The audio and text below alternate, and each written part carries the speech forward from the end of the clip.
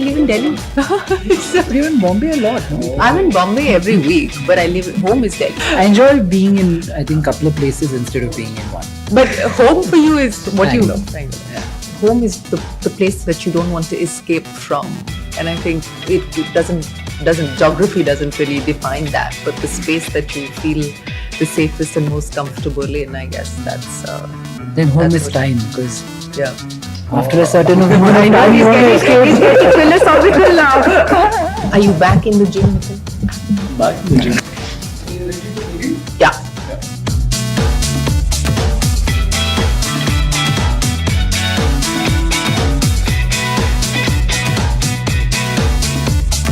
There's a 7-year difference between the two of you. That's a pretty, a big gap. But you almost seem like the older one in this relationship. Am I right? Or I mean, he is always in his podcast mode. is this the serious space? I feel like people call us a startup, but 15 No, years. and that's exactly what Yeah. that. Do you feel like a startup? I'm going to be 40 years old soon. When all of this started, I was 22 or 20 or 18 or something like that. How different is the belief system? And what are the differences? Now this is an interesting conversation to have. You're quite good at this. Huh? Quite good. What does that mean? I said you're quite good at this. I've been doing it for 24 years, so a little bit longer than you have. Since he comes to you for grounding and centering, what have you sort of set boundaries in terms of what you should do or shouldn't do? We have a lot of disagreements. We have fewer disagreements. AI's expertise at your fingertips, or AI first, and so on and so forth. Today, as you look at your business as well as you look at the adjacent ecosystem, what do you make of it? It's been commoditized to such a large extent. When anybody says we are powered by AI, you have to take it with a giant sack of salt, because an 18-year-old teenager... How giant? Big. An 18-year-old teenager who's tech savvy can start using these things. You've had a difficult 12 months, and what has been the mechanism to try and cope with this? There's no answer to that. As in, the doctors said that it could be any one of the reasons, for the stroke. Has it reshaped the way that you look at work, relationships? Yeah, Nikhil has been trying very hard to get me and Seema to kind of socialize. What baby steps does he need to take? Nitin is on one extreme, Nikhil is on the other. He's a social animal. Maybe you can be social, but you don't have to be an animal. That's the headline. That's the headline. Nikhil Kamat, social animal. For people who are starting up today, if I would ask you to share the 2 or 3 things that you believe are important. Before you build something, first experience. If we were born 15 years hence and we did the same thing, I don't think it would work. What is the fear that you have today as you build Zerodha? Regulations are something that we are afraid of. At 17 crore demat accounts today, what do you believe that number is likely to be 5 or 10 years? All these new accounts that are coming, in one bear market, and they will go away. You think so? Yeah. I wish there is that era in India like there once was in China, where we make the religion of the state for a decade, entrepreneurship. Everybody's allowed to try. So is external validation important? I'm surrounded by people who are saying shit to me all day long. Number one question that everybody's asking, why don't you IPO? As a listed company, there is so much you can say and there is so much you can't say. 14 years on, with the business that you've built, with the money that you're generating at this point in time, what do you see as the use of this? I feel like we are still David in the story. We've been struggling for a long time to maybe get a banking license. We are subject to regulators who we don't really have any influence or access to. Their decisions can reduce our revenues by 50% in one day. They can make us shut down 6 months later.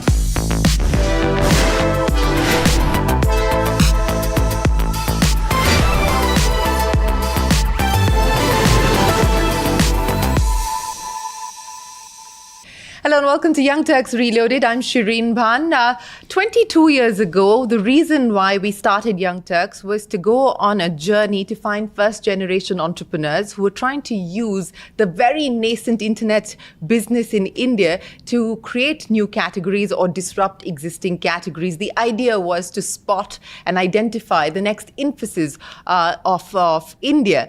And today, it gives me great pleasure to have on the podcast with me three gentlemen who met by chance. Well, two of them actually met by chance. The third one happened to be connected by blood, but two of them met by chance and decided to start a company 14 years ago, which is today quite the shock and awe story across India's startup ecosystem, delivering 4,700 crore rupees in profit and 8,300 crore rupees in revenue. We're talking about Zerodha, and joining me on the podcast today, Nitin Kamath, Kailash Nad, and Nikhil Kamath. Thank you very, very much for joining us here on the podcast on Young Turks Reloaded. I'm going to start with you, Kailash, and that's because we've heard both of them more often than we have heard you. But there's another reason why I want to start with you, because Nikhil and Nitin, Nitin was at an offsite that we did, and he said that he considers you his life guru, and he believes that Zerodha is what it is because of you, essentially. And so I want to start by asking you, what do you think it was about Zerodha that clearly makes it, in many ways, a pattern breaker, an outlier in the context of how other companies around you were growing and building? Definitely not one individual, but I would say the right people with the right mindset and the right philosophies who happen to meet at the right time in history. So that really is the reason why Zerodha has turned out to be. Serendipity. Absolutely, serendipity. So take me back to that moment when the two of you met. I mean, in fact, it happened right here on this road. I was in Bangalore in 2012, and it was my first time in Bangalore. And I was always a tinkerer, techie engineer, and a high school friend of mine who happened to be here, who happened to be in finance, had this idea to build a certain investment app. And I had no connection to finance, but I was an engineer and I always liked tinkering. So I joined him in attempting to build this. And we would hang out right here, I think 2 minutes away on this road at his friend's place. And Nitin and Nikhil's first office happened to be across the road, I think 10 seconds from here. So not much has changed. We're still here. and still together. Yeah, and one day, I think Abid just walked in and said hi to Nitin, and we met, and that's how it happened. And the rest is history. Yeah. So let's talk about that moment when the two of you got together. And I know that you went back and realized that there was no tech as far as the broking business was concerned. And that really was the problem that you tried to solve. And you know, going back to the question that I asked in terms of what makes you pattern breakers and what makes you outliers, one, just bootstrapping your way to success. B, a very clear focus on ensuring that you do things efficiently. And I was talking just before we started about the scarcity mindset. And I know that at CNBC, for instance, we've always operated with the mindset of doing more with less. And I want to go back to the start and there was no sort of napkin moment clearly, right. But what was it that you hoped to do with this company? It kind of, different points, we were meant to do different things. Like when we started off, it was essentially saying, can we be better brokers for traders, very active trade traders. And around when Kailash joined, it was, we were kind of, dreaming a little bigger, saying we probably maybe have to go for investor audience and etc., which is a much larger crowd. So between 2014-15 until we launched Kite, with the launch of Kite, we were addressing like a much bigger audience. And 2016, this Aadhaar and etc. happened, 2016-17, and like what Kay was saying, it was the right moment as well. It is right place, right time, with the right people. Yeah, with the right of course. Yeah. So and then so the journey really began only 2015. The first 5 years was more like, for us it was like learning. And 2020 COVID happened. Yeah. And then it was like really... I mean, that was the breakout moment in many ways. The was. Next big breakout moment for the business. Correct, yeah. And during this journey, as in different times, we wanted to be different things. As I said, first we were trying to be for active traders. Then we were trying to attract active investors. Then the Rain Matter, the incubator, we started investing in the startups who can build like adjoining niche platforms for people who trade on our side, and yeah, as in bootstrapping and all, it's just lucky. I mean, we were just lucky that the first 4-5 years we didn't have to go out and raise any capital, right? Otherwise, it's you have to go. It wasn't an active choice. It was not an active choice. It was really the only option. I mean, the VCs, etc., came into play only after 2015, because that's when they realized that. But then it became an active choice. Then it became an active choice, and then it became an active choice because now kind of realized that people who have who raise investments come with a certain baggage, and it's for us, without carrying that baggage, just the fact that if you have an investor, you have to give him an exit in 6 to 7 years or 8 years, that comes with the baggage. That means you have to grow, right? We have actually never chased growth, like not 1 year in the last 14 years have we ever gotten up and said, this is how much we have to grow. And that also makes us little susceptible to I mean, today we get asked why not list and why not IPO, and there's no predictability in the business, in our So you've preempted. I was going to come to IPO in a bit. Since you've started that conversation, let me put that question to all three of you, because that is the number one question that everybody's asking. Right. Why don't you IPO in a market where everybody's IPOing at this point in time? Is it about the fact that you don't have clear line of sight as far as revenue predictability is concerned, especially in the current regulatory environment? 2, is it about the fact that, look, you don't have any exits to offer because you didn't want to carry that baggage with you? And 3, your freedom, the ability to want to do the things that you want to do without having to answer questions, is which is it? And is it a no for now, or is it off the table, for us for the long term? I mean, the only reason we would want to IPO is because we are at the forefront of this, right? As in, we are a stockbroker, and we ask every company to create wealth. Exactly. So that's the only reason. I mean, I don't think, at least for now, there's any other reason to go IPO, right? As in, if ever we decide in the next, by the time, I mean, the plan as of now is we build a bunch of businesses, build some diversification, and then maybe once there is predictability, then we can decide, right? As in, but then, even then, IPO or not IPO, that's... So let me come to you, Nikhil. We're going to go back to your story in just a second, but let's do the IPO part first. And I was having a conversation with Sameer Nigaman at PhonePe, and he said exactly this. He said, till I can look an investor in the eye and say, this is the line of sight I have as far as revenue and profitability is concerned, I'm not going to go IPO. And then I had a conversation with Yashish Daya at Policy Bazaar, and he said, one of the reasons why we considered IPOing was because in a regulated business, trust is a crucial currency. And when you're listed, it automatically sort of is a currency that you deal with. So when you consider the possibility, I don't know whether you'll do it 5 years from now or never, but what is the conversation in your head and amongst yourselves about IPOing? Well, I think there are ways to argue both sides. There are pros to IPOing and there are negatives to IPOing. To your earlier example, can one argue that without IPOing, can a company be as compliant and follow regulation and build the kind of trust that a company which is public can? I think the answer is yes. No, he wasn't saying it from the point of view of can we be compliant, but he was saying it from a point of view of for the retail investor, when you're listed, they see you as being a trusted entity because you're out there in the public markets. I feel the contrary is true. As a listed company, there is so much you can say and there is so much you can't say.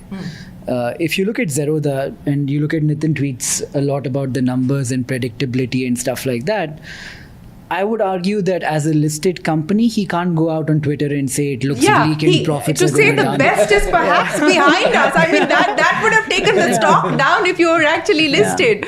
So maybe there are other ways to build trust, which are not necessarily IPO. They're more nuanced in nature, but they're also more honest by virtue of that. So if you had to vote, would you vote for an IPO in the near future or not?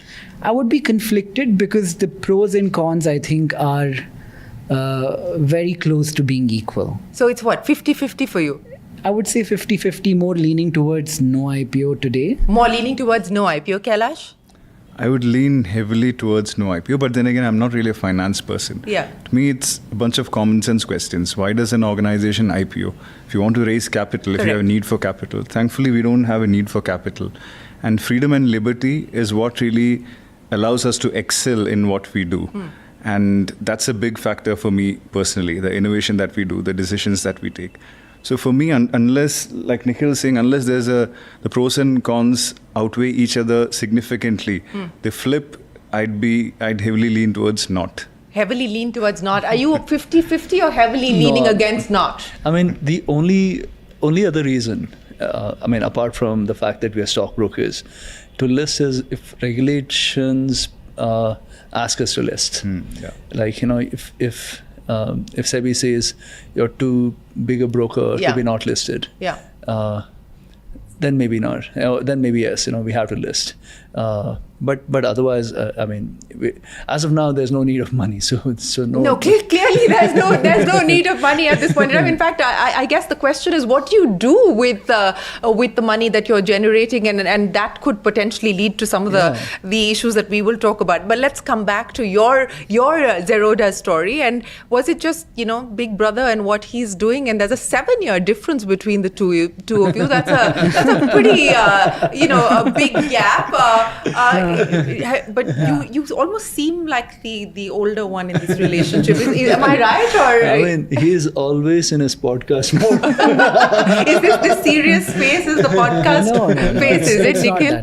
Honestly, Shireen, I think the story has been told so many times that I'm half bored of talking about it.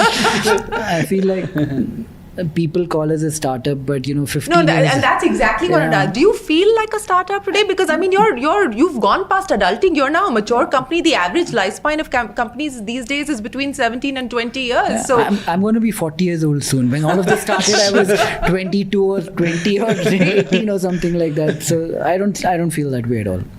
But the journey, I think we both do different things. I focus more on the investing or paying taxes or the numbers element of the business, and he does completely different things. And we've always gotten along. We've had conflict, don't get me wrong. There have been times conflict over what?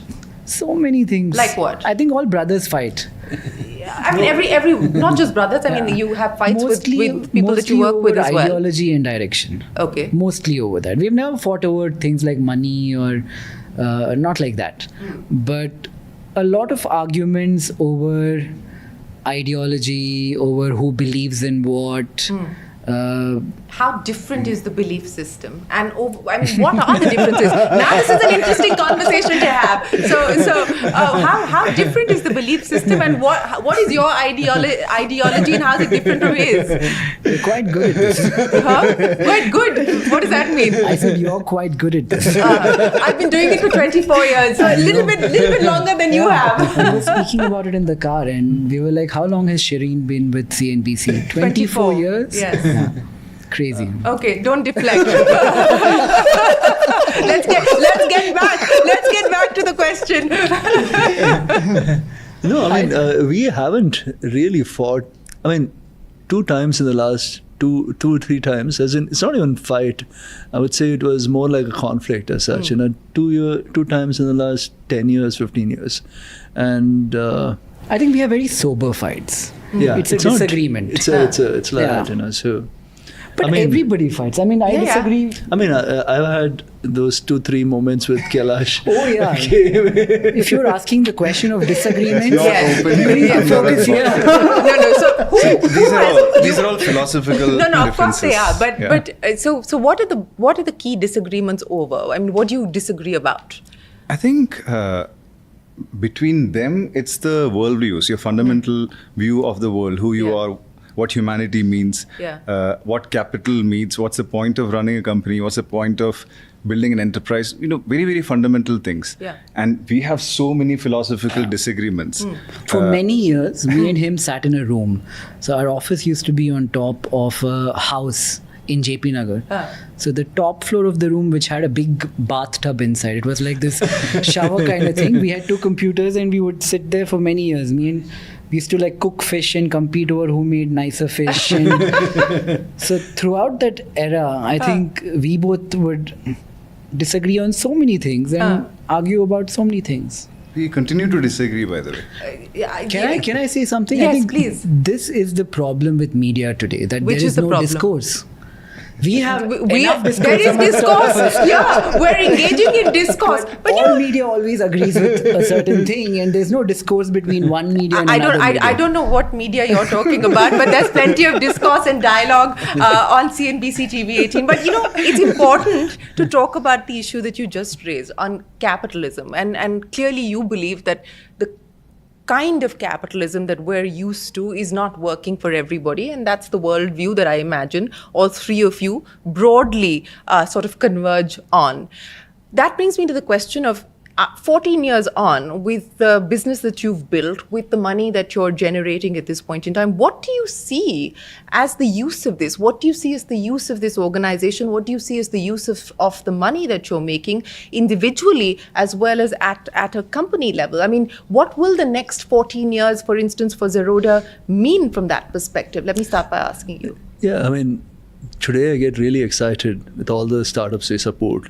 Like, there were 150 investments from Rainmatter, and we've allocated like 750 crores or something like that, you know. So, and Kailash gets really excited with the foundation.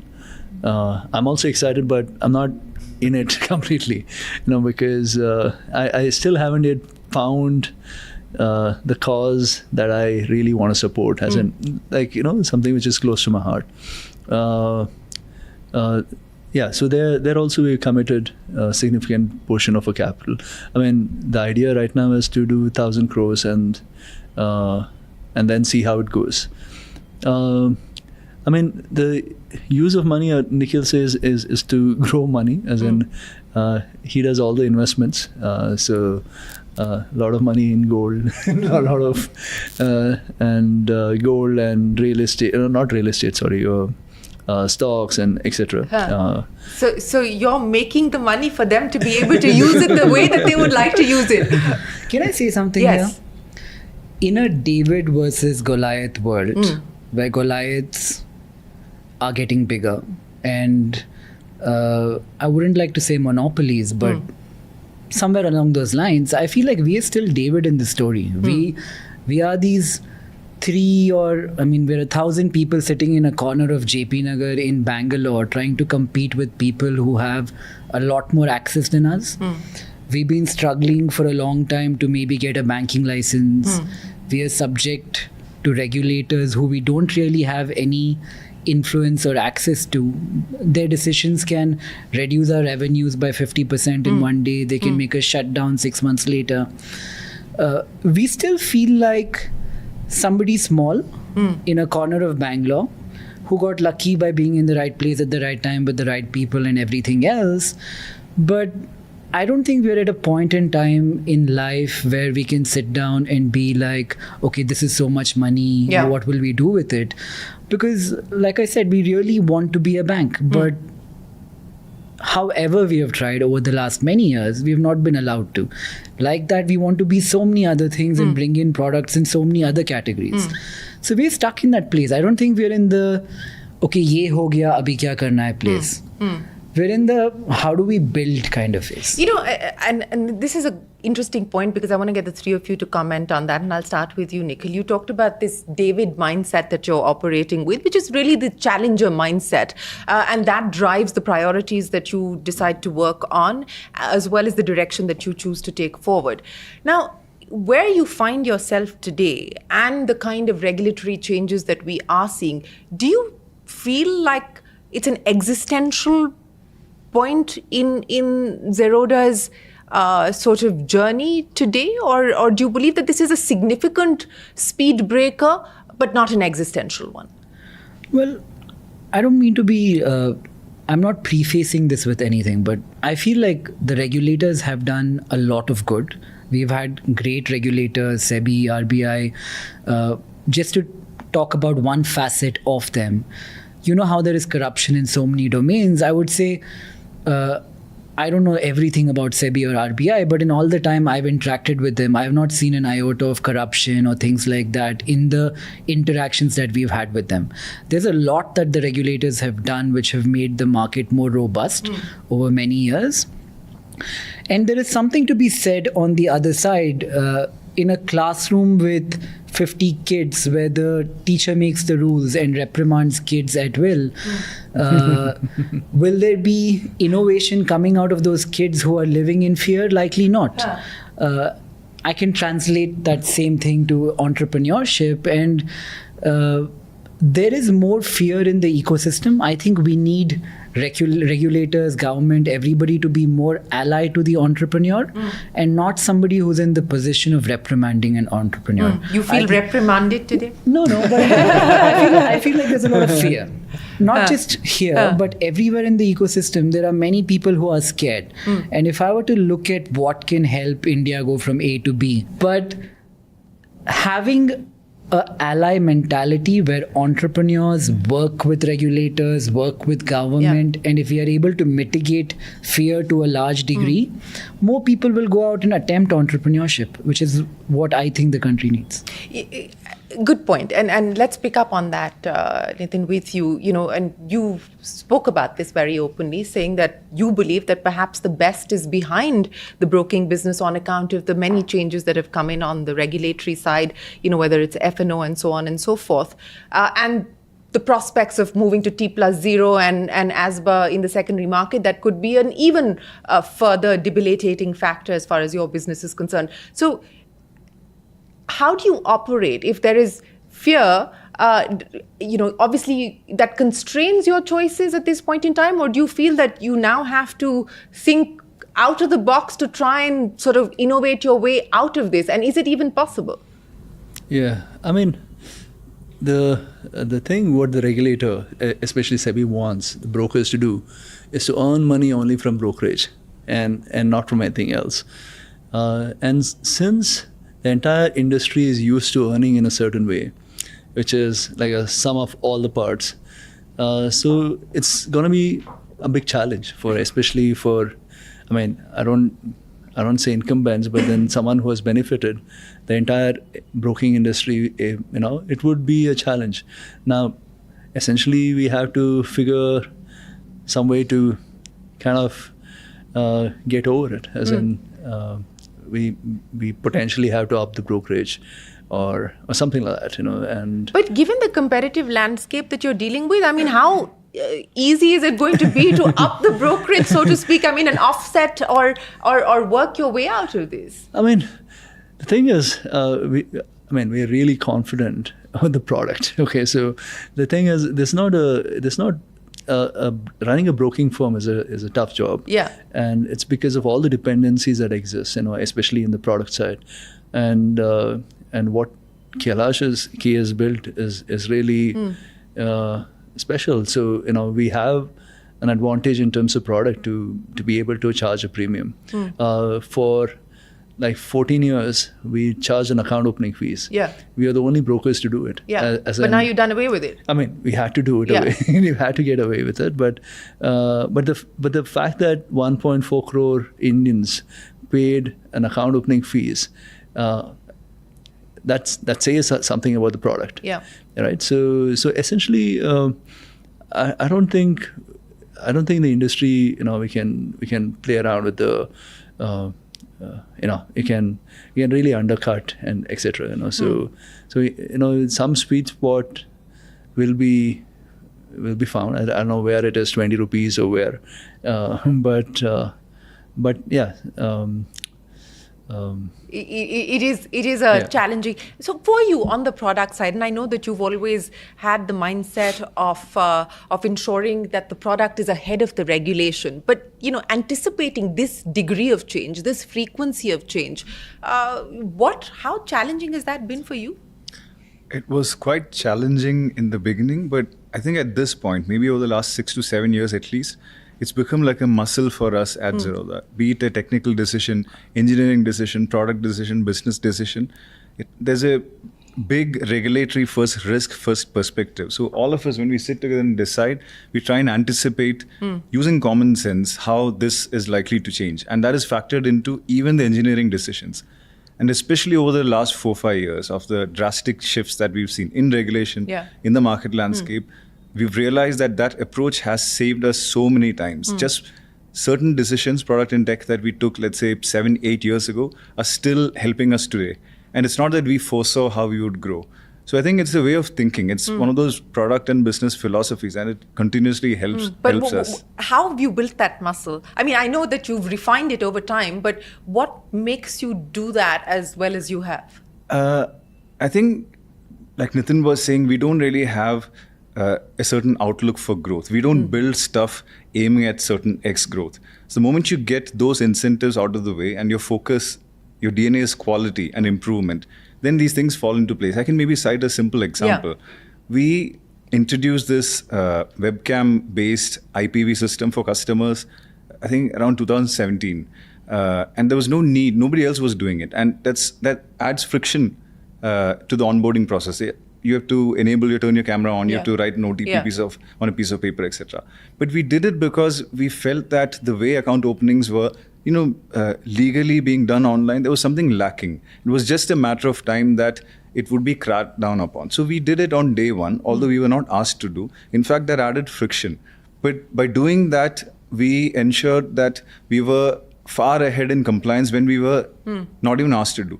3-4 years later, it becomes the norm. Yeah. And this has happened so many times. But to be able to decide saying, we are okay to add a little bit of friction because that is the right thing to do, that has helped us so many times. So you've been allying with the regulator without even knowing it. Allying with what feels right logically. Right, logically, absolutely. But that brings us to an important juncture in the journey. And I'll start by asking you, Nikhil, diversification. Given the new changes that have come upon and what you believe you will need to do. Now, business is also about the art of sacrifice. You don't necessarily want to do everything that you believe you potentially can do. As you look at the landscape today, are there boundaries to what you will diversify into, what you will change and reshape your way to be? Yeah, I'll be candid here. So, firstly, let me preface this answer by saying for the last few years, 4-5 years, all I've been doing at Zerodha is investing and managing the money. I think on the business side, either Kailash or Nitin will be better versed to answer this particular question. This pullback that you just kind of spoke about, how long before you said that, okay, I'm kind of done with daily ops and I'm going to sort of step back? How easy or hard was it to step back? And did you have a detailed, long period of conversation before that happened? No, it was. But I think organic and natural. For a long time when we began, we needed the income from trading and investing so we could remain bootstrapped. We would make money investing and pay salaries and all of that till the business picked up. It was not so essential as the business scaled and I had a lot more free time. And what I enjoy deeply, what I've enjoyed all my life is the investing, buying and selling element of things.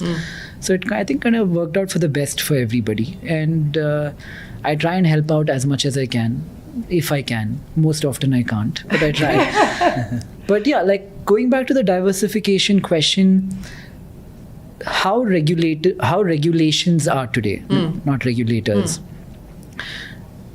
I think for many of these industries, say banking, because I took that example earlier, one must ask, why shouldn't there be more competition?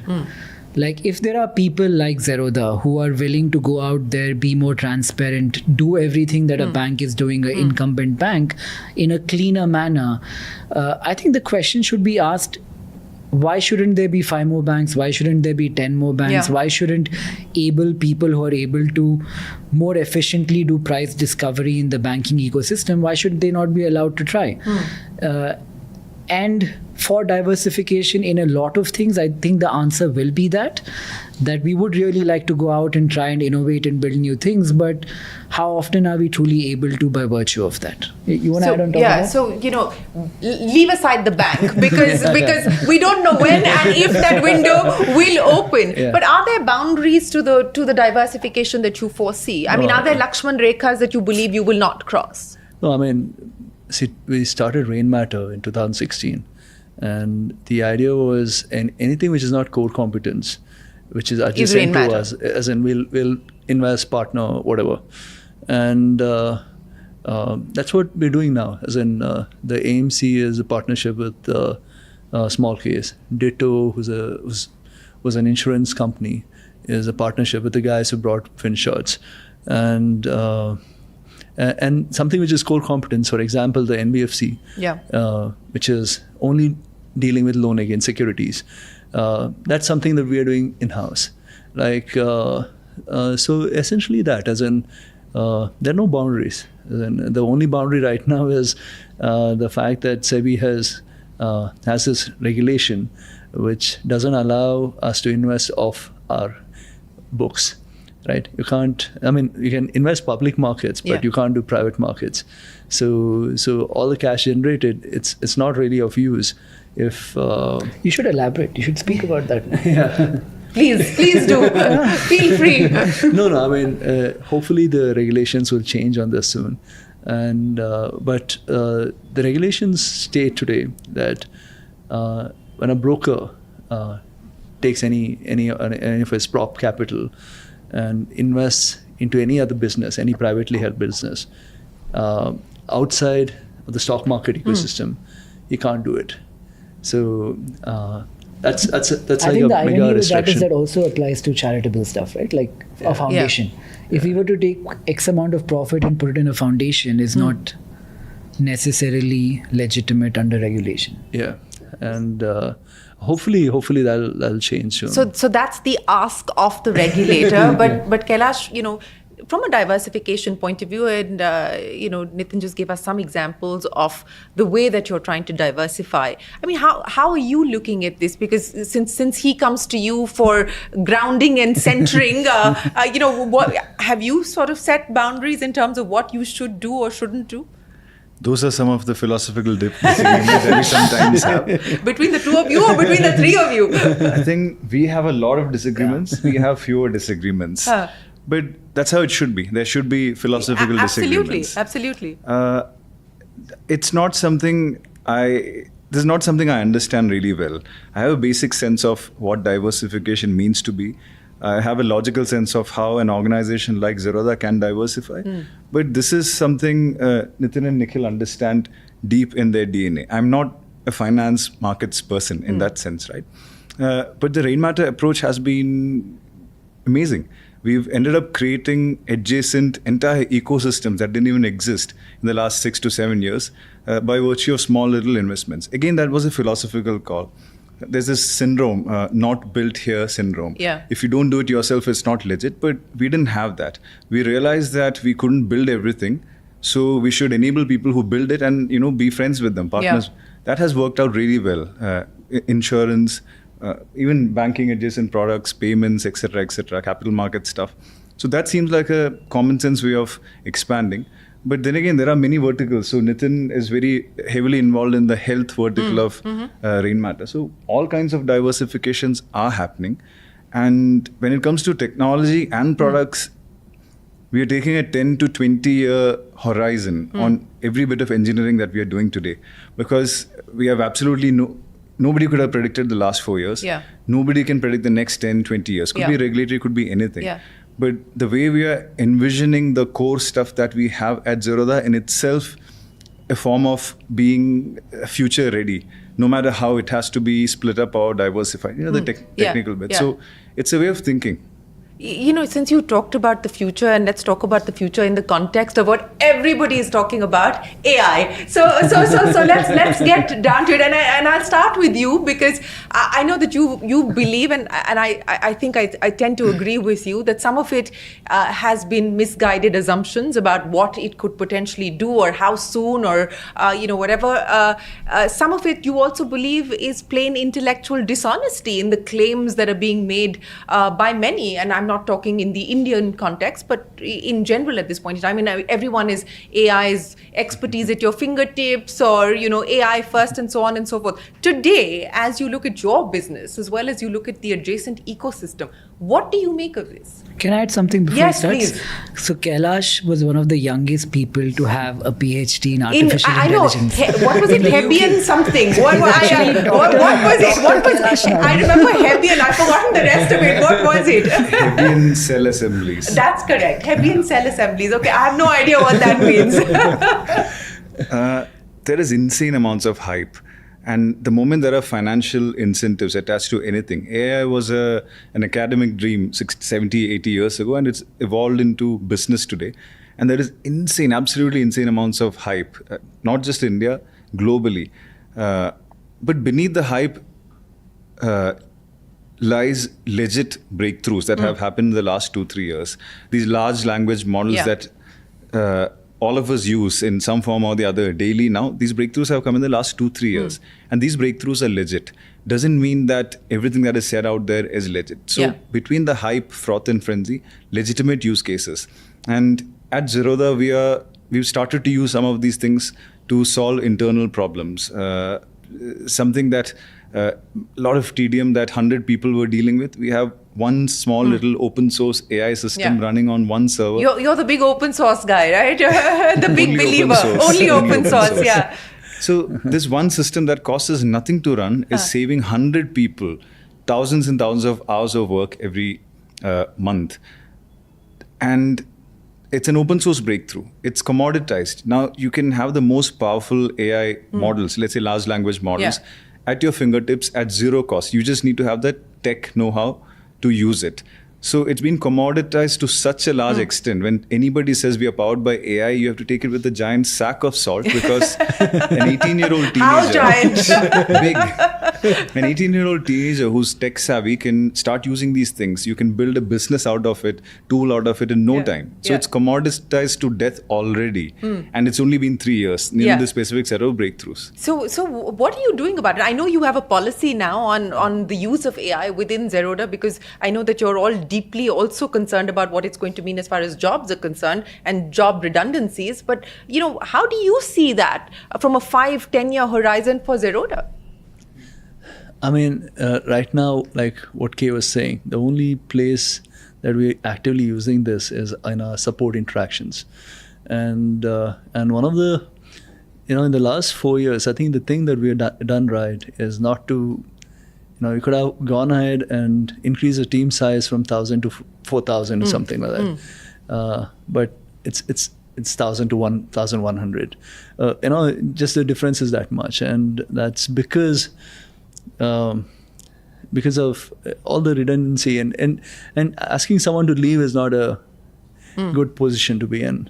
And so right now with AI, as in we're doing the support interactions. When a customer writes to us, the agent drafts a response, and the AI cleans it up. And I think we're just going quality assurance and all. Yeah, but I guess the jury's still out on what is likely to happen. I want to talk to the three of you about about loss as well as longevity, and I think that I'll start with you, Nitin, because you've had a difficult 12 months, and what has been the mechanism to try and cope with this? I mean, I would imagine the first few days or weeks, I don't know, would have been, why me? I mean, I did all of this stuff, right? I mean, health and being in the gym and all of that. I mean, how did this happen to me? Are you past that? No, I'm past that. I mean, like the thing is us searching for answer, and there's no answer to that. As in, the doctors said that it could be any one of the reasons. I mean, for the stroke, which is.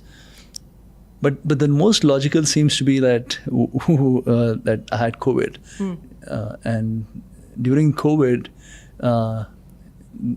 whatever went wrong. So yeah, that probably was the reason. Has it reshaped the way that you look at life, or has it reshaped the way that you look at work, relationships? Yeah, I mean, Nikhil has been trying very hard to get me and Seema to kind of socialize, So you're the more social one, clearly, in this relationship. Yeah, I've been trying genuinely. Yeah, I took them out on a double date and made them meet a new couple last night, and then I gave them each other's numbers. I said, now you have to message. But you don't. I mean, it's just not something that you enjoy, or no, I mean, I don't. I mean, or probably it's I haven't met the right kind of people or something like that, So, but in terms of relationship, in terms of time, I mean, I had a lot of time to sit and think about it. No, I don't know. I like my solo time, So I like my time alone and with the family and etc. But I don't think I can. And if I'm trying to be social, it'll be very anti me, So it won't be me. So he hasn't managed to swing you into his camp yet. No, definitely not. I don't think he needs to swing, but I feel like he has to take baby steps. He took one last night. He couldn't sleep last night because of the stress of going out. So he has to take baby steps in socializing. What do you think that he needs to do? What baby steps does he need to take? My God, I can see the two of you are waiting to jump into this conversation. Okay, Kailash, you want to start first? You refrain. Why? I'll refrain from sharing everything I'd like to share. No, please share something. Please share something. Say something. If you say there is so much and don't say anything, I know imagination is the worst. Spare him the imagination. So I think Nitin is on one extreme, Nikhil is on the other. He's a social animal. Maybe you can be social, but you don't have to be an animal. That's the headline. That's the headline. Nikhil Kamath, social animal. But the truth of the matter is, I live. Are they getting you wrong? Or No. So I live alone. Yeah. So I will have periods of time for 10 days, 15 days where I don't meet a human. But on the 16th day, I have like 20 friends. I want to meet all 20 of them. And this happens in my life on repeat. So, but there's no fear of being alone. Or do you, I mean, what, this collection of people around you is, what is that about? So I've been living alone since I've been like 17, 18 years old. From when I've been working, 20 years now, 20 plus years, I'm 38 now. I'm okay with living alone. No, he's not. I'm okay with living alone. Kailash has come live with me during different durations. We watched movies all night, we've chilled. I'm okay with living alone. You think I'm unhappy living alone? No, I think you can live alone. He can be alone for extended periods of time, but I don't think it's something he truly enjoys. He can. He has the ability to, the discipline and will to, but not necessarily something you should be doing. Yeah. I do get there are phases where it gets to you. Sometimes. Okay, so baby steps from Kailash for him to do. What about you? For him? Yes. No, for him, Has he been like the baby brother? Has he come to you at various points in time for life advice? And I've been like his, like at the age difference so much that he has looked at me as a father figure. That clearly tells me that that's not true. Yeah, father figure, really? No, I think we both had a great bond from when we were kids. We shared a room. We've been friends from very early. And I think there is plenty in Nitin that should be appreciated but doesn't get seen as often as he should. He's genuinely a very nice guy, not just as a brother but as a colleague, mentor to many people at Zerodha, as a friend. And I feel like he speaks less than most, not because of today, but historically as well. And I think I don't give him enough compliments in life, so let me give him one on camera. Oh, is that something that you're changing about yourself? Giving people more compliments, or or being nicer to people in general? I feel like I'm nicer to people I don't know very well, and less nice to people I know very well, and that's something that should probably change. Okay. So now Kailash. Let's turn to Kailash. You can start first, Nick. Let's not. No, he's like to me. If I had a daughter, he would be the perfect. The perfect groom. Perfect. Like I can't find anything that he. The suitable boy. I mean, one bit which he has to improve on is he gets affected.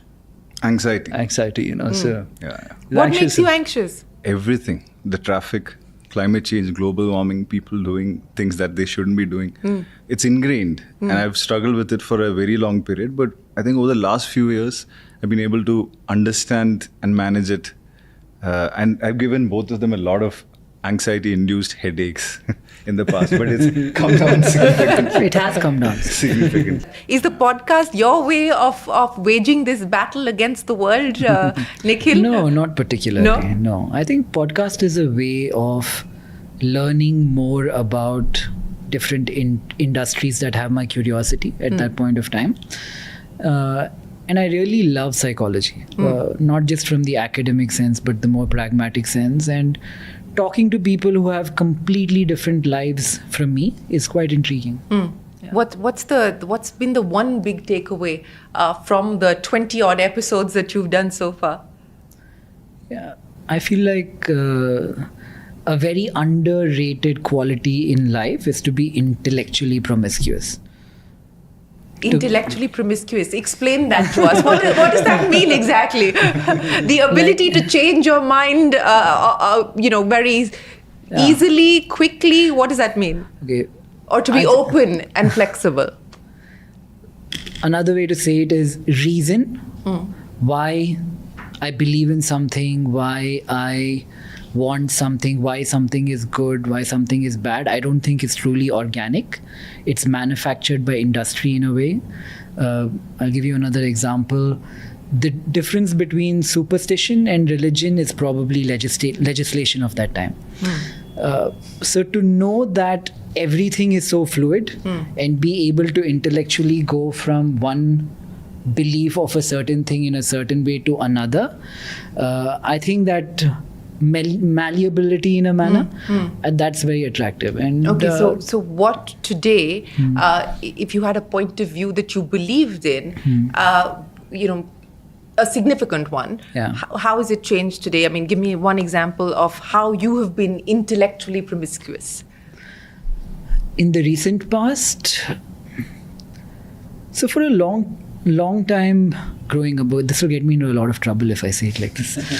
For a long time growing up, you grow in this ecosystem where a certain family unit, you've grown up in a family, you have seen family in society.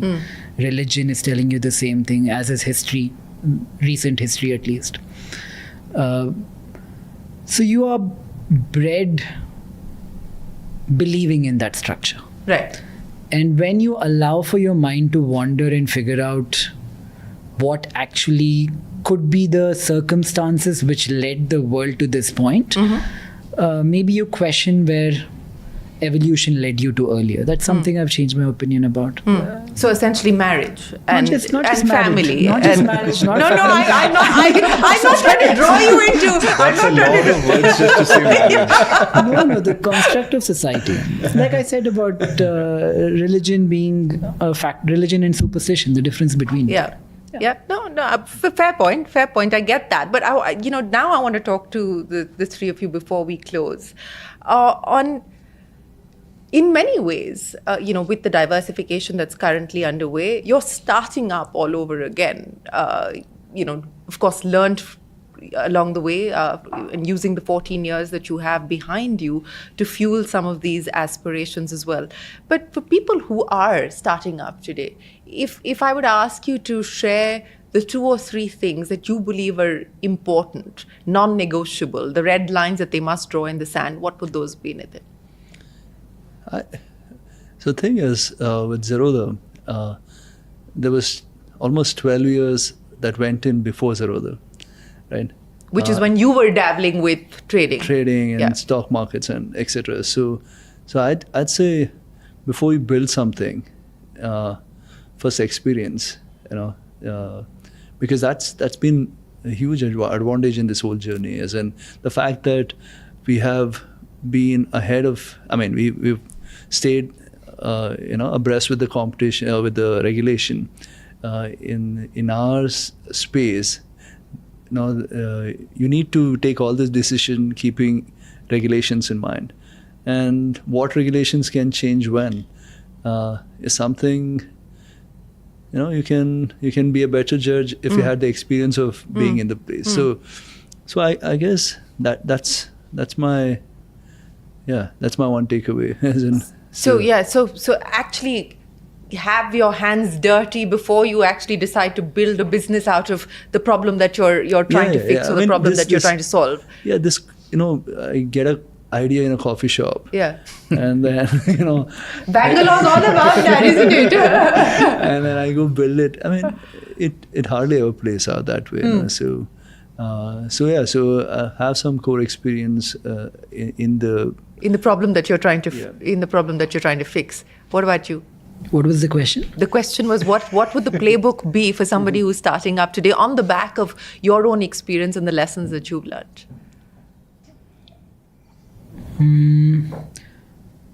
I feel like today, what if we were born 15 years hence and we did the same thing, I don't think it would work.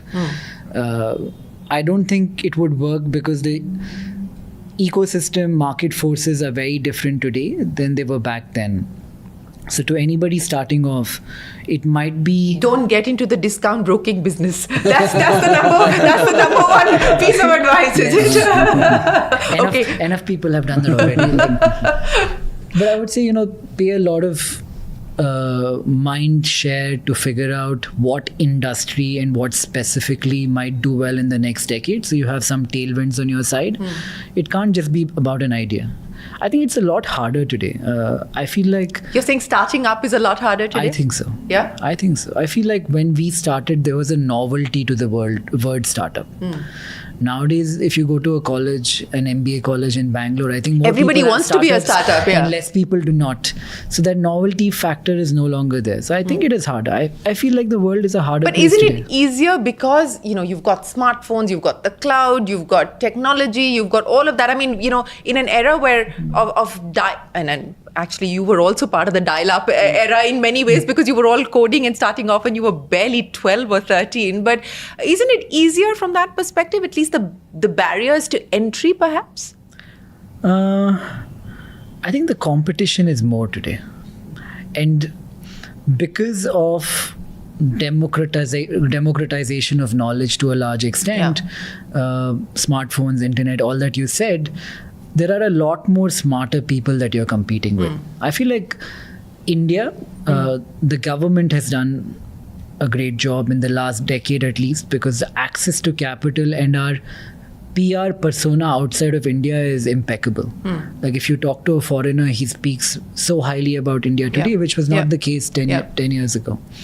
So I would say that has to some degree solved for access to capital if you have a great idea, but I think there's more competition in the ecosystem today. Would you think that it's easier today or harder today to start up?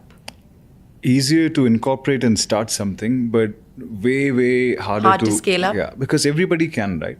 By virtue of everything being so easy and accessible, technology, AI technology is a commodity. Everybody can start at an equal pace. Now you have to compete with a million other people. So starting is super easy, but building something of value that beats others is much harder. But you've been a little bit more circumspect on the kind of consumption boom that everybody associates with the India growth story. I mean, at 17 crore demat accounts today, what do you believe that number is likely to be 5 or 10 years on? I also know that you've very boastfully said that you've never gotten a prediction right in the last 14 years. But with that disclaimer out there, what is the best case that we're looking at, assuming this per capita doubling happens? I mean, when it doubles, we'll see then. But as of now, the 17 crores, I mean, 11 crore unique is a stretch. I mean, I would say 5 crore Indians can potentially invest in the markets. And if you see the number of accounts which has got anything sizable in terms of investment, about 25,000 or something, that's a subset of 5 crores. All these new accounts that are coming, they will just go away very easily. As in one bear market and they will go away. And you think so? Yeah. So you think the recent correction that we've seen has scared people a little bit, no? Recent correction is a blip, So it's not that. I mean, to say like a 20-30% drop in the indices, whenever that happens, I think a lot of this 20 to 25-year-old crowd, a lot of people who come into the market will not invest anymore. So. Are you as circumspect as he is about how many people in India will invest? Yeah, I'm optimistic on that. I thought so. I could sense a little bit of divergence there. So what's your bull case? I wouldn't be surprised if 10% of India had direct or indirect access to stock markets in 10 years from now. I don't see why it's not possible. 10 years from now is a long time. I mean, as in, you're saying as of now, in the next 2-3 years, as in... Yeah, I mean, 5 years, 10 years, what's the forecast? 10 years from now, I mean... we are optimistic. We are forced to be optimistic. That's why. That's why you're in this business, and that's why you're entrepreneurs. Yeah. Yeah. So, but right now it feels like a stretch. The whole boom from 2020 onwards, it seems like a big stretch. So.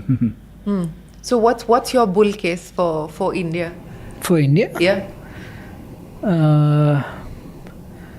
I don't know, maybe GDP per capita crossing $10,000. I feel like these things grow exponentially beyond a point when there is momentum behind them. Yeah. I feel like we need to be a lot more liberal as a country, and like what China did maybe in the 90s, they allowed people to go out there and build and make mistakes, and they were more forgiving as a government. I think we need that phase. I see a lot of people who have been punished for something around entrepreneurship. I think it should be that era of amnesty. If somebody has done something wrong, bring them back. Shouldn't there be consequences for bad behavior? And I'm wondering if there's a difference of ideology on this aspect. Kailash, I'll start by asking you, because there is sometimes a tendency that, look, we're building fast and so on and so forth. And, sometimes we will get it wrong and sometimes there will be bad behavior. But should the bad behavior be excused? Should there be amnesty? I think mistakes and willful bad behavior are two different things. Yeah. And I'm not a believer of the fail Silicon Valley fail fast model. Maybe that works for no risk consumer technologies, etc. But when you're building serious stuff, something that involves people's money, the fail fast model, you should not have an e-commerce first way of doing it. That's why we were stressing on the regulatory or compliance first, risk first view of building these things. So willful bad actions should have consequences. Are you noticing a tendency perhaps in the ecosystem today, maybe driven by the fact that there was easy money for a long period of time? People were chasing growth, which, as you've pointed out several times during the course of this conversation, you were not, that it has led to what people may call cowboy antics, and there has been some degree of hubris that's crept in? Yeah, I guess. and there's a lot of it to come out as well, as in, because a lot of money has has come into Indian markets in the private sector in the 2020 era, in the 2020, 2022 era. And that capital has to be returned back in 5 to 7 years. Yeah. So 2025 to 27 is time period. You will see some more of that, as entrepreneurs, it's very easy to get delusional. We are discussing this today. Do you see that there is a little bit of delusion or a lot of delusion? No. I mean, that's the thing is, okay. So as a company does well, you're surrounded by people who are likely to say yes to everything you say. Yeah. Right. So it's. I think some founders might get carried away with that, and I think most founders would. Most founders would get carried away with Not just founders, most people would. If you are surrounded by people who say yes to everything you say, every human being will get carried away. Yeah. Validation lies at the very core of everybody's psychology. No, absolutely. So is external validation important to you? I'm surrounded by people who are saying shit to me all day long.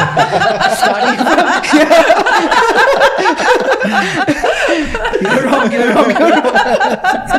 So that keeps you grounded and centered. Okay, so aspiration and prediction. Aspiration for Zerodha, 14 years on, there was no napkin moment. If you had a napkin moment today, what would it be? Nothing. I mean, just continue building, I guess, as in, and hopefully, one of these diversifications. We just started. It's just 1, 2, 3 years, and the next 10, 14 years, maybe another Zerodha will be there somewhere. So. Napkin moment for you? I never had a napkin moment. Yeah, but now if you're being forced to do a napkin moment, what would the aspiration be, and what would the prediction be? I mean, I can't. It's very difficult for me to think like that. But it would be incremental improvement, which if you do it over a long period of time, it becomes exponential, which is what's happened with us. So back then, now it'll be that every day wake up and improve something, create something new, and if it goes somewhere, great. No, that's our philosophy as well. Daily improvement is the road to excellence. We believe that. That's part of our DNA. The final word from you, podcaster. What's the Nikhil Kamath napkin moment? Zerodha napkin moment, I hope, is one day we are that financial institution which does not only broking, but anything anybody might need in finance. It could be banking, it could be borrowing, it could be insurance, all of that. But with a very community thesis at the back, unlike a typical multinational corporation. I think Zerodha napkin moment would be that. Explain the community thesis. I was listening to some interview of, ironically enough, the guy at ChatGPT, Sam Altman. And he said this very interesting thing that businesses tomorrow, most of what is required in building a business will become commoditized. Yeah. That what will set one business apart from another is the community element of it. So for Zerodha, maybe it's the community element in the sense that maybe one day we are not owned by a bunch of people. It's not an IPO, but we are owned by the community of users who are operating Zerodha to some extent. I know IPO can go, when I said 50-50 conflicted, I feel like there are pluses to it, there are minuses to it. That's my Zerodha napkin moment. What's the number one question that you're asking yourself today? Today?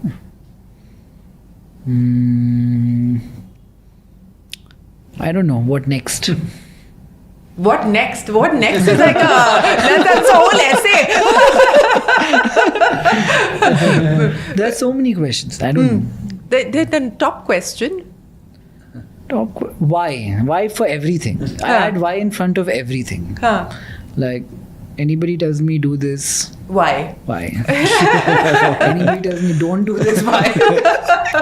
Well, I hope you find the answers that you're each seeking, and I hope that you continue to build the business that I know that you're deeply passionate about, and a business that you're deeply in love with, and continue to be in love with. But many, many thanks for joining us here on Young Turks Reloaded. To the next 14, 25, and whatever else is beyond that. But appreciate you joining us here on the program. That's it then on this edition of Young Turks Reloaded. From all of us here on the show for now, goodbye. Thanks for watching. We're going to be back again on CNBC-TV18 with a lot more.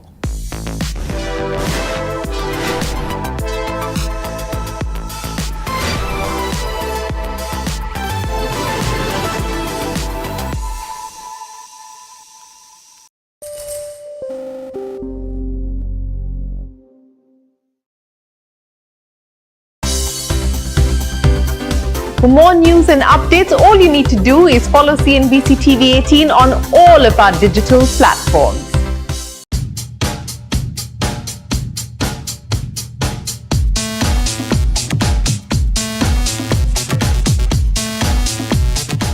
It's been 10 years, or does it feel like, where did the last 10 years go? When you're on a treadmill, you're running so fast, you forget how long has it been. So it's been that kind of a journey. Between then and now, of course, 24 to 34, suits, I can see both of you are dressed in suits now. When we started, we used to wear t-shirts and used to go to bank branches and ask for payment gateway. At some point, we started keeping beards as well, right? We used to stay together till at least 3 years back. 2 years back? 2 years. 3 years back. And then what? You decided some separation We is got married. So I still spend a lot more time with Shashank outside work than I spend inside work.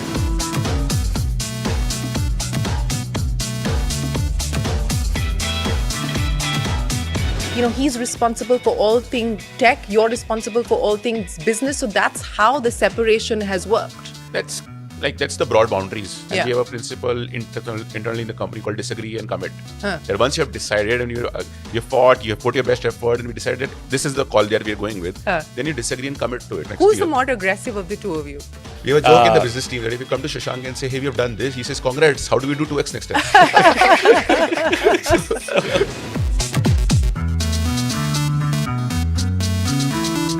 How important was it for you to move domicile back to India? What was the motivation there? When we think about where do we go public, it's a very clear answer that we will go public in India because this is our home ground. It's a heavy cost, but it's a small price to pay. When are we looking at a possible listing? That's minimum 2 years away. You've spent the last 1 year trying to recoup market share on account of the embargo that the Reserve Bank, for instance, had put. When this industry started, when we started 10 years back, we were not regulated. This space was not regulated. In the last 10 years, digital payments have grown massively. So I think it's kind of coming of age.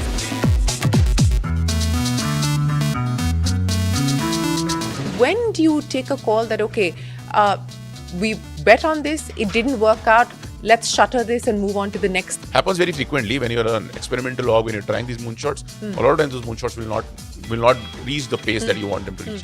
It's okay to take a pause, move it to something else. Origins of Razorpay, 99 rejections before the 100th one finally succeeded. It's not about me, right? It's not about me, and also This sounds like relationship advice.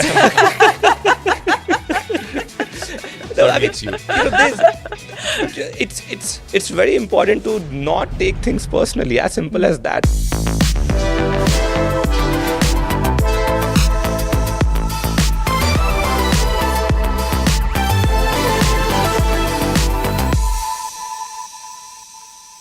Hello, and welcome to the Young Turks Reloaded podcast. I'm Shireen Bhan. What began as a partnership as part of a coding club at IIT Roorkee later transformed itself into becoming the foundations for one of India's foremost payment companies. Harshil Mathur and Shashank Kumar have been doing this now for a decade to talk about the Razorpay journey and, more importantly, what the next decade looks like. The gentlemen join me here on the podcast today. Harshil, Shashank, many thanks for joining us here on the Young Turks podcast. That's what I want to start with. It's been a decade and not too many people actually realize that. You were 24 when you actually decided to start Razorpay. So fairly young, and you continue to be fairly young as well. Harshil, the last 10 years, does it feel like, oh my God, it's been 10 years, or does it feel like, where did the last 10 years go? More the second. I think when you're on a treadmill, you're running so fast, you forget how long has it been. So it's been that kind of a journey. There's always ups and downs, and there's always firefighting and fixing and doing something new. I think when suddenly somebody said, hey, it's been 10 years, we just had to pause and reflect. It's been 10 years? it doesn't feel like that. But I think when you look back at where Razorpay is today from where we started, I don't think we could have ever expected it to be this big, to be this large, and in the place here it is. We have 3,000 people now. So when you look at all of that, then you feel, maybe it has been 10 years. It's been 10 years. And the big difference between then and now, of course, 24 to 34, suits. I can see both of you are dressed in suits now. And it was tough for you to actually find one when you were actually starting Razorpay. Shashank, what's been the big difference? When we started, we used to wear T-shirts and used to go to bank branches and ask for payment gateway, right? And we learned to wear shirts. We learned to wear suits. We want to look older. Yeah. When we are going and talking to people, I think at some point we started keeping beards as well, right? So is that why the beard? Is that why the beard? Oh, you started the beard. This version has come in the pandemic. So that's also evolved. The beard has also evolved over time. Absolutely. But it's been a fantastic time. There's no doubt about it. We have learned a lot, and we've had so much fun. I think people say there's so much struggle when doing a startup, and that is true. You do struggle a lot, and you do face a lot of challenges. But actually, what I'm really happy about is that we had an absolute amazing time in the last 10 years while building the company. Yeah, and I want to focus on that fun as well. But what I want to understand from the two of you, and I think this is important, because when you're building a company that's built to last, what drives culture? What drives the values? What drives people to work towards a common shared goal? And what drives the two of you? And the fact that you're still together. I mean, we've seen many businesses, not just startups, but, legacy businesses, where we've seen a fallout, where we've seen differences of opinion, or where we've seen differences of personalities lead to an eventual parting. The two of you are very much still hands-on, very much still together. What has it taken to not just build this partnership, but also build this relationship, and how that's evolved over time? Harshil, I'll start with you. I think one of the things that has been core to it is that we were friends much before we started building Razorpay, and we continue to be a lot more. We spend a lot more time as friends outside Razorpay, and I think that relationship. And you were roommates as well. Yeah, we used to stay together till at least 3 years back. 2 years back. 2 years. 3 years back. And then what? You decided some separation we is got married. So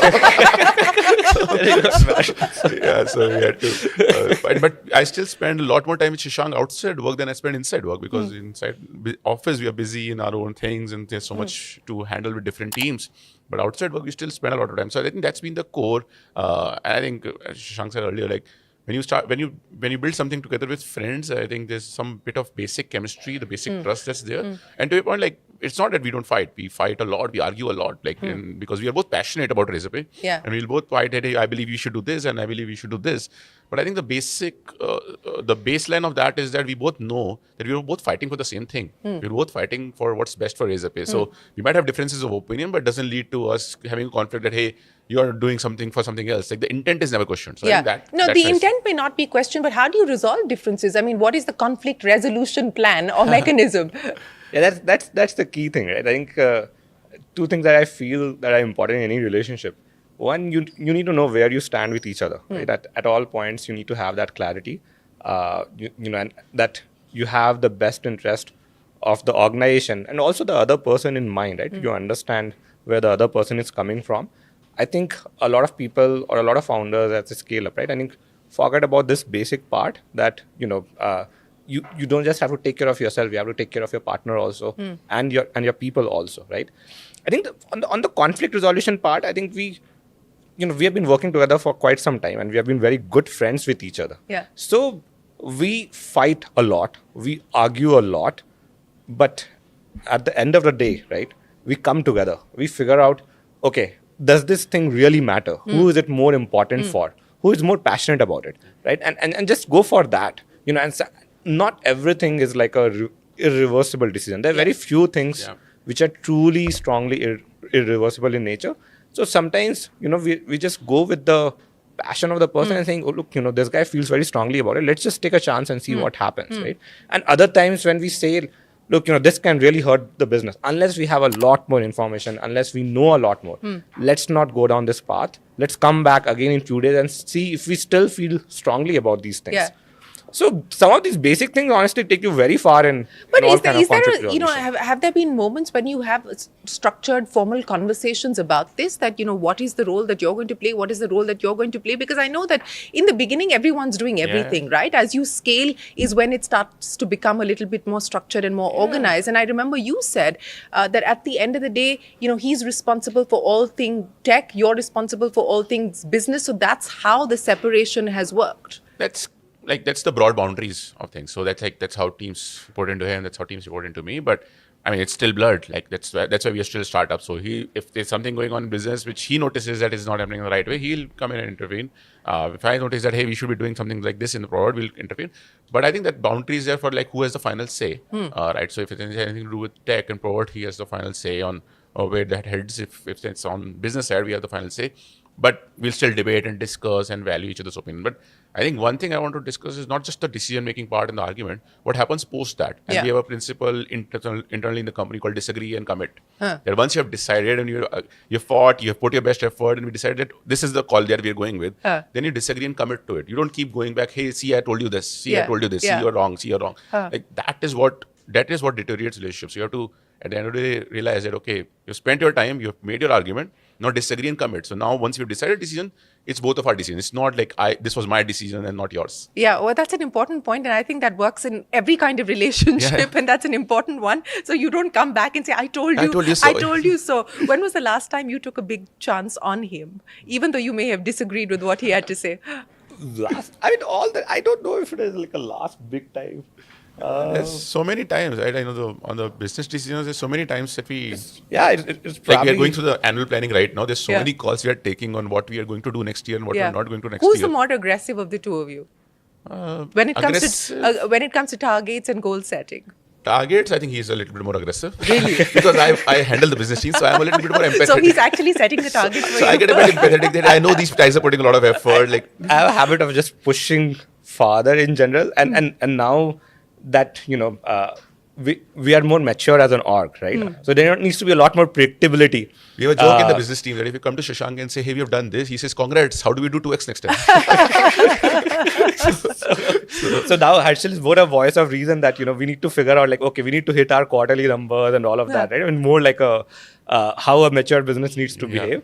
While I'm always pushing, I think we can do more. So he's more ambitious that, hey, let's take an ambitious goal. It's okay if we miss. And I'm like, no, let's take a goal that we can hit, because I'm trying to prepare ourselves to a point where we can hit the goals we set ourselves. Okay, so since we're talking about ambitious goals, let's talk about the next 10 years. I mean, a lot has been achieved in the last 10 years of Razorpay. As I pointed out today, you're one of the foremost payment companies in India. 2 or 3 big events likely to fructify in the next few months or perhaps over the next few years. Let's start with the reverse flipping. And this is going to be a big one. It's going to come at a big cost as well, Shashank. But how important was it for you to move domicile back to India? What was the motivation there?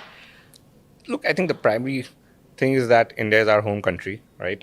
This is where we are very well known. This is where all our customers are, right? This is where we have all the operations as well.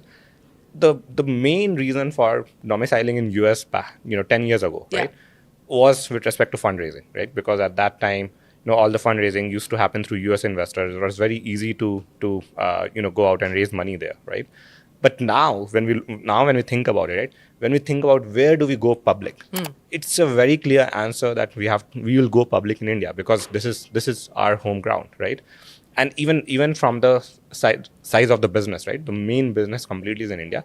And these two factors together made us decide that we should be an Indian company. Like, we are through and through an Indian company. Yeah. So just on there's no point on just on paper it being domiciled elsewhere. It should be part of India, and that's why it's a very important thing for us. It is a very important thing for you. I'll come to the IPO in just a second, but the process of actually ensuring that you do reverse flip, and I would imagine that it's maybe a question of a couple of weeks now before you hopefully get all the regulatory approvals to reverse flip. Fingers crossed. We don't control the timelines, but hopefully it happens. You can't soon. control the market, the regulator, or the timelines, right? Yeah, it's a government process, so we hope that it finishes soon. But yeah, Shashank said, like, I think there's not even a second thought about it. Like, once we started. But what would have been the downside of continuing to be? See, if we have to go. We have always been clear that we were building this company to go public at some point of time. Yeah. And at some point of time, when we want to go public, we want to do a large independent public company. Where do we want to be, right? And like, this is the market where everybody knows us. There's no point of us going public in US and then doing roadshows every year, explaining everyone what we do in India. Nobody knows us there. Versus the market here, where everybody is using this in shop shape and form, seeing us here and there. Yeah. You understand what we do. It just makes a lot of logical sense. So it is going to come at a heavy cost, but it's that's been factored in. We have factored in, and it's a heavy cost, but it's a small price to pay. Honestly, in the large a heavy cost, but a small price to pay for an eventual IPO here in India. What's the timeline that we're talking about? Shashank, I'll start by asking you. I mean, PhonePe is finally decided that it's going to go the IPO route. What about Razorpay? When are we looking at a possible listing? Yeah, I think we haven't started thinking about the timelines in that sense. We are still waiting for the reverse flip process to finish, right? That itself has its own set of timelines, right? But directionally, what we are feeling is that, we'll have a lot more, proof points for the new areas that we are expanding into in next 2 years. And at a group level, we want to ensure that we get to profitability, right? So those things should happen in due course of time. So group level profitability, what's the goal you've set? I'll ask Harshil about his goal. No, that's a simple goal. There's no 10x there in that sense, right? That the group needs to become profitable. But yeah, at some point we will set ambitious goals for profitability as well, beyond just being a simply group level profitable company, right? So whenever those things happen, after that we'll start thinking about going public, and I think that's minimum 2 years away. Right. A minimum of 2 years. And so, as you get ready for an eventual listing, are you thinking in terms of what you need to change? You're talking about maturity and stability within the organization, visible line of sight as far as profitability is concerned, consistency thereof as well.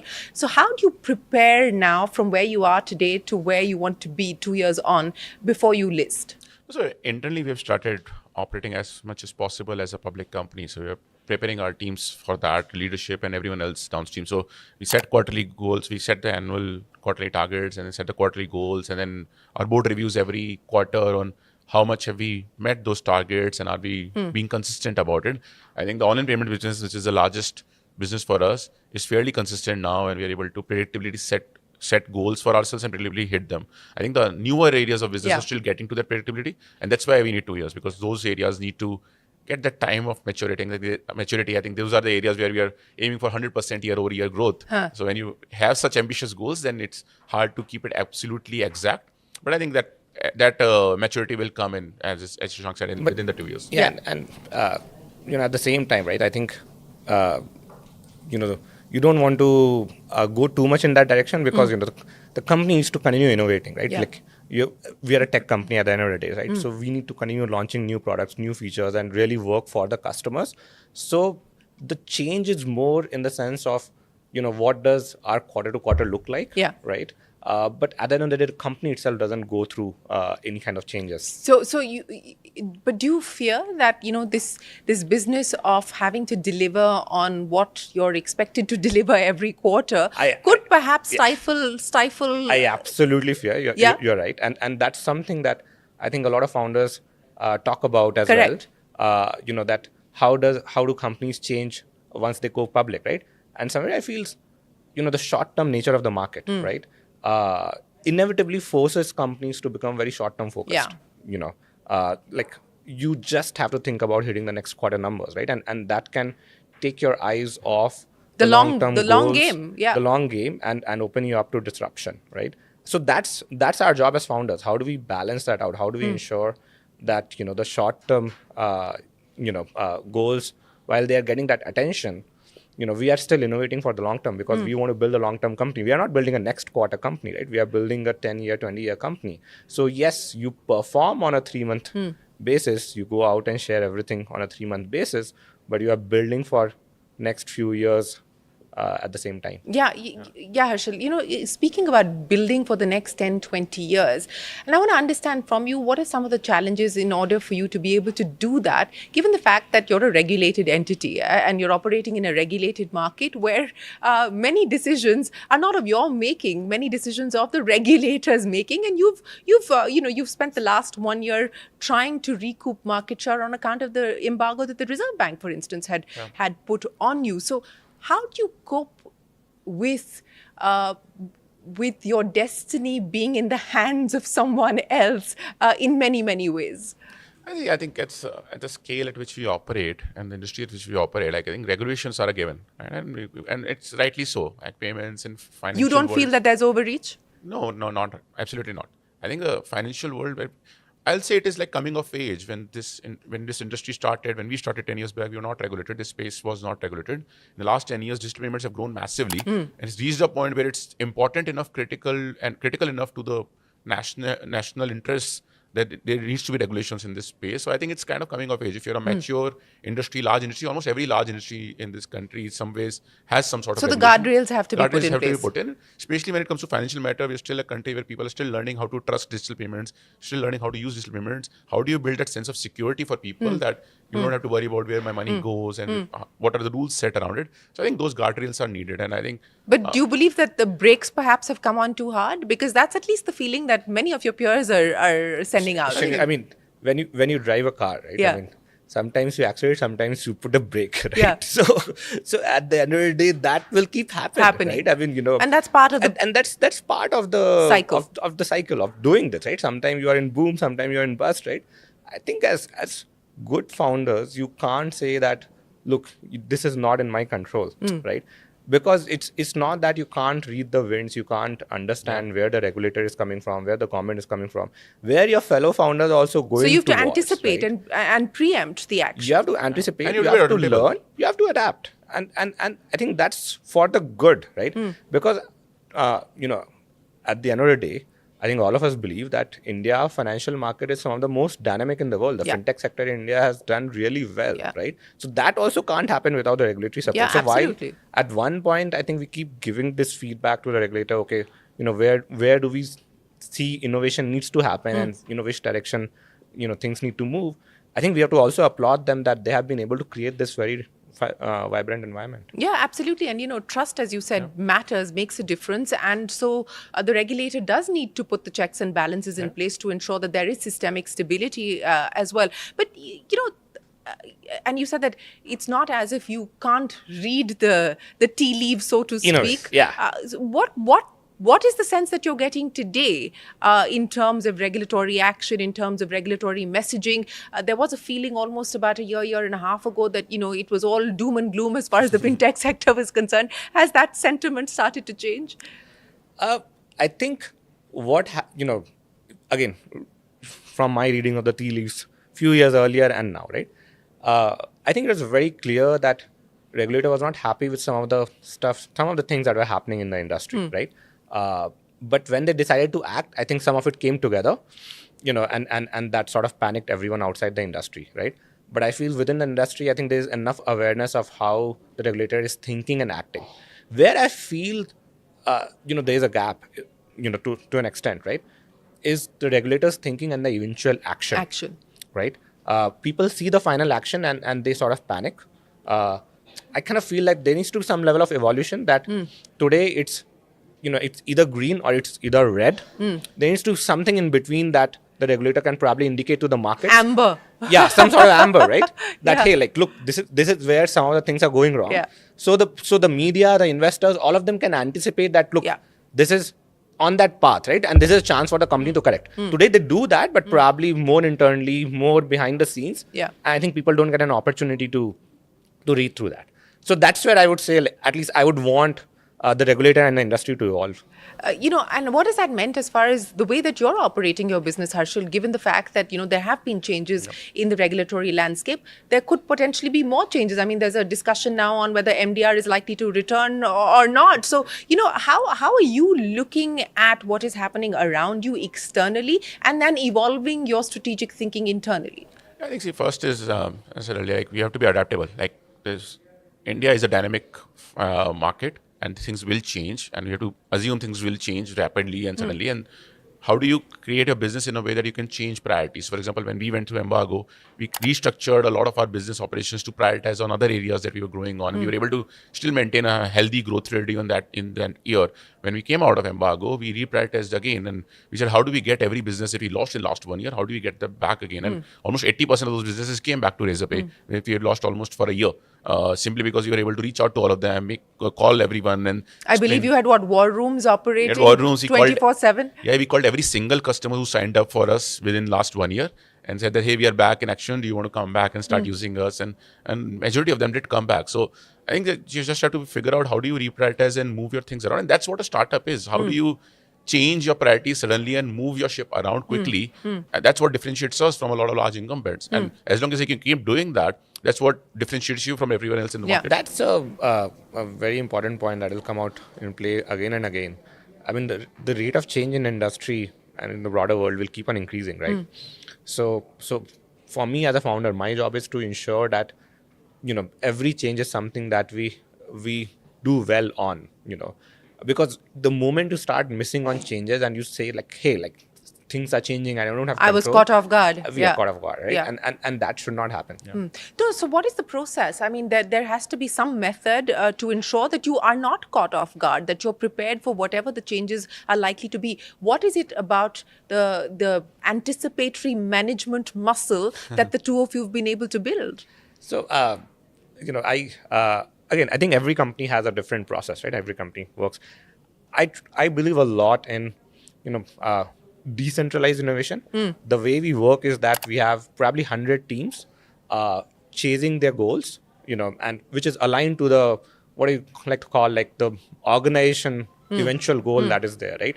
But we empower every team leader to do their own thing and figure out how they can hit their goals, right? So we go around talking to people, helping them understand what their goals are, but we really don't go around much and telling them like, this is what you should be doing. Or like, how you should do it. Or how you should do it, right? That part I think is really important, that, in today's technology first world, and with people who are coming in with good educational backgrounds, right? You let them be. You let them be free. You let them decide what they need to do and how they need to do it. And you know what? Like, we get exceptional results because of the awareness that people have around their surrounding, around the information that they're getting. And we ensure we have a lot of transparency in the organization with the culture that we have set up, right? So just some of the cultural values that we have, for example, how can we be very transparent with the information that we have? And that is, again, very different from most corporates. Most corporates usually are very opaque in nature, but internally we are extremely transparent. Where do you draw the line on what qualifies as transparent communication and what doesn't? Because I remember I heard you say somewhere that suddenly people were asking about whose salary is what, and you were like, you had to draw the line there and say, no, that's not part of the transparency value that you're espousing. Yeah, you can't share personal information. I think that's a clear boundary line, right? Because it'll put people in awkward situation. It's as simple as that, right? So actually the boundary lines are not very difficult to draw. You can just say, look, some of these things affect people, and that's it, right? Or some of these things are really detrimental for the company, and that's it. So there are actually very few amount of information which you really need to hide from people. Most of it is something that is easily shareable, and then people also trust you a lot more in that process. I think the approach is that what is your default, right? So if it doesn't fall within specific issues like it is illegal or it is personal information, then default is share. So that's the approach. So when we say transparency, it means that default approach is transparency unless there is a specific reason not to share. Versus most companies default to keeping it siloed unless it's necessary to share. So I think that change in approach makes it a lot more flexible. So to what Shashank said, I think the an example of that is what's happening on AI. For example, AI is a massive change, and I've seen a lot of companies create specific teams that, hey, this is the team that will focus on AI. I don't think that works well. So what we did in the org is that every team has been like trained on how do you best leverage AI tools, and then it left to teams. What change can AI bring in your domain? So there are changes that are happening on onboarding side, there are changes that are happening on customer support side, there's products that are being built on AI across the board, from developer efficiency to product manager efficiency to newer products that are being developed. Like AI affects everything. So it's not one team that, hey, your responsibility to innovate on AI and everyone else does their job. It's every team's responsibility, and that's decentralized innovation. You know, and I want to get both of you to answer this, because since you're talking about AI today, you can't find a company that says it's not an AI-driven, AI-led, or an AI-first organization. I mean, that's the claim that everybody's making. In fact, Mr. Murthy, I think, has gone on record to say that this is now being bandied about. It's become the buzzword, but there's actually very little real AI that's going on. So I want to understand from the two of you, how are you looking at AI, generative AI, what it means for the organization, what it means potentially as far as reaching out to a larger market is concerned? How does it change you, and how do you use it to change yourself? See, first, it's a fundamental change. So you can't do it as a outside the core. So like, I'll give an example of when digitization and computerization happened. A lot of teams would form tech or digital teams whose focus is to digitize outside the core, right? That doesn't work. So the truly successful digital businesses are businesses that are built digitally inside out, which means every team is using technology, not one team dedicated to using it, right? Same applies to AI. So you can't say that this is a team that's dedicated to build AI and everyone else does their job. It has to go at a fundamental level. Every team needs to start using AI in a big way. So I think that's one big driver. Second is, I think, like, the world is going to be much more dynamic than it was before. So we were speaking how dynamic India has been in the last 10 years. The entire ecosystem is going to be much more dynamic from here, because the time to build, the time to service, the ability to personalize is going to change massively because of AI. Are you starting to see results of that already? Massively. So like, talk about customer servicing, right? Like almost 80% of our tickets coming in are handled by AI first and closed by AI. Like only 20-30% have to flow into to a human and be managed there. So that's a massive change. And like the way, and this is only going to get better. Today it's the first level of servicing. Tomorrow it's going to get second or third level of servicing is going to happen with AI. So the world is going to become much more dynamic from here. And again, what we spoke about earlier, how is your company adaptable to changes is going to be even more relevant in AI world, because you will have 2 people companies or 3 people companies coming in and doing a job of 100, 200 people companies because of AI, and that's going to be a massive disruption. So actually, that's it's a change that I think everyone has to deal with. I'll tell you some stories. I think we had one of the designer, we make slides for our presentations or any kind of public speaking that we do. I think it always used to be a struggle in terms of making those slides. And now, one designer is able to make slides very easily for a lot more than was earlier possible. Our marketing team is creating videos using AI, which used to earlier take lakhs and you have to work with agencies. And now one person can play, one person itself is like an agency completely in their own, working with AI. And these are at the periphery of tech, right? In the core tech, I think it's going to be a significant change again. And I worry like how much companies in India are ready for that.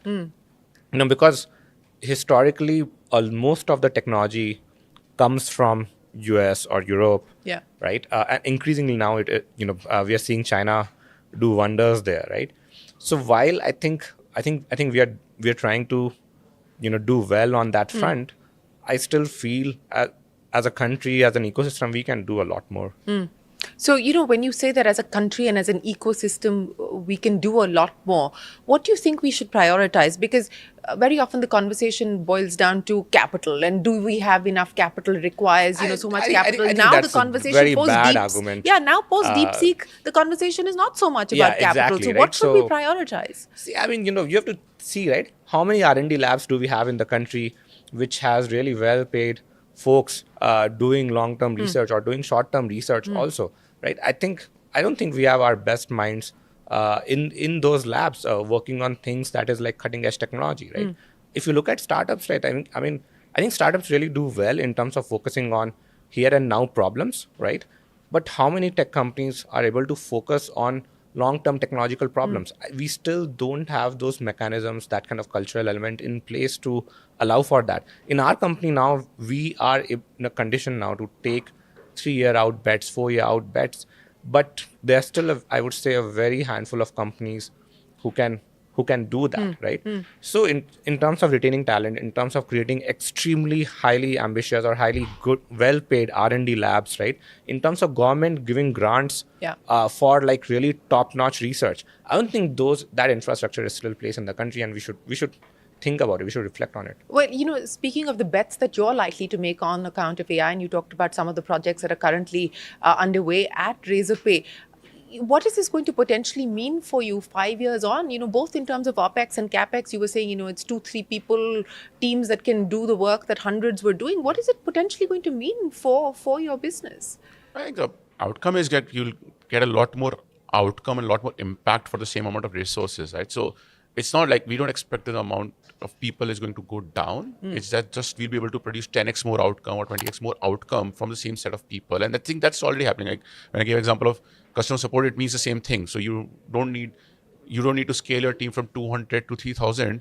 You keep the same 200 people, but you're able to handle 10x more tickets. Right. You can handle 10x more calls, and so on and so forth. So I think those kind of massive changes will happen in terms of engineering. When the productivity goes up that significantly, you have the same set of engineers, but you're now producing 10x more outcome. You're adding 10x more features, and that's the kind of outcome changes that's going to happen. And we're already seeing a massive impact of that. To the point on like how do you keep yourself more adaptable? One of the things that we do for long term is, in spite of like we spoke earlier about it, we are preparing ourselves for IPO and we will do a quarter focus. We still keep some space for moonshots. That okay, these are the long-term projects. These are something that's not going to give an outcome in next 1 year, next 2 years. Maybe it gives an outcome in next 3 years, 5 years. But you still keep some space for that, because otherwise you're not preparing yourself for what the world is going to be like. So an example of that is like we launched agentic AI payments, which is we believe in next 2-3 years, we'll reach a point where AI will not just search for things for you, will actually do commerce for you. So you'll say, hey, buy me a ticket to Delhi, and it'll find you the best ticket and buy it for you. Now, those kind of changes will maybe take 2 years, 3 years, 5 years. But if we launch the SDK for it today, right? So it's a moonshot. We don't expect it to create an outcome tomorrow. But it is going to be a single driver when the world is ready for it, when the ecosystem is ready for it. We are there first. We are there to enable that ecosystem first. So tomorrow, somebody is building an agentic platform for AI to chat and interact and buy things. They can use Razorpay starting today. So those are the kind of things that we can do. So how many moonshots are on the table at this point in time? Oh, massive number. I think there's at least 10, 12 things that we've launched in last 6 months that won't produce any outcome for next 1 year. Like I think those are the things that we know that are for the long term, but we built it out today because we expect the ecosystem to move in that direction. Another example. And you don't know which ones will work, which ones won't work. Yeah. Right? So you also want to, let the people experiment and fail. But when some of these things do create an impact, I think it changes the game in a meaningful way.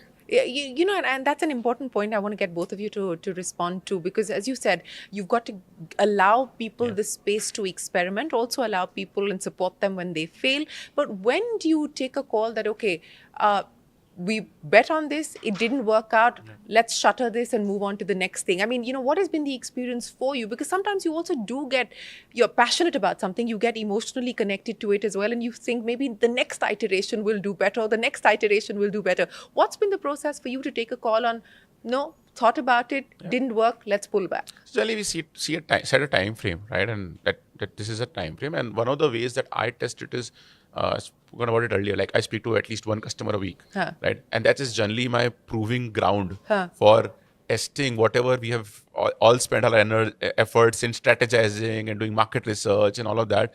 And we launched something and we did it. And then when I speak to customers, I test that, do you really care about this? Is this really changing your life meaningfully? And that's the final testing answer for me. That if in enough of those customer conversations, I realize that it's not really meaningful for the customer, they don't really care about it, or it's not strong enough that they worry about it today, then we have to take a call, right? So numbers is one thing, and numbers can sometimes be shaky, and there is always that feeling that, hey, okay, if we build one more feature, maybe it'll go. If we add one more thing, then maybe it'll go. But when you do enough of these customer conversations, that makes you realize that maybe this is not even important enough for my customer. So there's no point of this. Let's pause it and let's put our energy somewhere else. And happens very frequently when you're an experimental org, when you're trying these moonshots. A lot of times those moonshots will not reach the pace that you want them to reach. It's okay to take a pause, move it to something else. And I want to link this back to the origins of Razorpay, and I know both of you have spoken about this publicly, about the 99 rejections before the 100th one finally succeeded. But to come back from a low, to come back from a setback, and to pull yourself together, collect yourself and say, okay, you have the resilience to be able to move forward. That's integral to the culture, isn't it? I mean, how have you been able to code that into the Razorpay culture? Your own experiences of failing, falling, and moving back up. Yeah, I think I don't believe in this rejection concept. Because the 99 times have taught you that it doesn't matter. it's not that, right? I mean, it's something that is probably not important for that person. It's something that is not important. It's not about you, time, right? It's not about me, right? It's not about me, and also This sounds like relationship advice.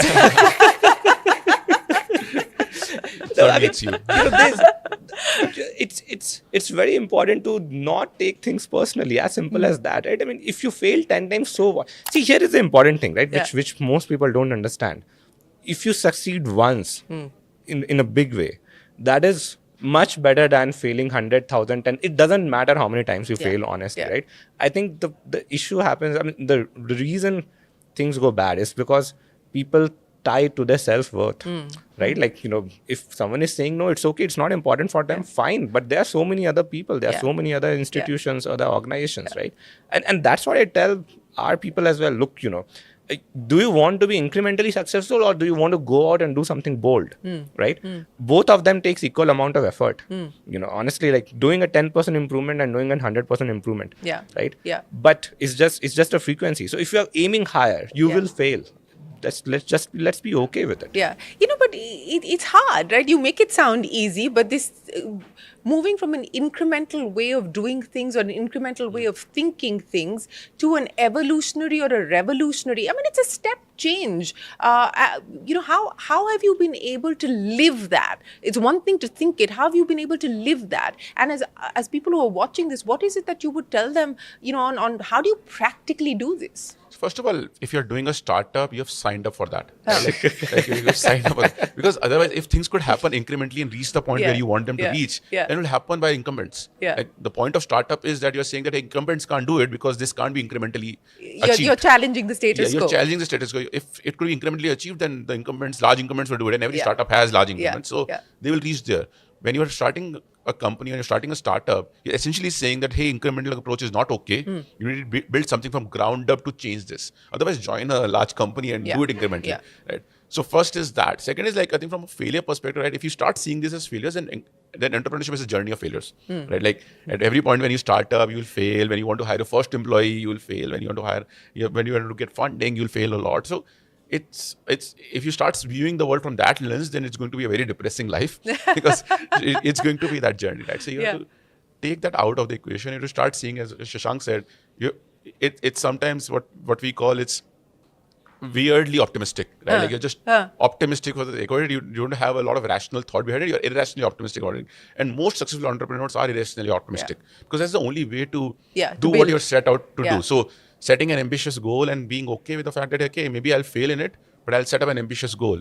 Even if I hit 60% of it or 50% of it, I'll still be more successful than setting a 10% goal and hitting 15, 18% or 21% and saying, hey, I'm happy. You set a 100% goal and you achieve 60%. You're still in a much better state where you started, right? So, so what was it? And I'm trying to understand, what was it in the way that the two of you were brought up, in the way that the two of you, picked up things from because culturally, we haven't, this risk-taking ability, this entrepreneurial startup zeal is only like a 2-decade-old phenomena as far as first-generation entrepreneurs like, you guys are concerned. But what gave you this ability to be irrationally exuberant, to be irrational optimists? Because you don't come from business families. Where did this come from? Where did this tick come from? I think one is that both of us worked in large MNC's job for a period of 6 months. I worked for 6, 7, 8 months. He worked for a year. And in those jobs, we were very frustrated because we really hated the incremental approach. Right? So both of us would talk to each other in the evenings and say, like, what is this? Why are things moving so slow, right? Like, you'll work in a large MNC, tech MNC, and you'll build something that's going to be shipped out after 3 years or 4 years. So you're building stuff for 4 years out, and that approach, like we were just personality-wise, we were very uncomfortable with that approach. So we are both impatient and very impatient by nature.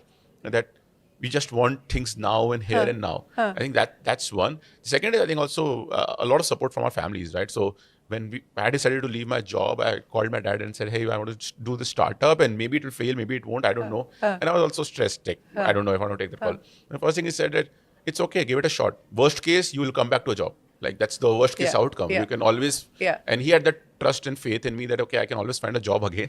It helped to have the IIT tag. I think it's partly that, but partly also that he had enough faith that, okay, you can apply to a job and maybe get, you have enough caliber in you that you can get selected for a job. You can clear an interview. My dad had a very different different story there. Yeah. What did he say? You know, I was working at Microsoft in US, right? And you know, I'm from Patna, Bihar.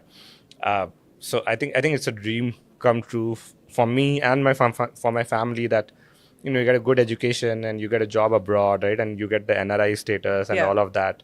You know, the family is really proud and talks about it in the community. So when I said, like, you know, I'm thinking of leaving the job and doing a business, right? And I don't think, you know, no one in my family is probably like doing a startup or doing that. Right? I think, like, okay, what will you earn? You know, because that's like probably a parameter, right? And said 0. So Dimag kharab ho gaya tumhara. Yeah, exactly, right? So क्या कर रहे हो बेटा, right? कितना पढ़ाया तो है अभी.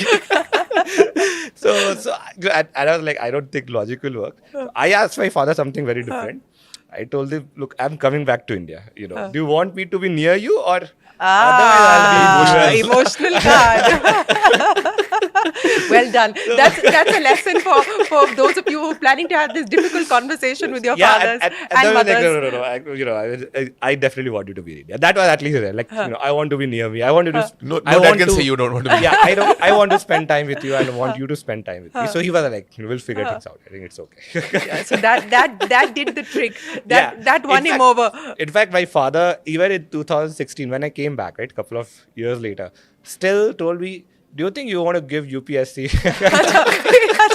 Even when we had raised funds and everything, because I don't think he understood like what we were doing, what business we were doing. He was always worried, like, why, you know, my grandfather especially was worried, like, why are people giving money to you? So, I had an interesting conversation where I told my dad that we've got $11.5 million of funding, right, like with a Series A that we did. He said, okay, when do you have to pay it back? Like, genuine question. Because he's a banker, right? So in his mind, there's like, no free money. Yeah, if somebody gives you money, it's a loan and you have to pay it back. So he was very stressed. That much amount of money you've taken, when will you have to pay it back? Like, what's the timeline? What's the interest rate? And I had to explain equity. I don't think he still fully understands it, but I had to explain what equity funding and the kind of outcomes you create. But you know, but speaking about funding and speaking about getting investors on board, you've had a marquee bunch that have come on board as far as the Razorpay cap table is concerned, and you've raised a significant amount of money, almost $800 million so far. What has that been like? You know, having those conversations. I mean, in the beginning, you take, I guess, pretty much whatever comes your way. But as you evolved, the conversations that you had with investors, the conversations that you had amongst yourselves about the kinds of people that you wanted on board as well, even though they might have been a marquee name, but maybe they didn't have the same values as you. Did you turn back some marquee names, for instance? A lot of them. So I think one of the things that was true for us, and we're fortunate to be in the position that we never needed a lot of capital, right? The kind of business we were in, because it's a B2B business, it's economics positive, the amount of money we needed was always lower than the amount of money that was offered to us. So that put us in a position that we could choose who do we partner with. We could spend a lot of time. So I don't think we ever ran a proper fundraise process where I was going and pitching to a lot of investors. It was mostly, there were always investors coming to us, talking to us. And when we wanted to raise, we said, hey, now we are thinking we are going to raise, and the round would get closed.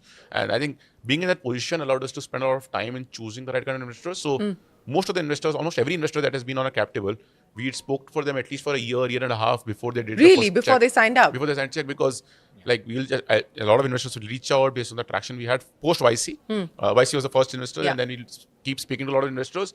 And as we build comfort with them, we will go back to the investors that we had a lot of comfort with. That, hey, we're thinking of doing a round, we're thinking of this, and then we'll take whoever we feel is the right person for that point of time. So, but do you believe that there's been I think Harshal makes it sound easy, but it isn't. Honestly, I think the good thing that we have been able to do, right? we have built relationships with a lot of investors. I don't think a lot of founders spend time doing that because they go out to fundraise when they need to fundraise. I think we went out in the community, in general, saying like, this is what we are doing, and we want to find people who believe in what that we're doing, and keep talking to them, right? So there was a lot of familiarity with the business, with the potential investors already ahead of time, and that is why we never had to run a fundraising process in that sense, because Harshal really spent a lot of time in building those relationships, telling our story, because that is a very important part of of an entrepreneur's job. But I'm sure that there have been moments when some of your investors, perhaps, or the external world was telling you that, look, it's time to change the story. Why do you want to continue to restrict yourselves to being just a B2B player? Why don't you become a B2C player? Because that's where everybody else is tell heading. You something, right? I think in fintech, there's a new thing every year. So sometimes wallets are the flavor of the day. Sometimes it's neobank. Sometimes it's BNPL. Sometimes it's crypto, right? At every year, there would be investors approaching us saying, hey, if you do crypto, we'll fund you, right? If you do BNPL, we'll fund you. and I don't understand like how that works, right? Because we are doing something, we are already chasing something, right? Why do you want us to do something else? It'll make the company fail if we just are doing something right now and just because of a fad we pick up something. We don't know how that will play out. Right? I think this has been very clear. The only stakeholder who has right to tell you what you should build next is your customer, right? Like, so everyone else, like, there'll always be something or the other which is hyped up today, which is not hyped up tomorrow. Unless your customer is saying that. So if our customers would have said that, hey, if you do B2C, it's better for us, we would have built it in a day, right? So it is as simple as that. So when wallets are getting popular, when UPI apps are getting popular, a lot of investors would come and say, hey, if you do this, you'll become a consumer company, we'll give you 10x the valuation that you are at today. Every other company. But there was no temptation? There is. But then we go back and test it with the customer. So we ask customers, like, would you care if you had this? Would you care if you did this as well? Would this solve a problem for you? And if the answer was no, there's no point of doing it, because at the end of the day, it's a customer who has to pay us. Right? So if it's not adding incremental value to our core customer base. And also, we can't do 5 different things. We have started on a path. We have started on, with a goal, right, of making payments extremely easy for businesses, right?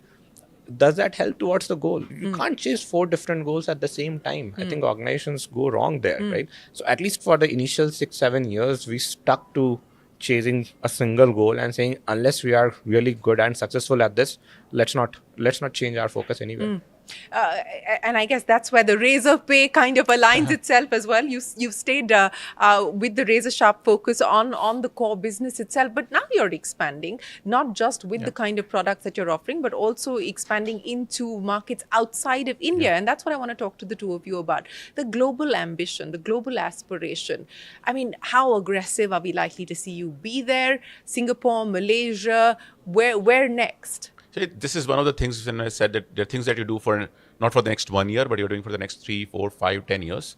I think international is one such thing. So a lot of the outcomes on international side will take a lot of time to happen, because we are going into new markets, we're setting up our base there, we're expanding, and a lot of these markets, I'll say, are much behind India when it comes to digitization curve. And that's the reason we're going there, because a lot of the markets in Southeast Asia in particular are looking up to India in the way UPI has been built out here, the way digital payments adoption has happened here. And a lot of these markets are trying to replicate that journey. And that's an opportunity for companies like us who have seen that journey play out in India to go there, embed ourselves into those markets today. So that as these markets expand, as these markets replicate the journey, we are already there. So I think from an ambition perspective, we have large ambitions there. But from an outcome perspective, we don't expect outcomes to happen in the next 1 year. We're going to take a lot of time to build those out in the right way. And as a lot of these replicate India's journey in the next 10 years, we'll be able to build something as meaningful in the next 10 years in these markets. So a global brand, is that the aspiration now over the next 10 years as far as Razorpay is concerned? I would think so, yeah. Like, the problems that we have solved for businesses in India, I think those are universal problems, right? And, the unique thing that I think about our country, right? I think we built very low cost infrastructure at the highest level of scale, highest level of quality. So, whether you think of like, something like ISRO or Geo or UPI, I think we have the lowest cost infrastructure in that sense. At population scale. At population scale, right? And I think we should export more of that, because I think the world will really love what we do here, right? I don't think we do enough of it. So if we have done so well on UPI, on payments in India, I think most of the businesses outside there, most of the countries outside there need that. And that's the belief that we have, that we should be able to take it globally. So next 5 years, where could we see you? I mean, as I pointed out, Malaysia, Singapore already forayed into. What's the ambition? What's the aspiration? A lot more in Southeast Asia. So Indonesia, Philippines, Vietnam, Thailand, all of these markets are going through very similar trajectories. So but what's the experience been like of getting started in some of these Malaysia markets? has been really good. That was the first market that we went to. We went through an acquisition, and it's been a really good outcome for us. We have launched in Singapore just last week, and it's still early. And Shashank was there, and it's still early, but we are seeing a lot of excitement in the market, particularly in the cross-border side.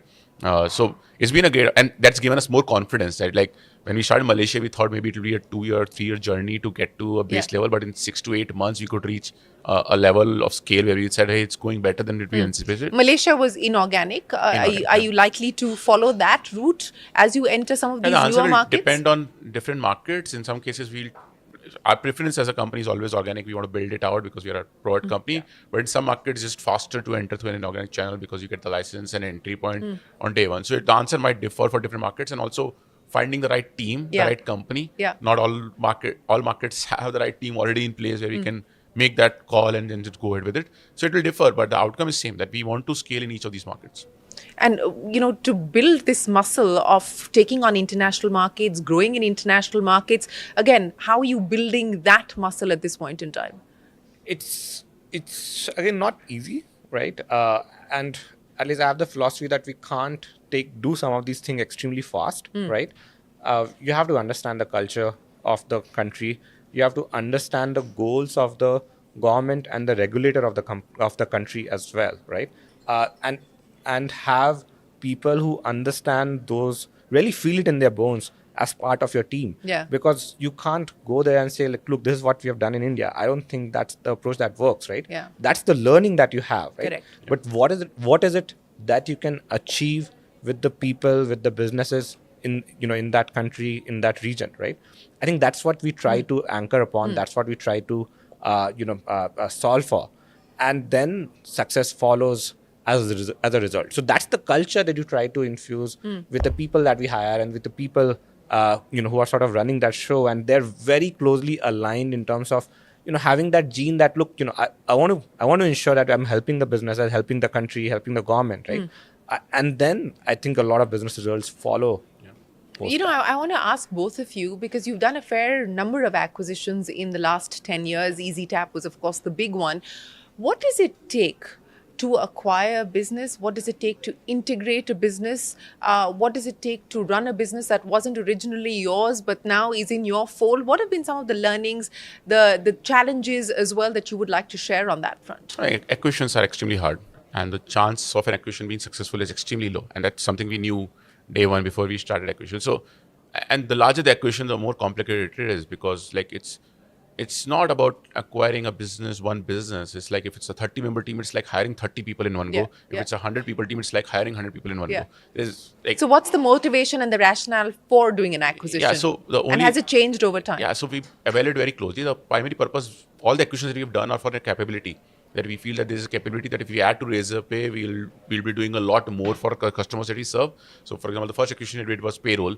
We said, okay, we want to provide payroll services to our customers. We did this acquisition, we'll be able to provide the service immediately. Otherwise, it will take, let's say, X amount of years to build this out. The largest acquisition was EasyTap, where we said that the world is moving towards omnichannel commerce, where people are buying things online, offline, from the same brand across both. And how do we want to get there? And we will build this capability ourselves.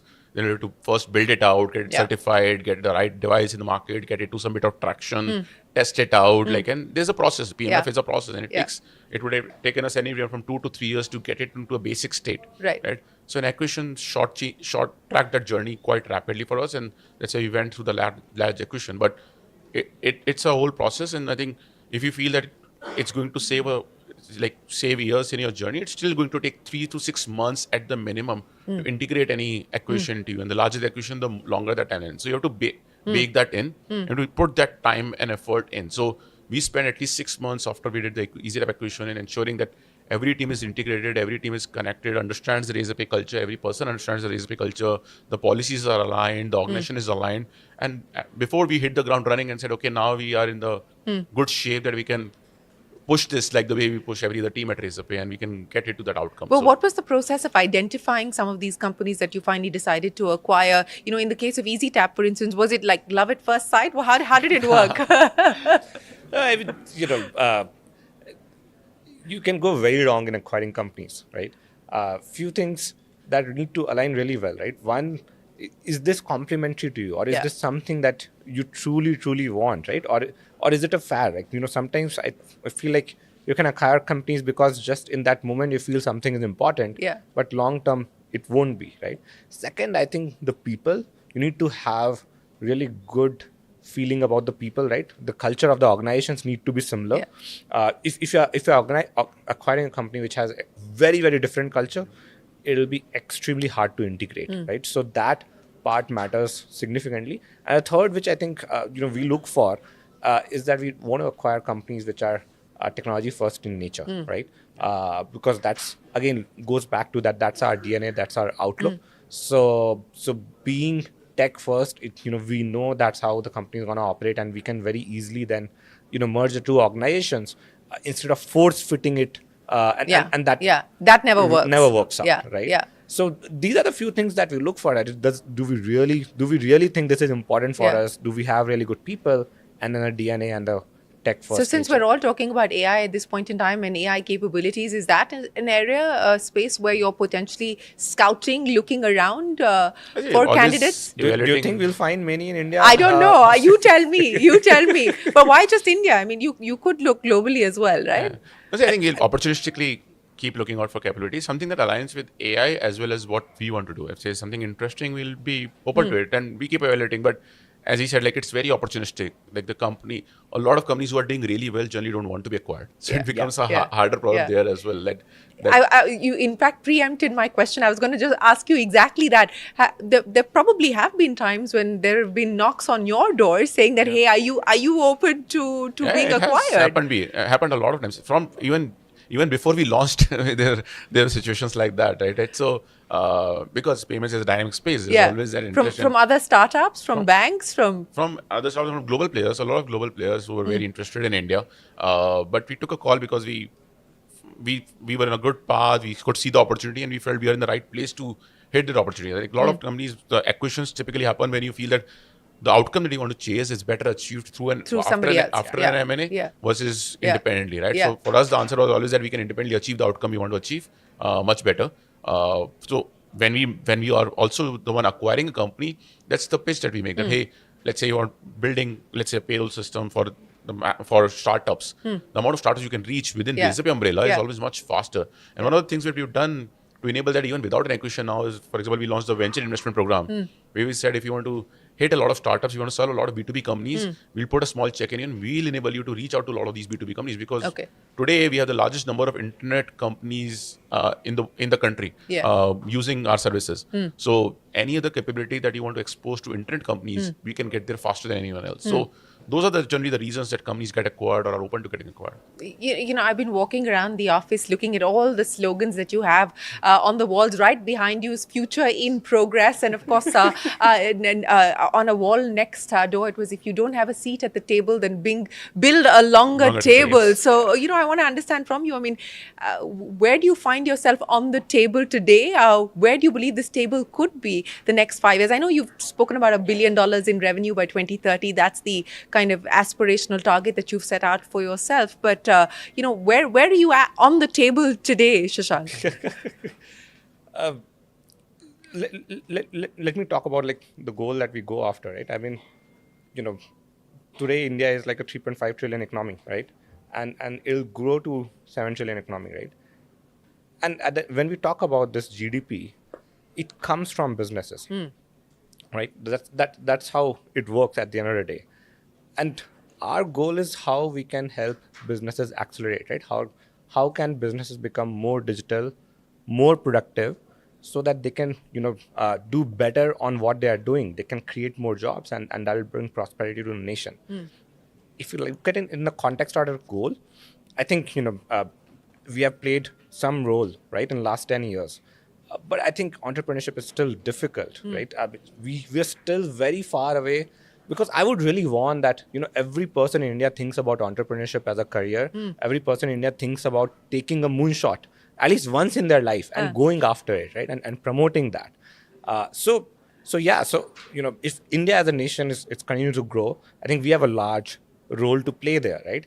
And that is why, if we are able to do good on that opportunity, if we are able to do good on our goals, then I think $1 billion in revenue is going to happen much faster, even compared to what much faster than 2030. I hope so, yeah. That's how I think, right? So that's how he sets ambitious goals. That's how he sets ambitious reality, I'd say 2030 is ambitious enough. So you clearly don't agree that it's going to be faster than 2030? I agree with the sentiment. Sentiment. That's why I have to rein in and say, you have to rein him in. No, but I think I agree with the opportunity. Like the opportunity that India has, being able to build for 1 billion people, and our opportunity is not just limited to India now. We're doing in various markets outside India as well. But the opportunity stems from the fact that India has been the fastest growing digital market in the world.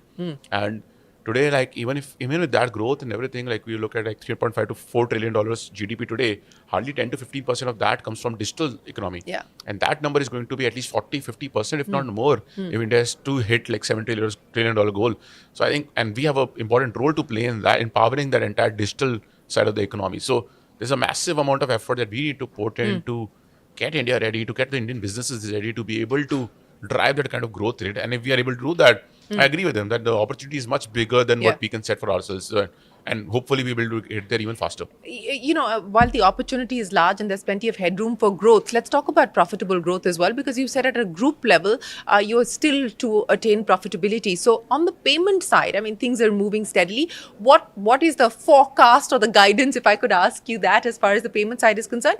And on some of the other, businesses that you're building out, little bit higher margin in comparison to the payment side of the business. So what is it potentially going to mean as far as both the revenue mix as well as the profitability mix is concerned? So online payments is profitable today and it's scaling well, but it's still not, when you say stable, it sounds like it's a slow growth rate. It's still growing at 40 to 50% year over year. Yeah. So that's still a massive growth happening on the core online payments business, which is the largest business we have, almost 70% of the business. On the non-payment side, which is about 30% of the business, which is offline payments, RazorPayX, neobanking side, international, and Engage, which is our marketing side. All four of them are still early days, not profitable on a unit economics level, but each of them is growing at almost 100% year over year. So that's the kind of growth that we are seeing there. And that ensures that entire RazorPay is growing at almost 60% plus year over year. So that's the kind of ambition that we have. From a profitability perspective, we expect each of these business units to be profitable before the next 2 years. So that at group level, not just at group level, but at individual BU level also, we're profitable before we go public. So that's the ambition from a profitability and unit economics perspective.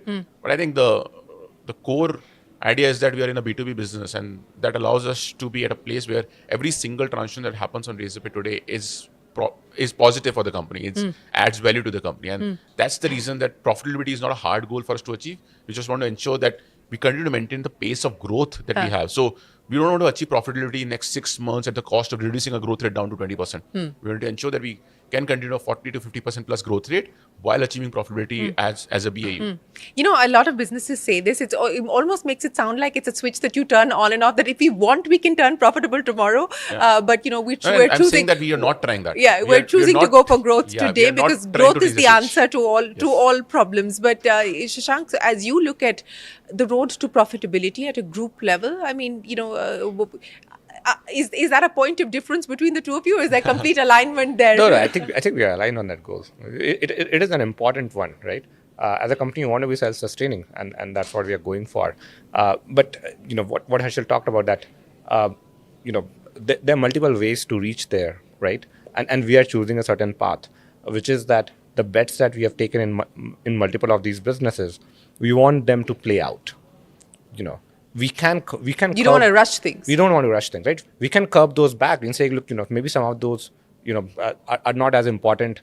Let's shut that down and let's focus on getting to profitability in the next 6 months, right? So at the scale that we are at, you have some of the options on how you want to run the business and what sort of paths do you follow, and we are choosing this Since we're talking about profitability, I think I want to understand from the two of you, one of the things that we've seen happen in the ecosystem, of course, is this move towards founders saying profitability matters, profitability is important. It's a strategic choice that now we're planning to make. How much of the culture that we've seen in the ecosystem, on account of the fact that there was all of this easy money that was being thrown around, it was a valuation game, burn your way through, and the obsession with higher and higher GMVs. How much of that do you believe is out of the system now? How much of that excess do you believe is out of the system now? I think the ecosystem swings like a pendulum. So you sometimes go on completely on this side that, hey, burn all you want. Where are we on the pendulum Yeah, today? so burn all you want, and it doesn't matter to. I think now I see founders talking about profitable at all costs. Like, it doesn't matter, I'm growing 5%, and I don't think either is the right answer. First is, you are a startup, right? Like, if you're not growing rapidly, your profitability is irrelevant. So if you're not growing by a factor of 40-50%ish, like, your profitability is irrelevant. Like, nobody's funding you to build a small profitable business, right? So that's one side. The other side is, of course, every business needs to achieve profitability, and there's to be a path to profitability. So I think it's important to have a path to profitability. It doesn't matter whether you're profitable right now, immediately, but are you profitable at scale? If you're not profitable at scale, then what are you building, right? So I think the answer is in that. I don't think there's a right answer for a early stage startup which is just starting out today to aim for profitability next 6 months. I think that's disservice to the growth rate that you can get. But if you don't have a path to profitability that, hey, 2 years out, 3 years out, 4 years out, if let's say you are a $1 billion business, then that's an existential question, right? If you're still not profitable at that scale, at that size, then that's a question on the business itself. Like, is this even a business worth building? Is it a viable business model? So I think the answer is somewhere in between. And I think a lot of good companies are finding that answer in between. A lot of companies shift on one side or the other. Hey, let's spend all the money. Depending on which way the market is shifting. I think for us, it's been very clear. On day one also, we never spent that much amount of money. Our burn rates has always been very low. We are a P2P business. We're always very focused on unit economics. And that's why at every point of time... But did that make it easier for you? I mean, if you were not a B2B business and, in the market that where everyone was doing cashbacks and so on and so forth, I mean, would that have been the route that you would have taken? Hard to say. I think mentally we are not... I don't think mentally we are those kind of founders. So we wouldn't have chosen to build in a space where that would require that kind of cash burning and that kind of growth rate, because logically, I don't think we can operate that way. So when you say mentally you're not those kind of founders, what does that mean? Us versus them. I don't think it's a bad thing. I think there are spaces. Yeah, it's just different. It's not who you are. There are consumer spaces where you have to get loss-making growth for a point of time before the business turns profitable, and that's the kind of business they are in. It's the right way to build that kind of business. I don't think we are that kind of founders that we can build that. You don't have the temperament. Yeah, we don't have. We are very focused on it. We haven't aspired for it. Let's just put it that way. Right? And I think the good thing about B2B businesses, right? I mean, first of all, there are not many B2B startups that are built at scale, right? There are mostly B2C startups that have been able to build at scale, right? So when we came around, actually, we had the other problem. Like, we don't have templates of how to grow a B2B company. We couldn't look up to a Flipkart, right? Or Snapdeal at that point of time. And say, this is the path that we'll follow. So we actually figured out our own path, which has worked well for us. Yes, it clearly has worked well for the two of you. But, speaking about looking up at founders, looking up at other companies, have there been particular entrepreneurs, founders, Indian or outside, that have been kind of the North Star for you in terms of how you wanted to build your business, how you operate and think? We have a lot of mentors and people who we have gone for advice, gone to get traction, gone when we are faced with a dilemma. How do we think about it? And a lot of folks like that. I think YC was the first one, and I think in YC there was Sam Altman, Paul Bukai, who were really good early mentors for us. So Sam Altman, did you think that Sam Altman and OpenAI would be the phenomena that it is today when you first met? He's an impressive guy. I think we always thought Sam Altman is a phenomenon in himself. He's a really standout guy, right? The OpenAI thing, I don't think anybody could have predicted. But he is a guy you could, whenever we interacted with him, we were so impressed that we knew that he's going to do something great. Nobody would have expected OpenAI. Paul Bukai, who's the guy who created Gmail, so he was one of our advisors, and the kind of advice he would give. Closer in India, I think we had Kunal, who was one of our earliest investor and earliest angel investor. We would go to him for almost every 3-6 months for advice. Hey, this is what we're thinking, this is what we're doing, how do you think about this? So he's been an early mentor. So it means a lot of folks like that we have gone to. And in India, we also went to Bansal's a lot, Sachin Bansal and Vinny Bansal, to take advice and stuff. So there've been a lot of folks, and I think that's a great part of the ecosystem today, that you have a lot more such founders, a lot more such people. That is there a culture of paying it forward that's building out now? Yeah, definitely. That's the reason we started doing personal investments, angel investment. We started Mars Short. We now have a Razor Pay investment program. The primary purpose is to help founders give back. We started a Razor Pay Rise community, which is not just learning from advisors, but also peer learning. How do you bring startup founders together to learn from each other? Because a lot of founders face very similar challenges, very similar issues, and you can avoid making the same mistakes that everyone else did. So you can learn on their footsteps, and that's the idea. That's what we did. That's what we hope we can provide to a lot of other founders. Business advice is one thing, but life advice, who do you turn to for life advice? I think we turn to each other. Yeah, a lot. Yeah. We do discuss about our life situations quite a bit, right? But otherwise, I think family plays a role, friends play a role. I would honestly want a lot more founders to discuss, about their lives as well. But I don't think I still see, a lot of founders at a place where they can open up easily. So that's still very hard, I would say, for people, right? But at least for us, I think our friendship. But why do you think it is hard? Do you believe because there is an element of being judged, there's an element of scrutiny, there's also an element of not wanting to overshare, or, because you build a perception, right? You build a story, Also, you build a narrative. The challenge is like founders. There are very few people founders can open up to. Internally in the company, when you're in the company, you have to maintain a certain aura, you have to maintain a certain image. So it's hard for you to What open is your image in the company? No, but it's hard for you to be vulnerable inside because people are looking up to you. When there are things going wrong, they're looking up to you. And if you look worried at that point of time, then there's nobody to turn to. So you have to give that comfort to your teams that, hey, everything is fine, everything is in good, and we'll figure it out. And I don't mean to be facetious. This is a serious question because if the founders are really in that sense playing the shock absorbers, right? You're the cushion, you're the sponge, whatever, you're drawing in everybody else's energy. Where do you turn to? Who's the shock absorber for you? I mean, in your case, I would imagine that the two of you play that role. Both of us, and we have to find you have to find friends. You have to find your anchors. You have to find your anchors, and sometimes it can be friends, sometimes it can be family, sometimes it can be a community of other founders. So that's one of the things that YC does really well.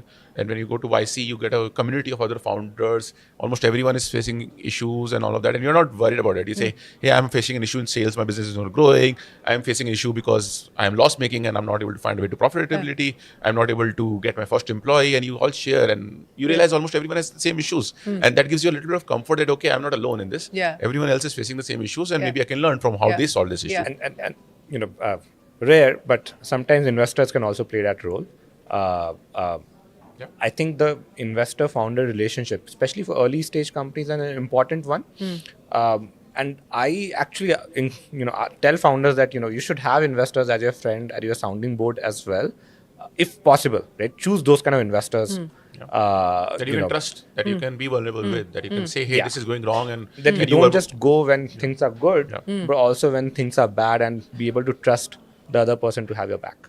Who gets more anxious of the two of you when things are not going in the way that you expect them to? It depends on what things are not going well. I think both of us get anxious at different points of time. We actually have a rule that we shouldn't get anxious at the same time. How do you codify that? But it just kind of serendipitously happens. Naturally happens. When one guy comes anxious, the other guy is always like, it's okay, we'll manage. It just naturally happens. It's like in a relationship also, when one person is stressed, the other person has to play the comforting role. I think that's what happens in our relationship as well. Like when sometimes he comes stressed and I play comforting role, it's fine, we'll deal through it, it's fine. So most of the time it's thankfully we don't get stressed about the same thing. That's good. That's good. But how do you decompress? I mean, it is an all-consuming thing, right? I mean, being an entrepreneur, being a founder is an all-consuming exercise. How do you decompress? What's the method? First is you have to find things. You have to have things outside work. Right? And it becomes hard. Like in the early days, you don't have anything outside work. And same for us, like you're working 20%. But was there a realization that, my God, I become one-dimensional? I think there was a point where you start getting burnt out, right? Like you start feeling that, okay, I'm not stepping away from work, and then everything is with work. So if something goes wrong in work, it affects your mood, it affects your state, it affects everything. You're not able to live your life normally. And the outcome of that is it lowers your productivity. So the challenge is that you're not able to also work well when you're in that state. So you have to find a way to separate out. I think, for example, for me, I think we have 5 days in office, and Saturday is only for spillover things where I'm meeting founders and stuff. But at least a Sunday I keep for myself. That this is a day that I'm. So what is a stepping away. Sunday for you like? A typical Sunday? Yeah, I'll do something. I'll either go and play badminton. He also plays that, and then sometimes I go for swimming. Sometimes I go for I go for motorsports a lot. So I go for go-karting or something like that. Yeah, that's all you can do in Bangalore, right? Go to the track because you can't you can't drive on I the can't roads. drive on the road. So go-karting or something like whatever I like. So I'll do that, and then you get that time away. Where Digital detox?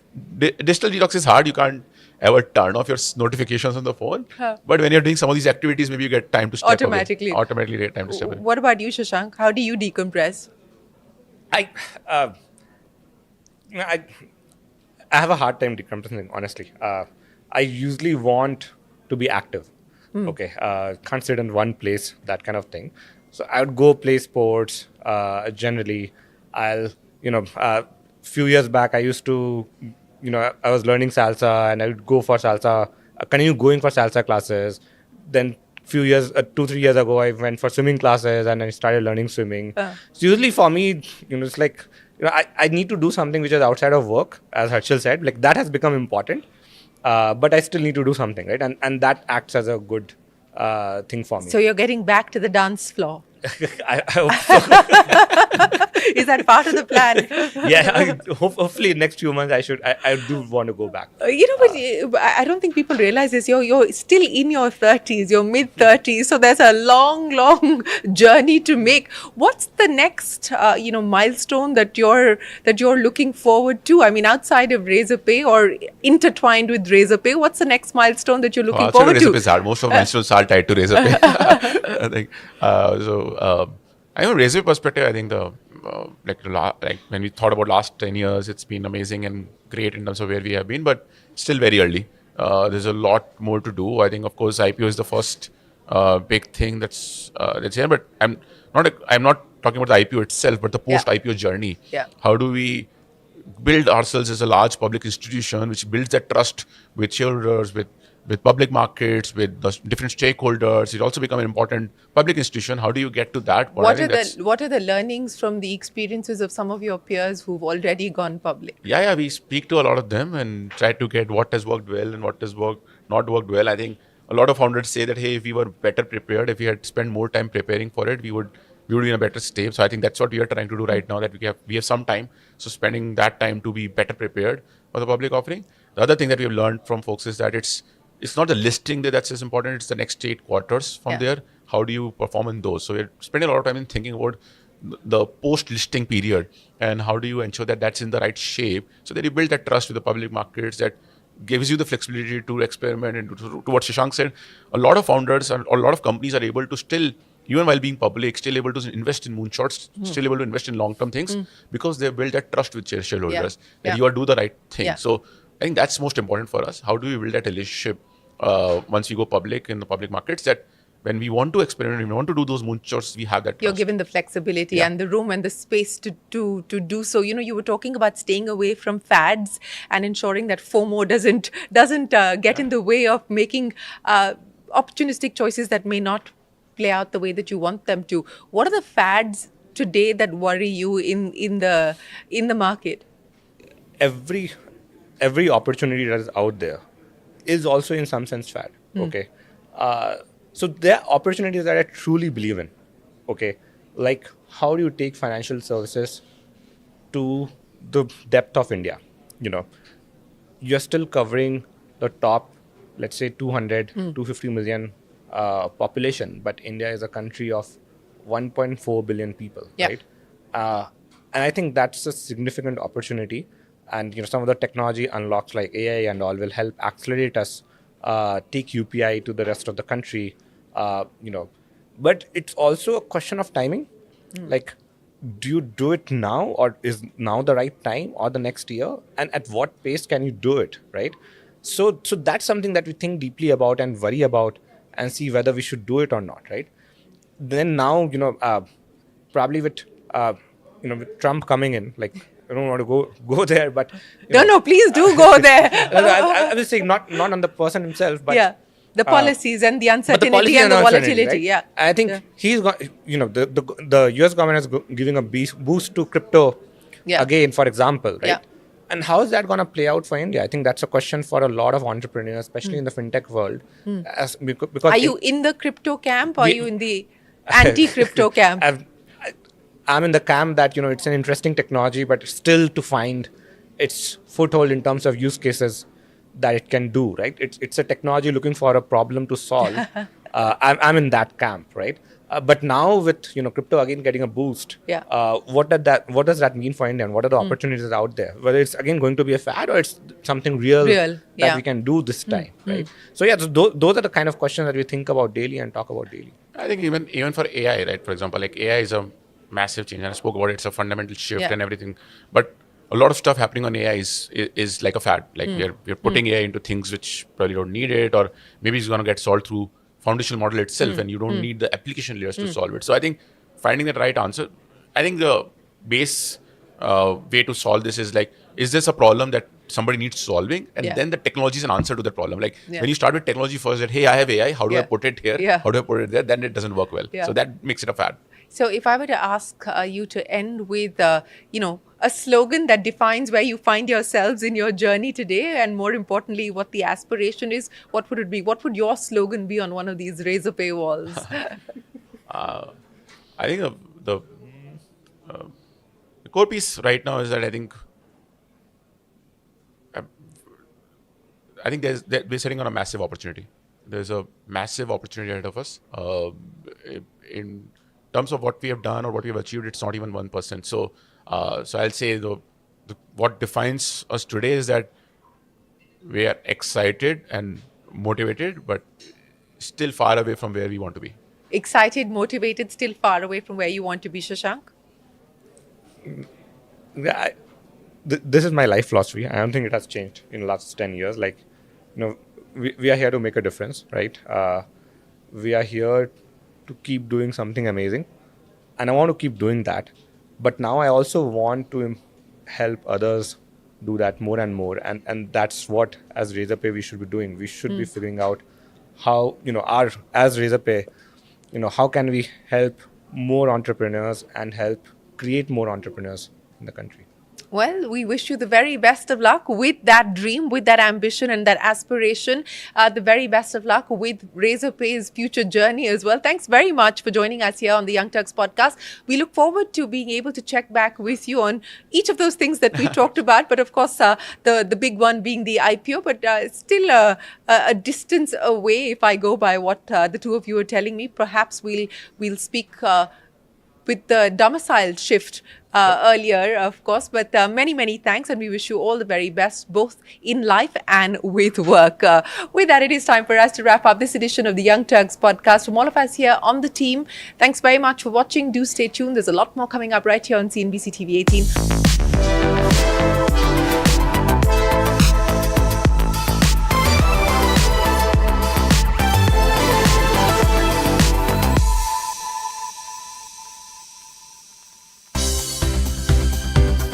For more news and updates, all you need to do is follow CNBC-TV18 on all of our digital platforms.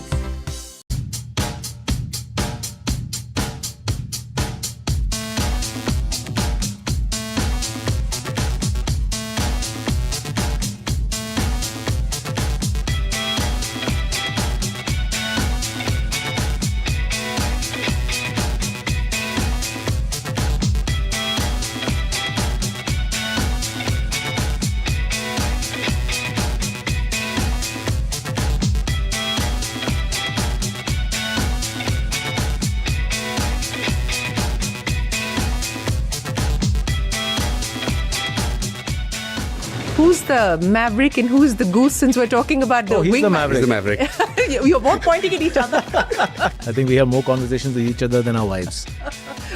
You've known each other longer than you've known your wives, so it makes That is true. kind of makes sense. That is true. People talk about the Flipkart mafia and all the startups that came about. I think You're part of the mafia. I'm saying I think it's the startup university. Still are. Equal number of good decisions and bad decisions. Yeah. But the fact is that looking back, vision is always 2020. And I think we have that advantage building PhonePe after having seen the Flipkart journey.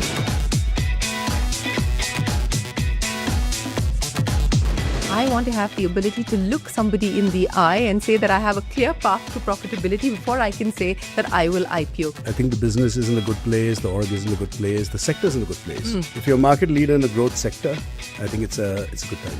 What are the top 3 things that you would tell a young entrepreneur today, which you believe are the non-negotiables? If you're a first-time entrepreneur or you're below 30, you gotta swing for the fences. And so how soon can we expect PhonePe to build from India for the world? Ask the CTO. It's India's time to build for the world.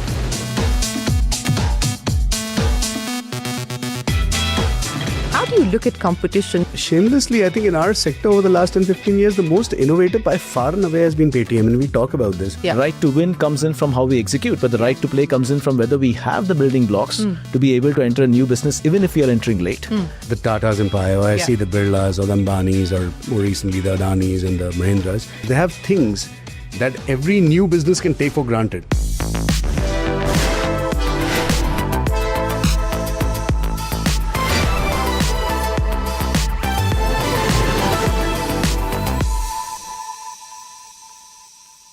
Hello and welcome to the Young Turks podcast. I'm Shireen Bhan. We're here in Bengaluru to talk to someone who bet on India's digital ecosystem well before India had its UPI moment. Digital payments was where it started, but the story of PhonePe is more diverse than that, and they're attempting to build it even bigger. Joining me now to talk about PhonePe and the road ahead and that much talked about IPO, Sameer Nigam and Rahul Chari. Gentlemen, thanks very, very much for joining us here on the Young Turks podcast.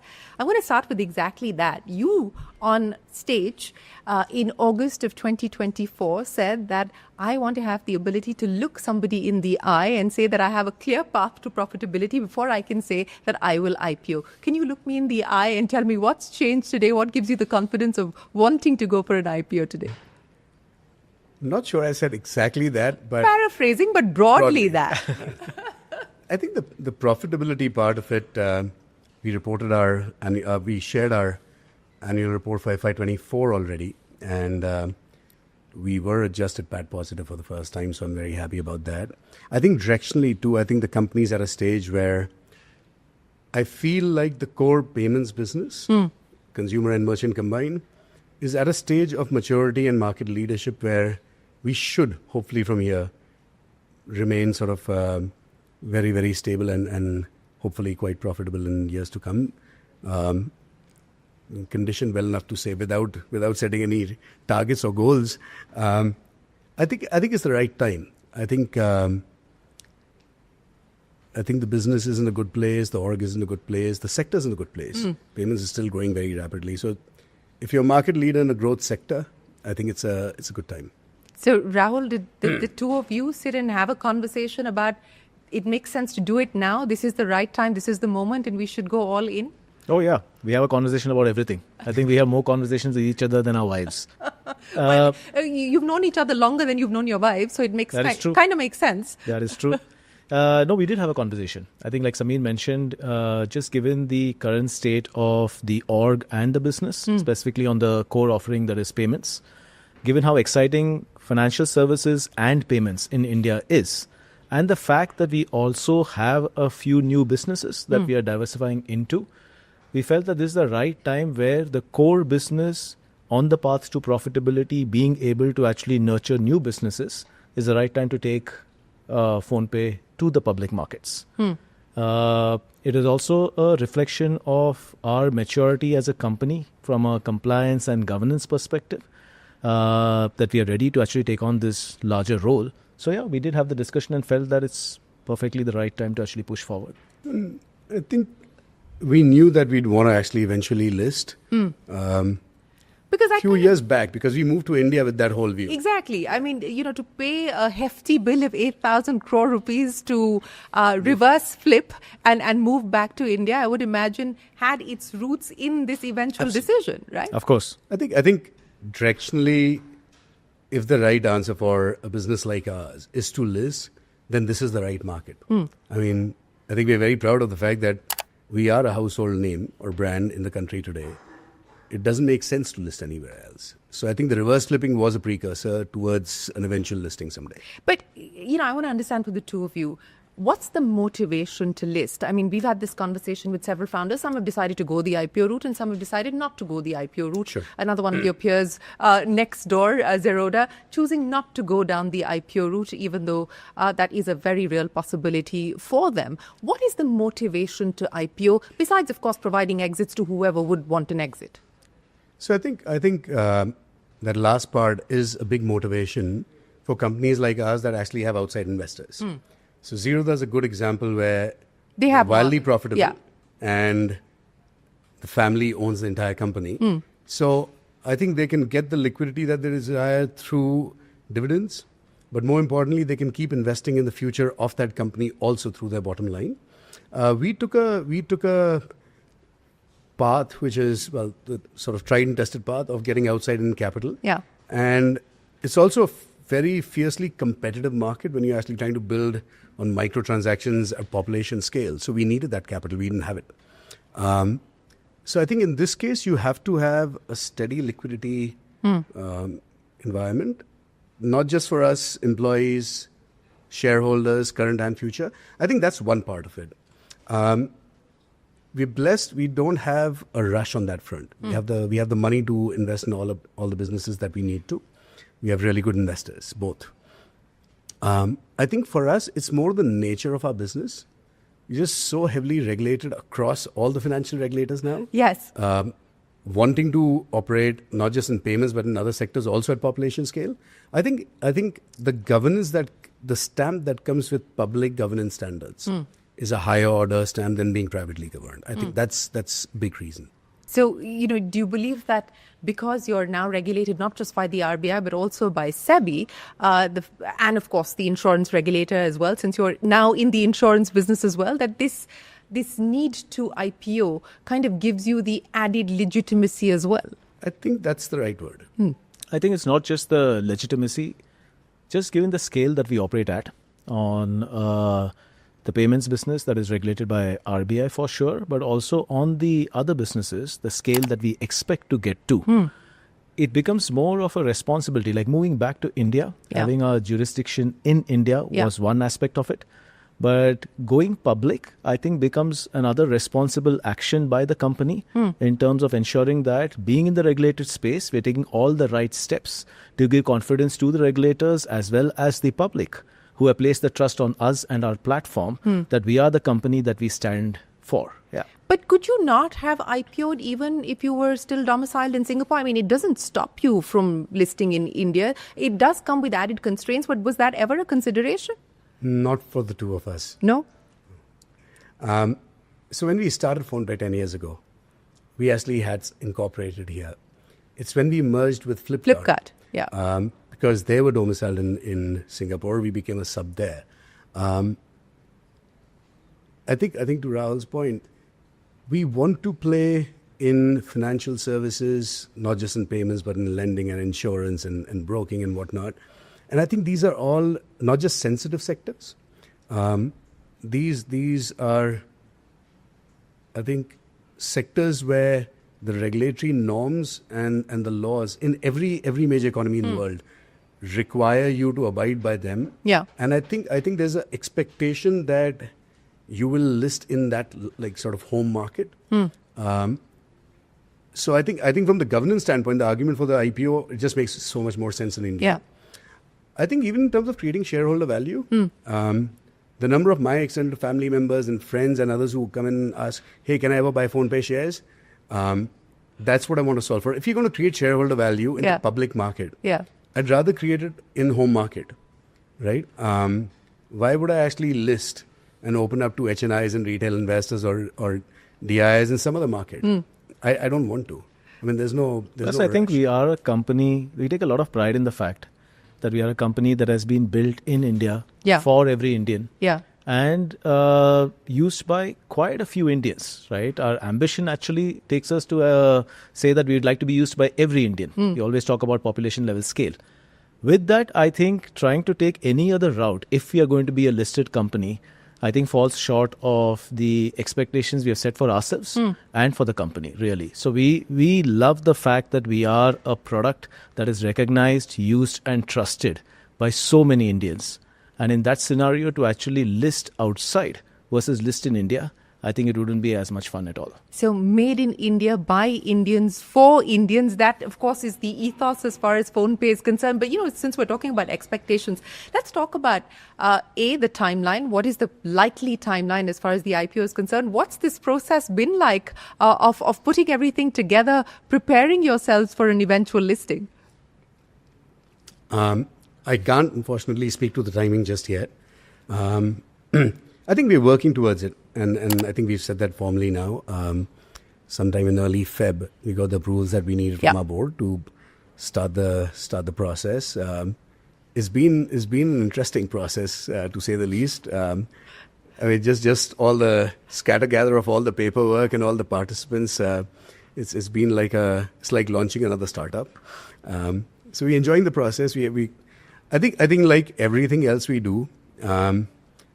We go a little slower, but I'd like to believe a little more purposefully about the process. We're trying to make sure that we cross all our T's, dot all our I's, do it slowly enough. That's why I'm not putting a timeline to it. Sure. Hopefully not too far away, but I can't say yet. And before you ask me about valuation, that's a discussion that's not even started. That I'll answer after we're done with roadshow, somewhere down the line. Okay, I'll address the valuation question differently with the both of you. Let's look at the listed space today, right? Eternal, which is essentially Zomato, which is food aggregation, plus now Blinkit, which is e-commerce, is way above at 26 billion. You've got PB Fintech, which is insurance, now some part of health at 9 billion. Swiggy at about 9 billion. Paytm at 6.5 and MobiKwik at about 250 million. Given where you find yourselves today, with, of course, payments continuing to be the lion's share of your business, but now the diversification into insurance, into mutual funds, into lending and so on and so forth, how do you believe the market should perceive you? What should the market treat you as? Because you're a little bit of everything that I just spoke of, or attempting to be. I'd like the market to think of us first and foremost as a pure play consumer technology company. Okay. Everything we do is bound by that one singular sort of ambition of building platforms for consumers. Second, with the one exception, I'd say, of share market, where they're required to have a website almost, everything we do is on the mobile. It goes to the brand of PhonePe as well. I think if we are able to identify either a really large problem or a really large opportunity that can be solved at a very high level purely digitally, we'll go after it, is how we sort of explain our ambition levels or range to our own investors and board today. So that's the opportunity, but that's also the boundary then? That's why it's PhonePe, right? I mean, it's anything on the phone, right? Because I think there's conventional thinking that if you went from payments to, say, lending, that's natural. Or if you went from insurance into payments, or, I mean, there's brokers here who are getting into payments. Just because it's sort of in the financial sector, everyone assumes that, okay, kumbaya, this is all like, these are all cousins. Similarly, if e-commerce and payments, e-commerce companies get into payments, people assume that, okay, there's a reason. Everyone from Zomato to Tata to Flipkart to Amazon's got into payments. So I think payments actually is at the center of the economy in so many different ways. It depends on what you can see, right? I mean, range of vision. So there's a reason why we believe, for example, over a 5 to 10 year journey, PIN code could, for example, be very, very transformative. Now, is it counterculture to actually go non-inventory and digitize offline retailers who've always sort of been told, and you guys are cavemen, you know, the world's moved digital and all?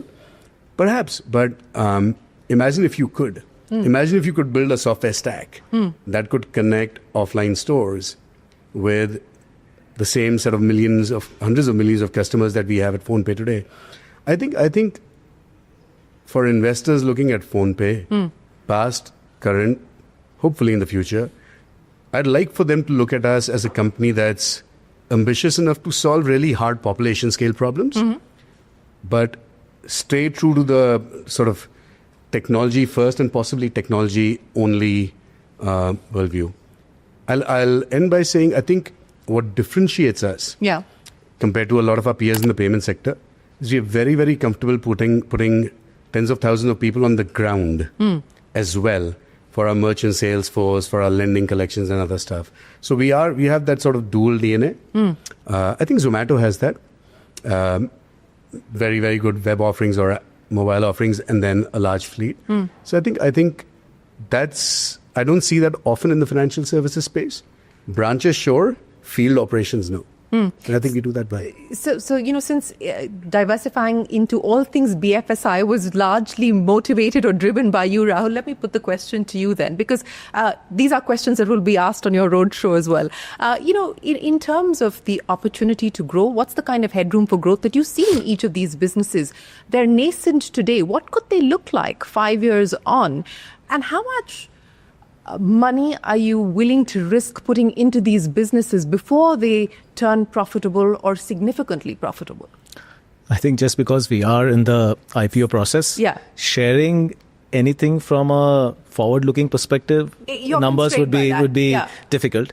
But look, if you look at the payments business and payments being such a large population scale offering, all the adjacencies on the financial services side, be it lending, be it distribution of mutual funds, be it even insurance, distribution of insurance, they all feed off the data fire hose that payments kind of creates. Right? So what we do have as an opportunity is the fact that, one, our data gives us significant amount of insights in terms of who would be the right set, the sub-cohort, which itself is significantly large because of the sheer size of payments, that needs a certain kind of insurance. What is the life stage they are at? From a lending perspective, it gives us great signals in terms of both credit worthiness as well as their intent to pay back.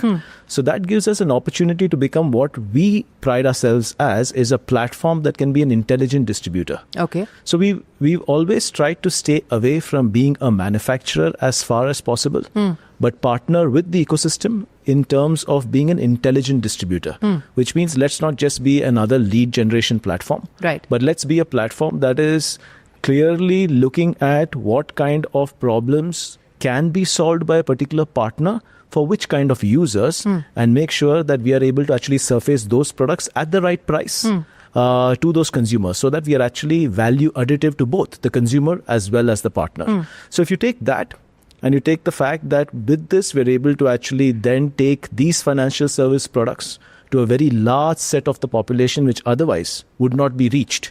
Or even if did reach them, it would be at a price that would be prohibitive. That's the kind of role that we play. From a size, I think just because of the fact that payments reaches practically every Indian, our opportunity to create out of that cohort multiple Indias that deserve different kinds of financial services products, that's the opportunity. So that's what really excites us, right? Even in insurance, we've taken the path of trying to actually build out insurance distribution purely on the digital platform. Right. We've seen success with two-wheeler and four-wheeler, and we hope to replicate that how much of a time it takes on health as well as life. Today, we believe that the traditional modes of selling insurance are broken for a variety of reasons.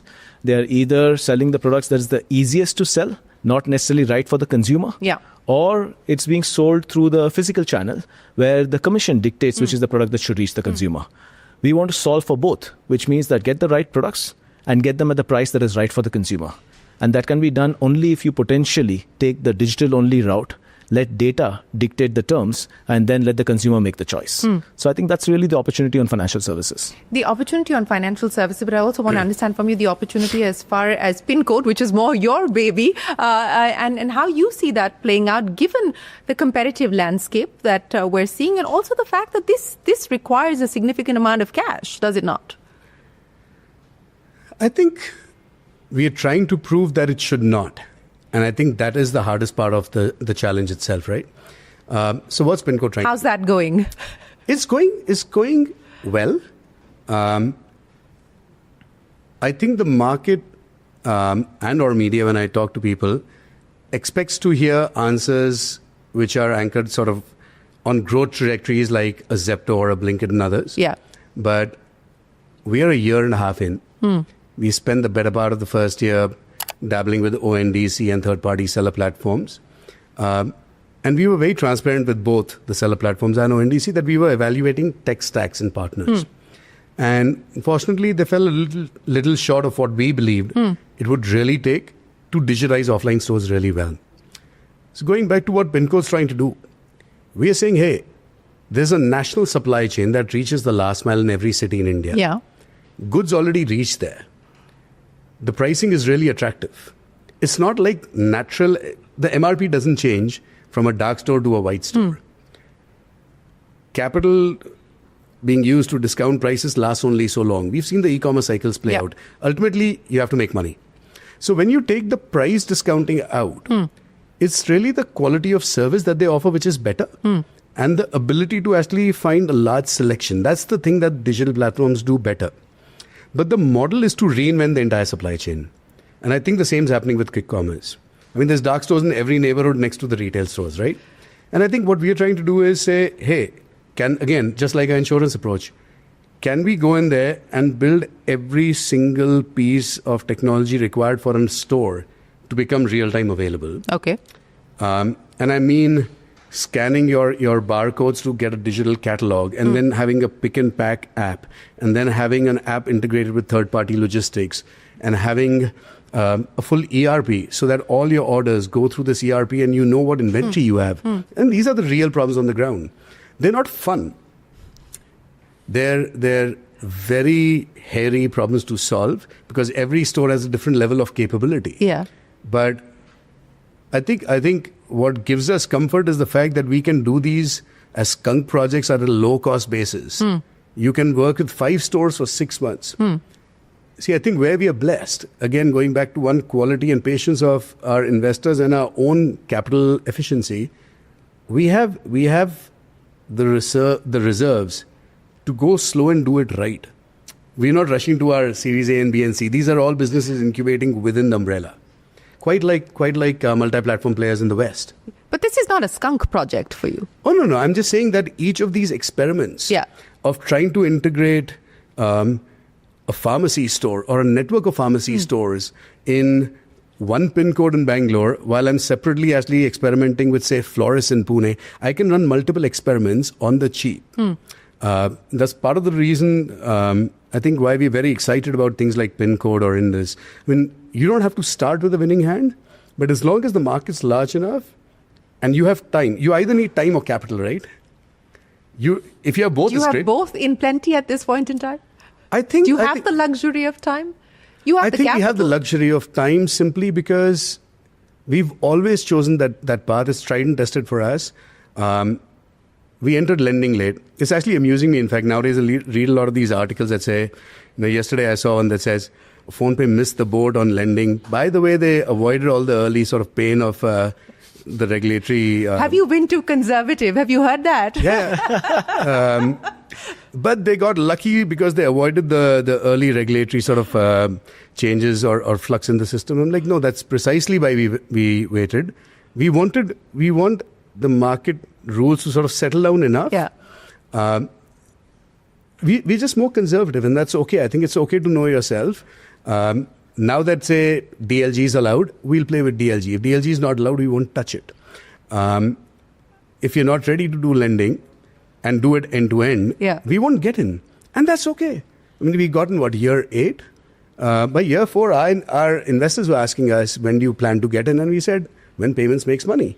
And I think that's the right answer. And then maybe someday, soon, hopefully, payments plus lending makes money. Like, it's just about how many more are adding to the bank and how many are subtracting, right?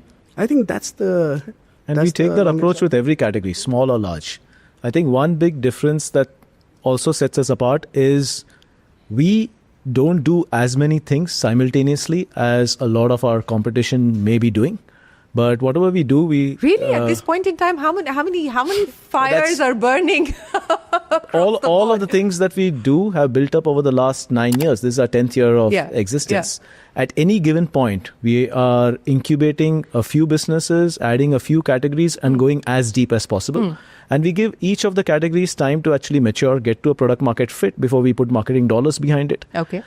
In terms of financial services, the good part is that it's not incentive driven. You can't give incentives. Yeah. It is a business that is dictated by distribution strength, which we have thanks to the PhonePe app. It is dictated by in every step, for example, lending, whitelisting the right set of customers for a pre-approval with our lending partners, helping our lending partners with setting up the mandates, which is again a strength that we have thanks to payments, repayments, again a strength that we have thanks to payments, and collections. We look at all the building blocks that it takes to build the business. We evaluate whether the IP that we have already created or the data that we have plays an important role or not. That becomes a decision to enter a business. Yeah. Because that's our right to play. Yeah. Right to win comes in from how we execute, but the right to play comes in from whether we have the building blocks to be able to enter a new business, even if we are entering late. And then we actually say that, do all of these add up to value for both the consumer as well as the partner that we're bringing on board? If those questions are answered, I don't think we really let market or time, in most cases, dictate when we actually launch and when we amplify. I think there's learnings from the sort of conventional family business houses or the big ones, right? If you see Good ones or? the good ones. Okay. I mean, if I see the Tata's empire, or I see the Birlas or the Ambanis, or more recently the Adanis and the Mahindras, they play across so many sectors. I don't even mean verticals, like sectors, right? They all started with one that started making money, then built the second, and so on. But I think they all also have a common infrastructure. They have common corporate services. They have things that every new business can take for granted. Your starting point is also further along. It's not like PIN code is starting zero base. It's not like Indus or lending or insurance is starting zero base. The building we are in is available. The cafeteria is there. All of the HR and finance and other functions are around. So if PhonePe is 10,000 employees, there's the standalone PhonePe payments business would have needed, say, 1,000 people in the corporate functions. The incremental cost of 5 other business projects, maybe just another 100 or 200 on top. So the cost of incubating new platforms is also lower. Where it spirals out of control, if we decided to say, play the quick commerce game right now, I'm seeing the cash burn happening in the market. If we decided to play the quick commerce game with the cash discounting coming into play, then there's no end to it. Because then you're going after market share. You're not necessarily... So you draw the line there. I think we've only once, and for a period of about 18 to 24 months, fought that battle. I think we got seduced into it somewhere around 2018 in payments. This is when Google and Paytm and Amazon Pay and others, everyone was going ballistic with cashback.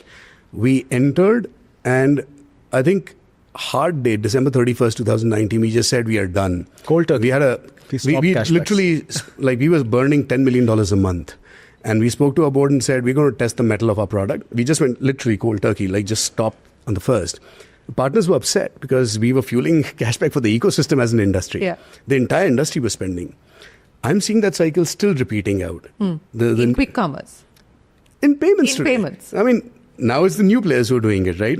The Navis, the Supermoneys, the Creds. The new players are doing it. There was a phase where Paytm and us and Google Pay did it. There's a phase where the wallets did it. So we did. I'd be a hypocrite to say we didn't play that game. We played it for the first platform we were setting up. Luckily, as Rahul mentioned, in lending, you don't have to discount. It's a category that always makes money if you play it right. Same with insurance, same with broking. So financial services anyway, luckily you don't have to burn cash. Commerce, you could theoretically burn cash. I've seen it now for a while. Not the game we want to play. We won't be playing to our strengths. I think the issue is that it's not that we can't. You don't know how to burn cash, is it? No, it's not that we don't know how to burn cash, and I think we could get it if we wanted. I'm pretty confident. It's not the game we want to play because that's not value chasing. It's valuation changing, and that gets screwed up in the public markets very quickly. Yeah, we've seen that happen. And It has to happen. I think the right thing is we know how not to burn cash and yet keep growing in a hyper growth market. And I think that's very important. We do use data very, very intelligently to ensure that, one, there's minimal cannibalization when it comes to any sort of incentivization. And even from an incentive perspective, if we are to do it, is it going for the right reasons where the consumer that you're acquiring is structurally sound and has a long-term value to the company? If we do it in a manner where it's purely to increase the transaction value or volume and does not bring any structural goodness, I don't think we are a platform or a data company. So I think we take pride in the fact that we do spend on the right set of users for the right reasons that creates long-term value for the platform and the company. I think that's how we look at it. If I could pick up on what both of you are saying and the example that you gave of how we've seen this conglomerate model as far as large legacy companies are concerned, is that the ambition of creating a digital conglomerate? I mean, the organizational structure certainly seems to suggest so. I mean, I think one thing that both of us and a third co-founder, Boris, and we are very clear about, when we started PhonePe, this was not our first gig together. This is a second or third stint together. And we're old entrepreneurs. So we said, we want to build a legacy company. We don't want to be valuation chasers. We want to be legacy chasers. In that, we want to create an institution that outlasts us. Multi-generational is not a word you hear in the consumer tech space. No, you don't. So we said we want to try and do a multi-generational great company. Yeah. In the consumer tech sector, how many are there? In India, we've not seen too many yet. It's also early innings. But I think the VC model and multi-generational don't go hand to hand in a market like ours, because promoters get diluted out very early. Yeah. And on the other side, the cash burn to actually cater to 1 billion people is also very high. I mean, it's both. Here, that's one of the reasons why capital efficiency is a key focus for us. If our ambitions can allow us, or our approach can allow us to have the cash flow get generated to fuel our own ambitions while founders are running the company, and then the next set of CEOs who are there for each of the business, they can actually carry on with the same. There could be an outcome 10 years from now where the business stands on its own legs, and I think outlives and outlasts short-term or medium-term imperatives and just creates long-term value. And that'd be really, really cool. Does it help? You talked about VCs and very often we've seen this sort of play out. You bet on the short term as opposed to betting on the long term. And we've seen that sacrifice being, and it's a fine balance as well. But does it help then to have, Walmart parentage in that sense? It definitely helps. I mean, they're 70 years in. They're massive. They're public. Families still got a very large share of Walmart. So in that sense, I think they're as patient capital would get in this space, right? So that definitely helps. I think they themselves have invested into multiple markets where they've taken long positions. So they're invested in that sort of long multi-generational play automatically. So that definitely helps. I think there's a meeting of the minds there for sure. Much more than we would have had if we were talking about early stage VCs, especially during those cycles where there's hyper growth, right? Yeah. It's very hard telling a VC who's put a third of their fund in your Series D, I'm going to stop cashback tomorrow because I want to test capital efficiency. You wouldn't have been able to do it. You wouldn't, because they'd be like, but I'm all in. I'm like, but I want to get all out of this game and play the long game, right? So I think it was the right time for us to actually get more sort of sovereigns and strategics in. We have Microsoft on the cap table. We do a lot of work with them. Qatar, Tencent, GA more recently, TVS. I think all of them are very, very patient. So I think, and it's a cozy small cap table today of very high quality investors. So I think they allow us, as long as, again, we demonstrate that we are bottom line focused, they allow us our experiments on the top line quite happily. And that's a great sort of combination. But does it worry you? Does it concern you? Because we're seeing this play out at this point in time of how companies are going to be viewed as far as their foreign shareholding is concerned, and whether there is likely to be any regulatory change, any regulatory pushback. We're now seeing both Zomato and Zepto try and bring down. Zomato has brought down its foreign shareholding, and domestic ownership is now higher, and Zepto is attempting to do that. Does it concern you? Does it worry you? Is it somewhere there in the back of your mind? Well, there's a decent amount of noise around it. Has been for the last decade, not just in our sector. If I really zoom out and look at it sector agnostic, I think for India to be globally competitive, we will need to compete with global players. So there's going to be an FDI entry route. Now the question is, am I competing with Google and Amazon and WhatsApp only, or is capital coming in? I don't think you can have one without the other. So I think we'll have to make a choice as a market. Do we become insular or do we compete? And I think for the last 15, 20 years, they've chosen the path of compete. Yeah. So to that end, I think this is irreversible, and I think we are better off for it as a market. I think the only limited concern that I have, obviously, I mean, not an ostrich, just looking at the world, I think there's a global trend against globalization right now. Yes. And I think that's the only one that I'm a little worried about. But I'm an optimist. I think this is cyclical. I think once people have met across borders, across shores, or whatever, I don't think you get enough of each other. So I think the market will keep opening up from here. I think India, for its scale of population, diversity of population, and diversity of problems, we should take a view of what allows us to leapfrog the lack of infrastructure in the various domains, segments that we have, and choose the path that allows us to get there the fastest. Within that frame, if there's a choice to be able to say take local capital versus foreign capital, I think it makes sense. Yeah. But to actually elevate the conversation about capital and investors being local or foreign, at the same level of whether the problem to be solved for is right or wrong, I think is that's the issue. So if local capital is not backing companies that are cutting edge or in the consumer tech space because they don't understand potentially the value that consumer tech can create over the long term, it is a high investment upfront with returns over time. Further aggravated by the fact that in the consumer internet space, India is a high volume, low ARPU play, low average revenue per user. So you need to actually build that scale, which means it costs even more. If local capital is not filling for the requirement that is needed for us to leapfrog, I think the choice should be to also take foreign capital.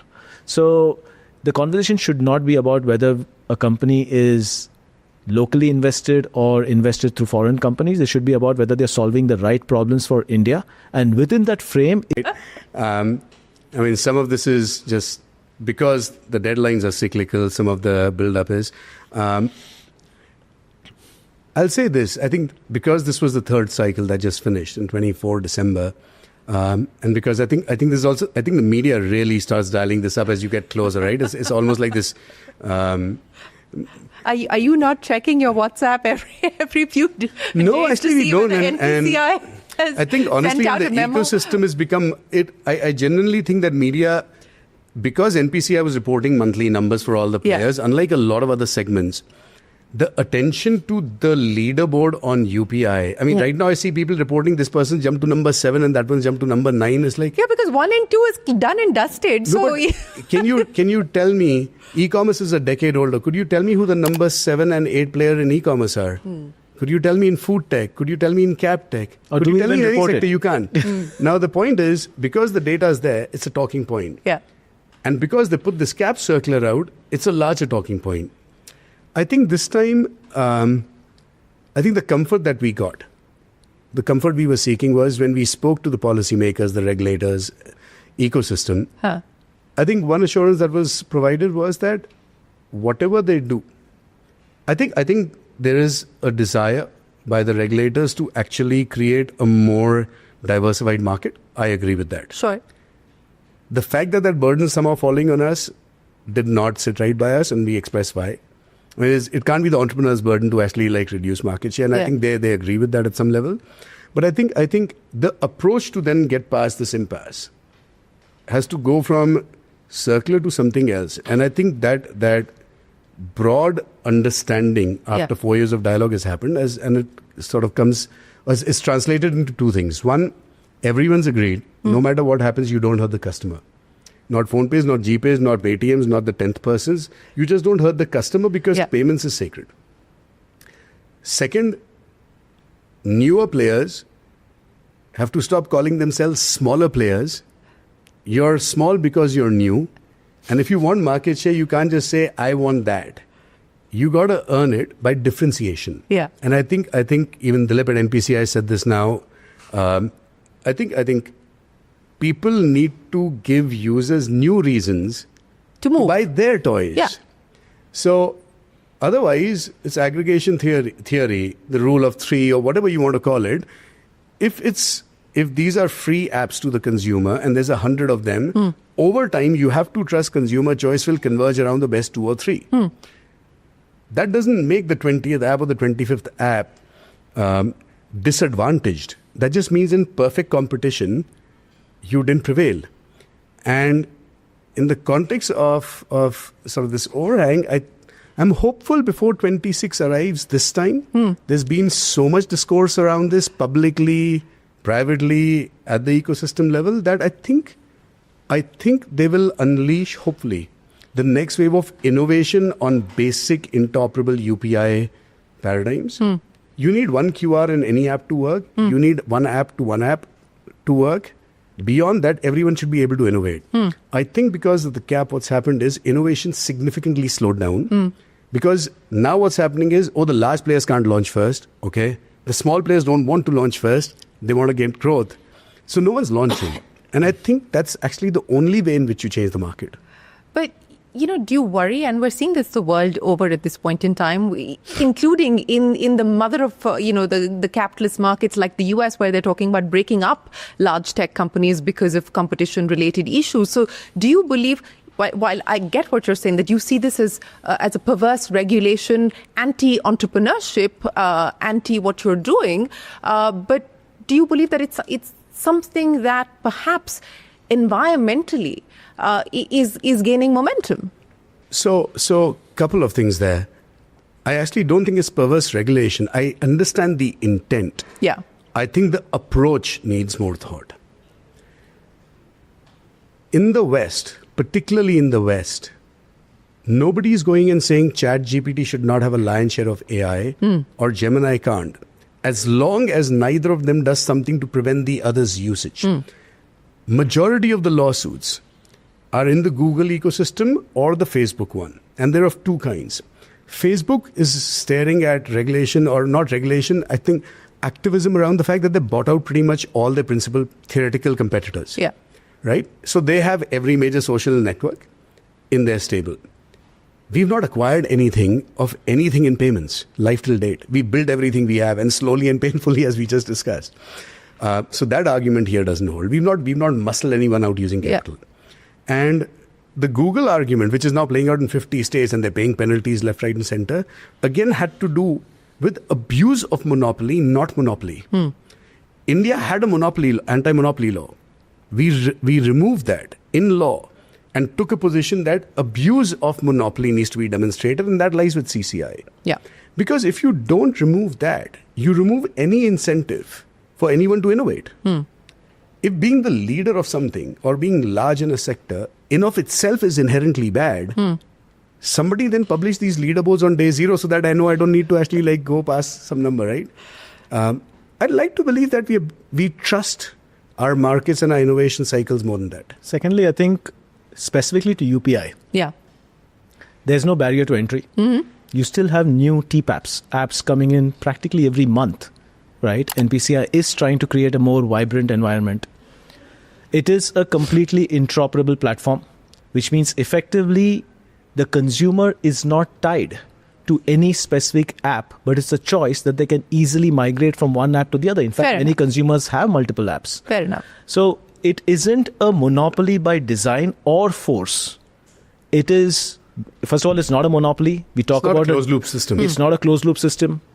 It's consumer choice that is ultimately playing out. There is no barrier to entry. You have some of the largest conglomerates like the Tatas entering. Yeah. You have completely new startups that are getting funded on the back of their play in UPI. Yeah. In such an environment, it's very difficult to actually see why consumer choice playing out with one or two apps is really a problem. There's another very important element here. It's not that any of the tech conglomerates in the West are just really large or they're abusing monopoly power, there, China, other markets, I think the activism is coming about because they also have pricing power in the advertising market or in particular like device markets. Who are we charging in UPI? Who's anybody charging? I mean, we are waiting to actually make some money. So I think that like to charge that's central. But that's gone cold, right? That discussion has gone cold. No, I know, but I'm just saying, if the entire industry is saying we need a direct monetization vehicle, clearly the problem is not that we are sort of price gouging. PhonePe is free, GPay is free, the 10th app is free, the 50th app is free. They're all free. How many do we have, by the way, as of today? I don't track these, but I know that it's well over 30 at this point. I mean, last I checked, there's more. There's more. There's definitely more. Right I think if you put together all the bank apps, you put together the other apps, they're significantly larger, but they're all options. They're all options for the consumer. Yeah. So there are quite a few apps that actually work on UPI. So it's not a small number at all. No, it's not a small number. But, I mean, I get the logic of what you're saying. I hope we don't know and we can't preempt whether this will be the logic that's bought by the NPCI and others. But this will be a significant risk factor for you as you go to the market, will it not? Because if the cap does come in, then what happens to your, 46, 48? What is the current market share that you have? Somewhere in that range.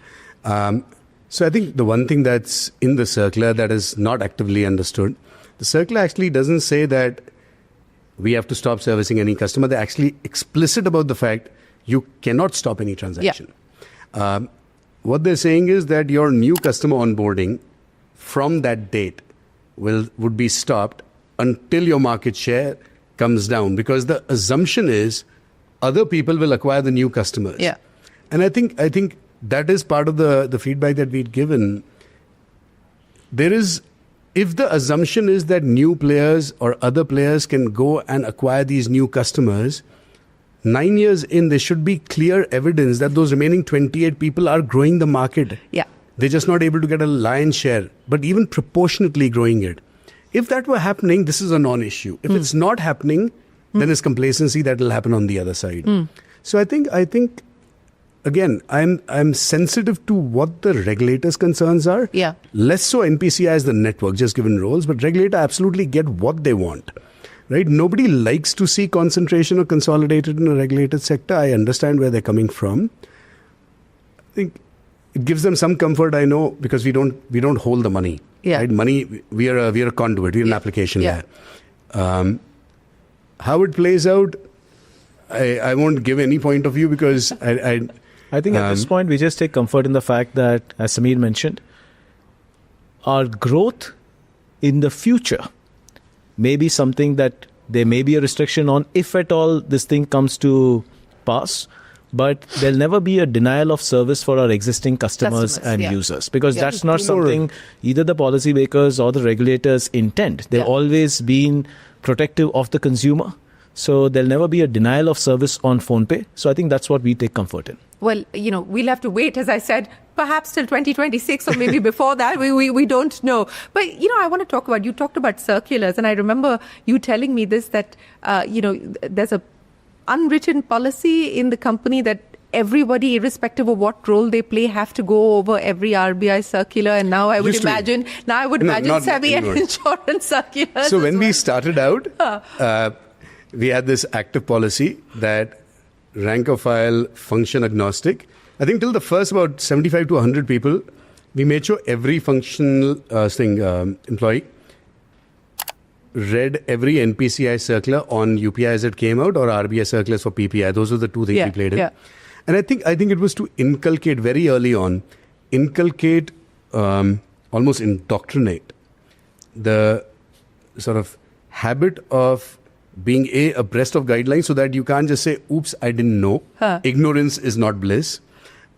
Two, making sure that, in fact, if new ideas have been permitted, you can move faster. You can't say, I didn't know, so I was a laggard. That, again, is just poor.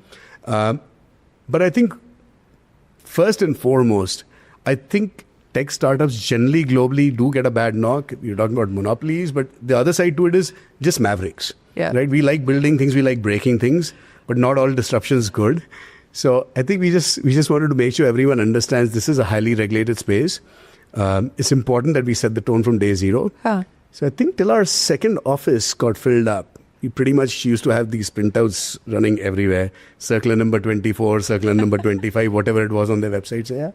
I still think, but a very large part of the payments team, and specifically the teams that work in financial services, agnostic of function, whether it's on the tech side, whether it's on the business side, whether it's on the operations side, are significantly aware of new circular and changes coming in.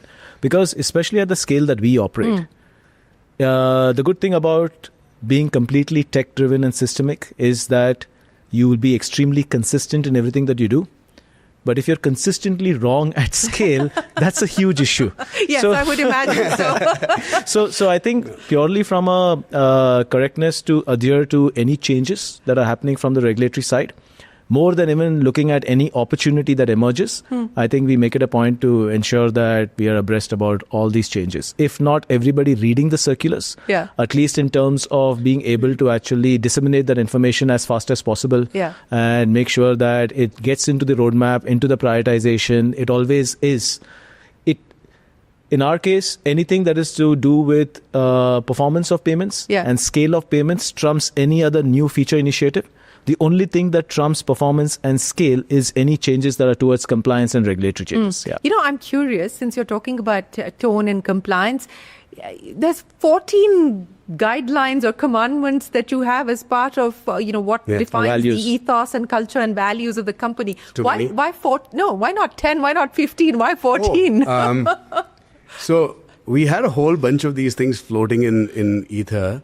And then our CHRO Manmeet came along and said, where is this written? And we said, some in my head, some in his, some in Vishal, some in this one's and that one's and Heman's. He said, I need this codified. And we got in a room and we realized there's a lot more than 14, by the way, at that point of time. And we debated and argued every one of them. They actually fall into three buckets. I think most people see the 15 or 14. We spend equal amount of time on how we want individuals to conduct themselves, how we want the team dynamics to play out, and everything, including our incentive structures, actually are aligned to making sure you never have a local maximum incentive. No variables, no bonuses, life till date. 10 years, 10,000 people, including us. Just don't. Don't do anything that makes people want to actually get an edge over their neighbor instead of trying to solve for the collective. And the third was as a company. So there's these three buckets. As a company, how will we conduct ourselves? So for example, at a company level, my favorite one is, it's a value that says, we will do positive disruption. So we are a tech company, we are a startup, we will disrupt. But can there be good disruption? And we said positive disruption means we will not sort of take anyone's profits or disrupt the sector just because we can on the back of, say, capital. Okay. We will only enter a sector if we think we can grow the pie substantially. Okay. Right? And we've said no to a lot of sectors. There's a lot of sectors with decent margins where you can throw money today and pick up. But we've seen this sector after sector. If the sector's overrated, 10 VCs capitalize 10 startups, everyone is in a race to the bottom and nobody is happy. Now, if we did that because we have, say, deeper pockets, that just makes us bigger schmucks. So we don't do that. And we tell everyone, you're not going to go bully. You have to out-innovate. Innovation is key. At the individual level, that will manifest into something like learn fast, fail fast. We encourage people to try a lot of different things. There is no-fly zones like compliance and governance. Yeah. Building stuff, if you're not moving fast enough, why are you here? Like, you should do it in a boring old state company. You should try stuff. Build a index, build a pin code, build ending products, like build 50 things. What's your favorite of the 14? Mine is actually a combination. I love positive disruption. So we have the one that is there for most of the companies in the consumer tech space, bias for action, which is basically to make sure that you act fast enough and with urgency. We've learned over time that urgency for the sake of it or hustling for the sake of it adds no value. So we have a balancing behavior in that. which is holistic thinking. So we've always been asked this question of how does holistic thinking go with bias for action? Okay. The reason we put in that is whenever you think of getting into something, think of it from all the angles, not just from the go-to-market. Think of it from, okay, how will it operate on day 100? When will you actually put marketing dollars behind it? Is there a plan A, plan B, and potentially a plan C to fall back on?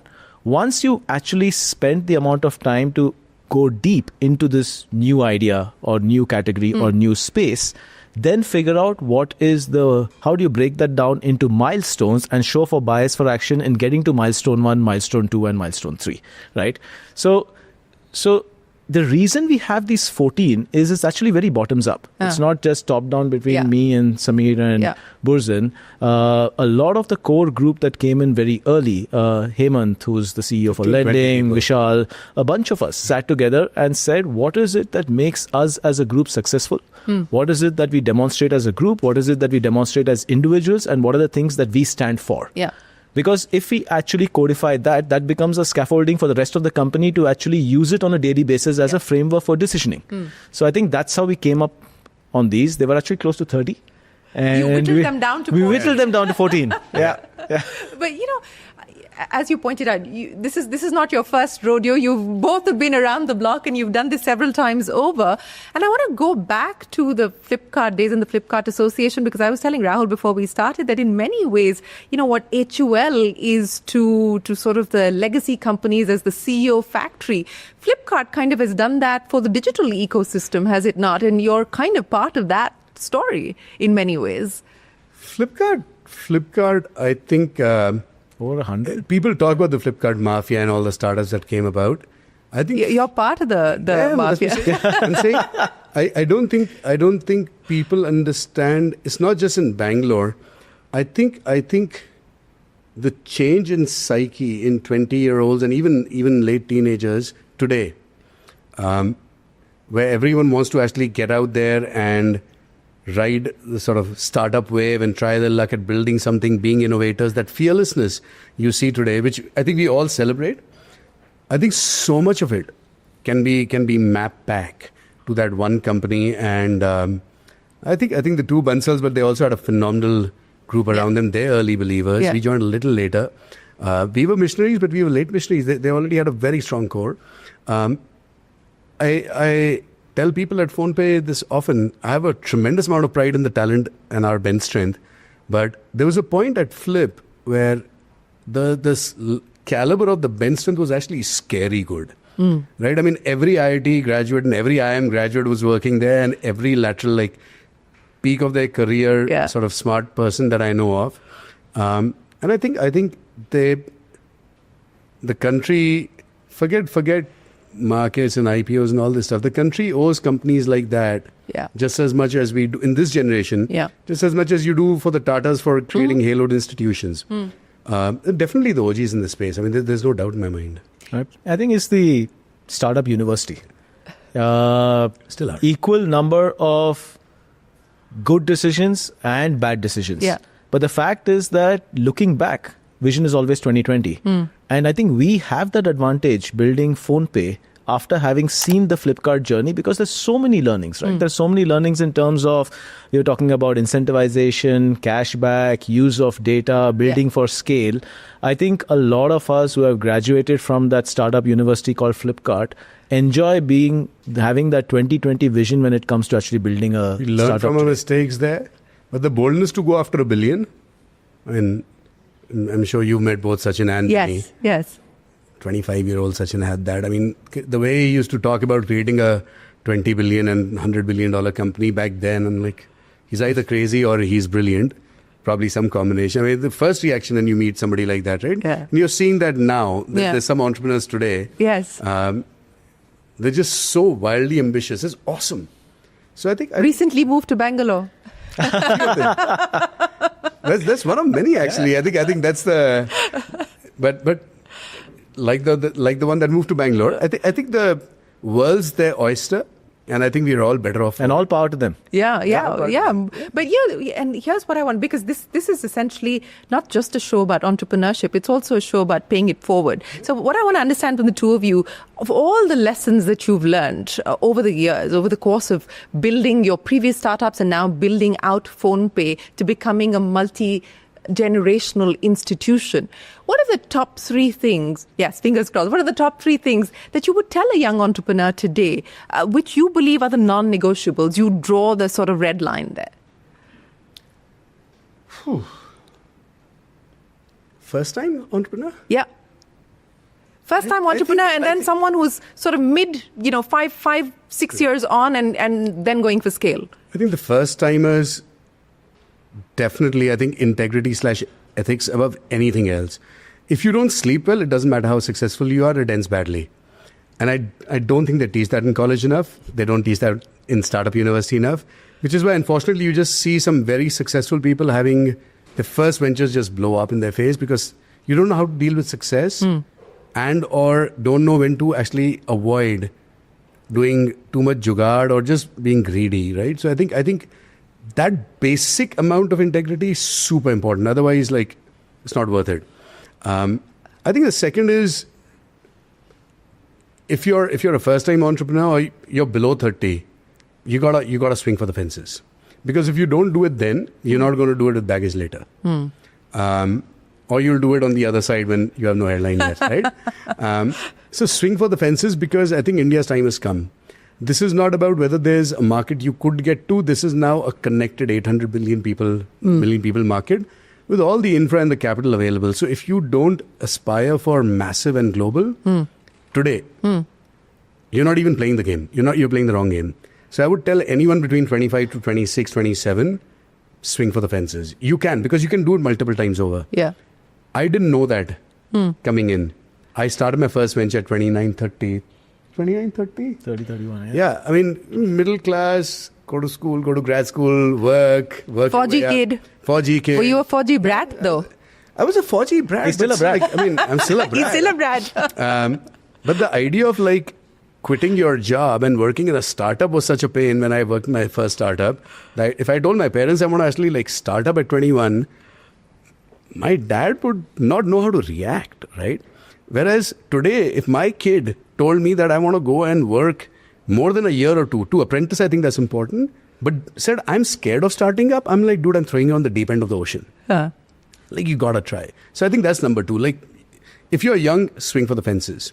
You can do it in a startup. I'm not saying you must start up, but I'm saying you must try something disruptive. Push the envelope. And I'd say the third one is, you really got to be clear about why you're in it. I think in India, making money is still a dirty word at some level, whereas when you're young, sometimes it's just change in lifestyle that you're seeking, and that's okay. But somewhere along the way, you get trapped in that rat race and actually your priorities change and everyone's still telling you to chase it. So you got to know at different stages of life. I think our motivations when we started PhonePe were very different than we started mine. Very different stages of life. So I think you got to know that. Rahul? So for me, I think for the first-time entrepreneur, I think hustle is great, but hustle with the right goals and right intention is very important. I see a lot of entrepreneurs engaging in busy work. That's more activity, but not really work that is leading up to something, right? The sense of working day and night through weekends should add up to something, and you should be clear about that outcome and not just do it because you think that's what a startup means. I think that is very important. The second one is this chase for valuation and your first raise being a really large raise. Most don't know why you're raising, how much you're raising, and what you're going to use it for. What you want to use it for. That and once you have the money, then you start chasing growth to justify that and justify your valuation, which leads to the next round. And that's a spiral to death. So chase demand, not growth. Chase the right product. Solve the right desired outcome. Create the value proposition, and then say that now I know what's the value proposition I want to create, and this is the kind of money it will take, and the valuation will emerge. Right? I think that's the right way to look at it. And the third one, I think this is more for after you're few years in, to build a certain level of strong conviction in what you're doing. Many times, especially in a hyper-competitive market, you do react more than act on your conviction. And I think it's very important to find that balance. The more you keep reacting either to competition or to changes in environment or volatility, you are ending up veering away from the path that you have chosen, and over the last few years, you have built a conviction on. If you have that conviction, things will change. You need to actually find that right balance. Pivoting for the sake of pivoting never really works, right? So I think if you pivot because you've analyzed internally with all the signals that you have that you need to pivot versus you're reacting to market, it's very, very different. So having conviction in what you're doing, extremely important. You know, since we're talking about competition, I want to understand from two of you. Samir, I'll start with you. How do you look at competition? Do you look at competition from the perspective of focusing on your competitors' strengths or your competitors' vulnerabilities? Definitely not the vulnerabilities, because that's a perverse game, right?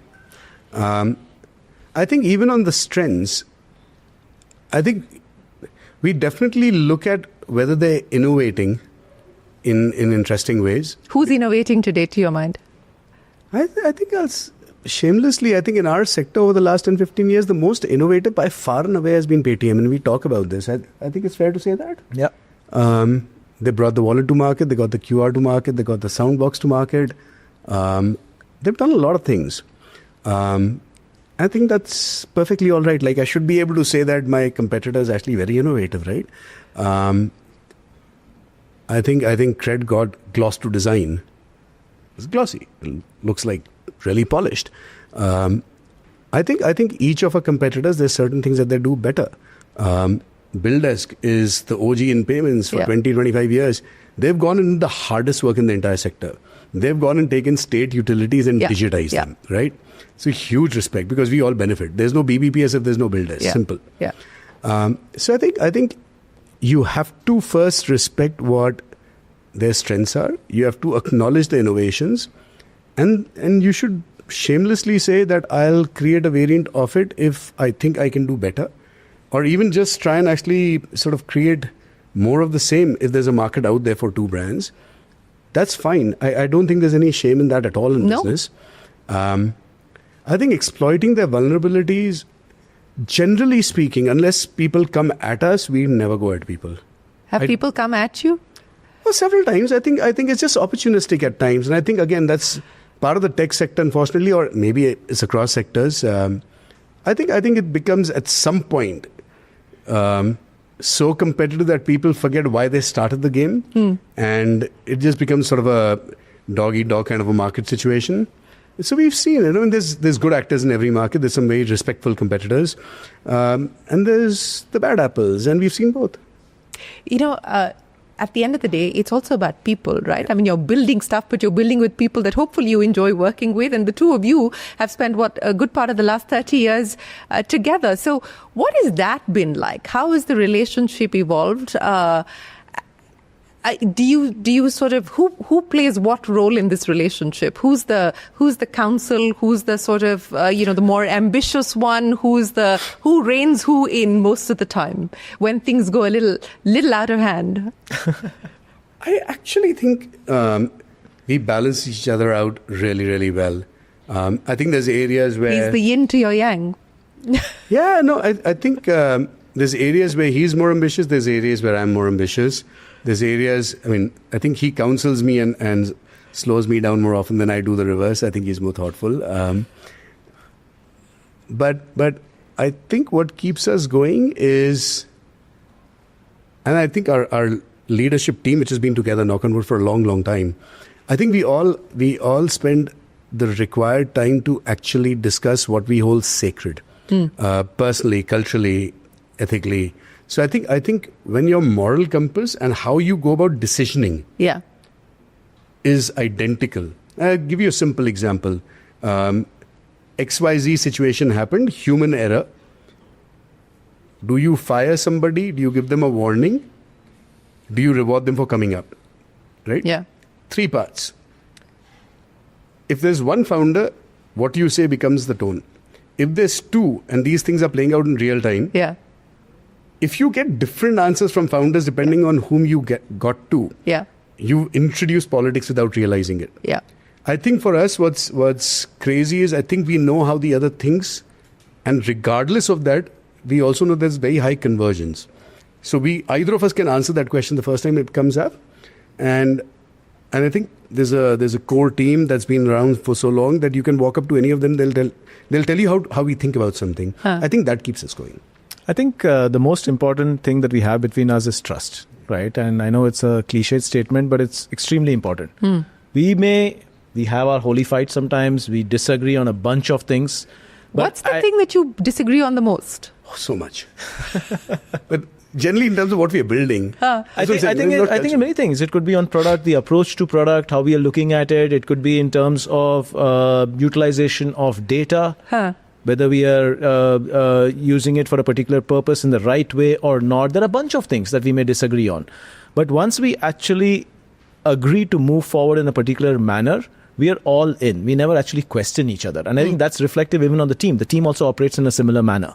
Over time, what we have done, I think, is tried. So we are very complementary in terms of our functional skills. But over time, we've actually developed a significant, not just appreciation, but understanding of each of our roles so that we're able to actually step into each other's shoes very easily. As his role becomes more and more external facing and he has significant demands on his time, I'm able to actually fill in on his role inside the company. He, in fact, can be an excellent CTO for PhonePe. He gets tech pat down. He won't agree, but he's actually an excellent engineer. So I think what we've done over time is move from just having complementary skills to actually try and be as interchangeable as possible. Yeah. And the third one is, like he mentioned, one of the things that we do take seriously between Samir, myself and Burzan is to hold the mirror to each other. We never shy away from actually having a discussion about why we don't think that this is going in the right direction or so any decision that's been made. I think there's a very deliberate and vocal attempt at transparency at all costs. Yeah. And it makes people very uncomfortable to begin with when we tell people that you got to put it out threadbare, any topic, discuss it, motivations, what drives you, why is this happening, in any context. So what that does is it puts people out of their comfort zone. Okay, that's the negative. But it allows you to go to the nub of the problem and really solve it. Much faster. As organizations scale, they lose that, right? I mean, startups don't have time to BS around. Large companies have all the time in the world to BS around. And managing upwards and downwards is actually there's careers developed around teaching people how to develop careers on managing up and down. You don't want that crap. You want to build. So we fight on whether the color and font of the bento boxes is right. We still fight over that. He's like, this damn thing is too light pink and I don't like those corners. And we go at it. Sometimes we scare the natives, so to say, right? But I think they do the same as well. And it's when you see people fighting passionately about whether the smart speakers colors are right or the font is, the icons are big enough. When you see those fights happening in the corridors, you know something's right. Everything is a healthy debate. Healthy debates. And as long as the intent is towards taking the company forward, the product forward, right? Yeah. It's all fair. It's all fair. So clearly, who's the maverick and who's the goose? Since we're talking about the wingman. He's the maverick. You're both pointing at each other. Who's the maverick? I could go with the movie shot, but that one's a little... I'm sticking with this finger. But, what is it that we will not see on PhonePe? You've given us a glimpse of what we could possibly in the future see on PhonePe. What would we not see on PhonePe? It's never say never, but I can give you an example of what you haven't seen so far on PhonePe, just to give you a reflection of how we look at things. Cryptocurrency, right? There have been many times at which whether we create our own crypto, whether we distribute cryptocurrencies has come up. One of the things the reason we've stayed away, apart from the fact that RBI has been very clear about their position on crypto outside. Unequivocally, they hate it. But there's a legal representation of crypto that still allows it to operate and exist and trade. And be taxed. And be taxed, right? We believe that the way crypto has been positioned and interpreted by a large set of the population as being an investment vehicle many times marketed as safe enough to actually put in and grow your money, putting something like that out on PhonePe at the scale that we've operated at would be just socially wrong, right? And that's why we've never actually taken a view that we would never put crypto out on PhonePe. Irrespective of whether the regulator... are just straight up Ponzi schemes. I mean, you just don't want to touch that. Even if the regulator said it was okay, the way it's been positioned, like I've been on a cab driver, I was talking to the driver and he was saying that he's moved his money from the chit fund into crypto, where chit fund is actually... You may have a view. This only happens in Bangalore, right? Chit funds to crypto in a cab drive. But he thinks it's safe enough to actually move into crypto because he's seen that suddenly there's been a run up on that, and we'd not do that irrespective of whether we'd be able to make a lot of money distributing crypto or even creating our own cryptocurrency. So I think there are things like that where we draw the line and say that both from the role that we play, the trust that we have built with the consumer and the scale that we operate at, there is a no-fly zone of certain products that we'll not distribute. Yeah. So what could we possibly see on PhonePe in the future? You talked about global ambitions. I mean, you've got partnerships across 6 countries at this point in time as far as UPI is concerned. What is the global ambition? Because I know it's made in India by Indians for India largely. It's an India first ethos, but do you have global ambitions? Absolutely. So today, Indians traveling to those UPI peer countries or partner countries can spend, if they're traveling there. Yeah. We will definitely, for the core payments business, we will definitely venture out and start building operations in other markets. I think we publicly already announced we are entering the UAE. We are going to be entering Singapore. The IPO side of the brain is working overtime. Birdie strapped in my hair. I don't have hair left, right? So it's like, so we are applying to enter the Middle East. We are applying to enter Singapore. For right now, that's all I know I can share. But we absolutely do believe that certain products that we've developed will find appeal in consumer markets or even merchant markets in other geographies as well. Yeah, it's India's time to build for the world. So how soon can we expect PhonePe to build from India for the world? Ask the CTO. Now he's pointing a finger at you. When it comes to timelines, he points at me. Yeah. But I think we just applied for the license. We'll have to actually wait for the license approval. And as and when that comes in, we'll be able to actually offer a timeline on when we go international. Yeah. Okay. So it's been a pleasure speaking to the two of you, and we wish you the very best of luck with all of PhonePe's plans, and of course your journey to Dalal Street as and when it does take shape and when it happens. But are you going to give us a broad timeline before we let you go? I'm getting better. I'm learning. No. Well, thanks very much, Amir, and thanks very much, Rahul. We wish you both the very best of luck, and thanks for having us here at PhonePe. Thanks, Shireen. Thank you so much. Well, with that, it is time for us to wrap up this edition of the Young Turks podcast here from the PhonePe headquarters in Bengaluru. From all of us here on the team, for now, goodbye. Thanks for watching. Stay tuned to CNBC-TV18. There's a lot more coming up.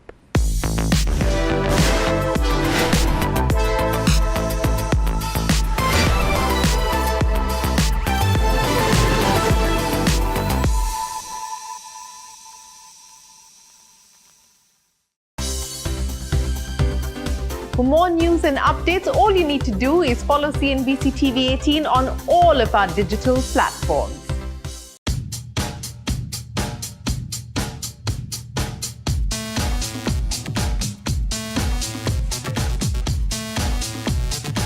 From Madhya Pradesh to IIT Bombay, that's where your love for the capital markets personally started. I used to watch, sometimes CNBC as well. You used to host one show there. Yes. Yeah. So that's how, read a lot of books and got into excited about capital markets. Take me through that period of being at Flipkart, working in the e-commerce space, and then deciding to go the capital market route. Flipkart was converting from retail to marketplace. And I was one of the first product managers there to kind of build that. Very lucky to meet my co-founders there. One guy who's spontaneous, another who's a thinker and a numbers person. Which bucket or which category do you find yourself in? I'm nowhere, I think. Nowhere? I think my strength lies in identifying people. So I ensured that my co-founder should be smarter than me. Then two of us came. Then we thought third one should be smarter than us. from 0 to 14 to 15 million. What would you say has been the biggest learning so far? One of the biggest factors in startups is timing. Why now? Less than 20 million, active investors at that time. Yeah. Very, very Yeah. few. So it makes sense. So mutual fund app, and they're like, I think some 30, 40 apps listed on the Play Store, or like Signal. Yeah. Then how do you create a moat around yourself? How are you different? So I remember in 2002 or 3, I opened my Demat account. And the person did not even kind of entertain me. So I was in chappal, and as a student you go there and so kala come to and so on, and then after conviction, after some convincing, fill the form, 2 days, 3 days, and open my account. By the time you're gone, your interest is lost. Yeah. So the point was you find one problem area at a time, and then kind of figure out that you have this right to win in this market.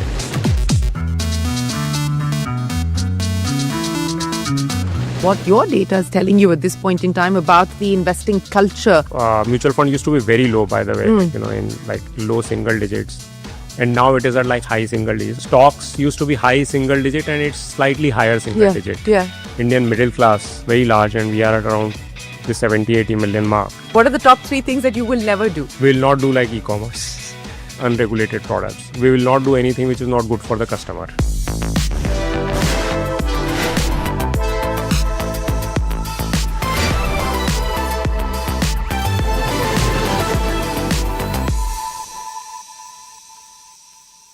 Hello and welcome to the Young Turks Reloaded podcast. I'm Shireen Bhan. My guest today has had quite an interesting journey, starting from his roots in Madhya Pradesh to IIT Bombay to his entrepreneurial start with an education startup called EduFlix. He decided to bet on India's capital markets 9 years ago along with his 3 co-founders. Let's talk to Lalit Keshre about the Groww story, more importantly, where it's headed from here on. Lalit, many thanks for joining us here on the Young Turks podcast. And that's where I want to start with you. I mean, it's really been quite a journey, right? From Madhya Pradesh to IIT Bombay. That's where your love for the capital markets personally started, but it took a while for it to convert itself into a business opportunity. No, thank you so much, first of all, Shireen. I've been following this show for many years now, and it's great to kind of be here. So I think I'm very grateful about this journey right now. So I was in a small village, my parents were in a village, and I got Lepa. Yeah. So and then but there were no schools there, so I studied with my Nanaji, grandparents, and Nanaji, Naniji, and I was lucky that that year itself there was an English medium school there. It just got started, and as I progressed, that school also kind of went till 12th, and then I was lucky again that I got to know about this IITs, but nobody around me knew about them. Just lucky to kind of got in IIT Bombay. I was just there day before yesterday, and of nostalgia and so on. But I think it's not just luck that helps you get into IIT. No, of course. There was I got access to kind of lot of stuff also. There used to be this brilliant tutorials in Chennai at that time. They used to send you books and so on. So thanks to bunch of these folks, got in there, and then as you said, that's where I came to know the one advantage of Bombay is at that time also there was a lot of entrepreneurial, in 99, 2000, 2001, everybody was starting startups, .coms and so on. Yeah. And at that time, somehow I came to know that you can invest in stocks, and they are publicly listed companies. Primarily because one of my kind of wingmates got an internship in one listed company and so on, and that's how got into a rabbit hole of. And then I just told you I used to watch sometimes CNBC as well. You used to host one show there. Yes. Yeah. So that's how read a lot of books and got into excited about capital markets. But at that point in time, capital markets was a passion. It was something that you were personally and individually sort of taken by, but the idea of converting that into a business opportunity didn't occur to you. No, absolutely not. No, I was doing so in student and in IIT. I did a student startup in medtech devices. Again, I've been very selfish in looking at my own problem. So I had this allergy in the campus because of some pollen. So created this device which was like allergen detector. Okay. And of course, when you But isn't that the starting point of great ideas, where you actually encounter a problem yourself and then try and solve it? Yeah, so that's my philosophy in consumer business. I think it's always better to kind of solve for you so that you have at least one customer. Guaranteed. Guaranteed customer, right?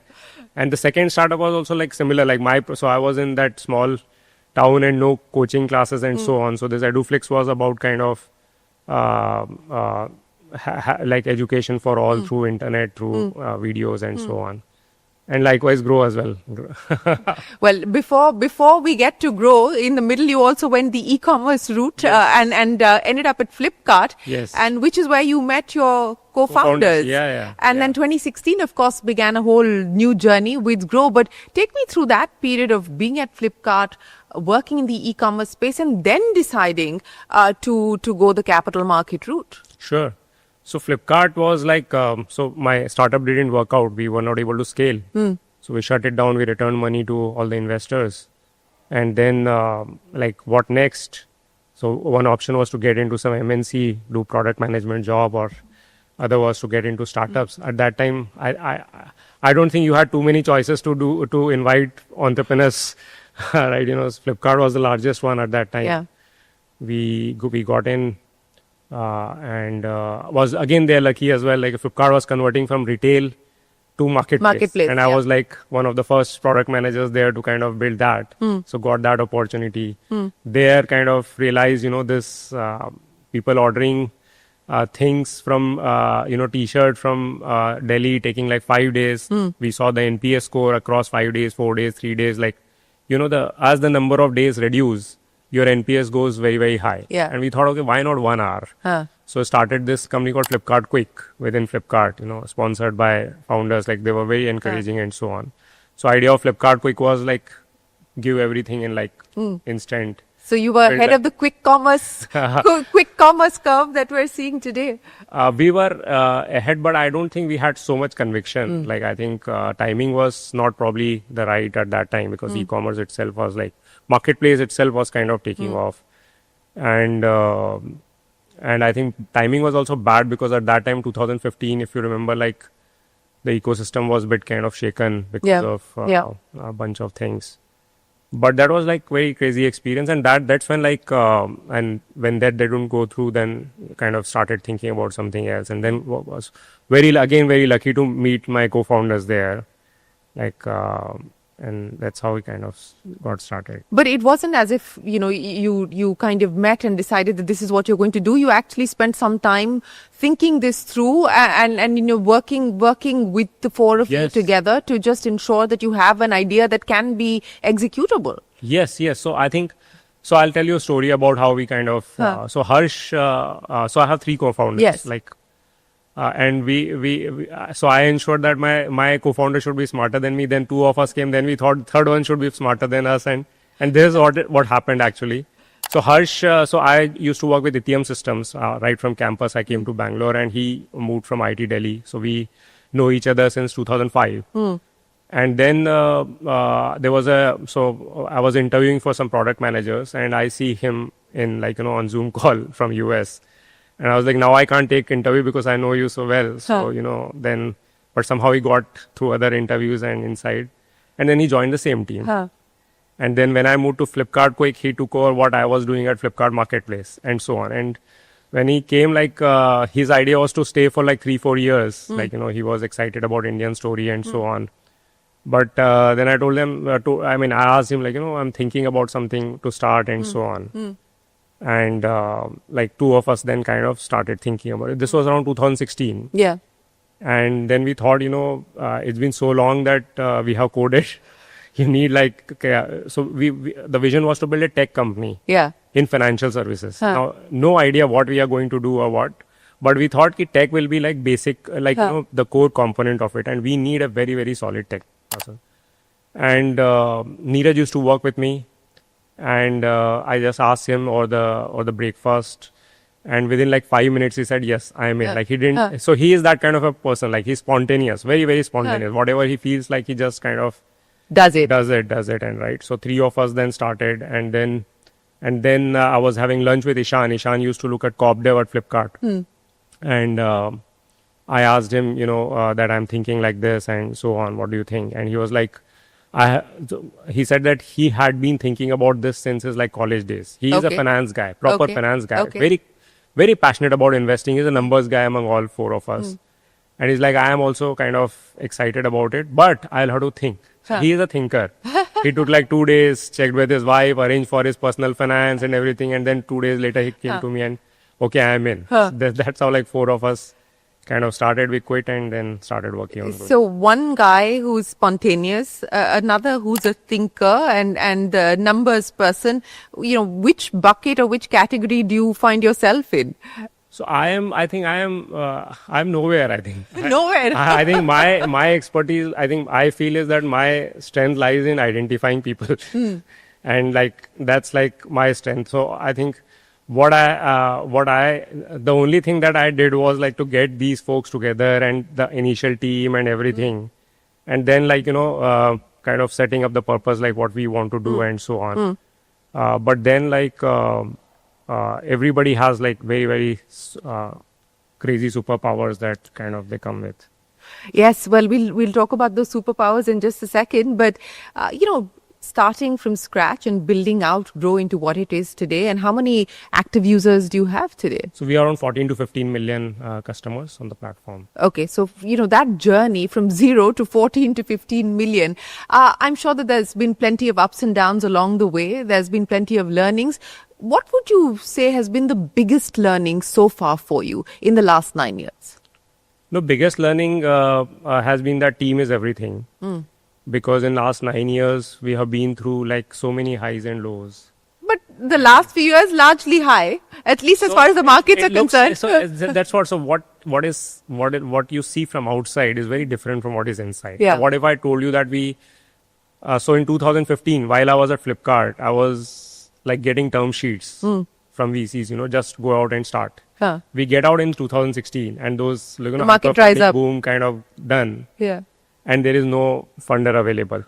And and we raised some angel money from Mukesh, Ankit and so on, our Flipkart folks.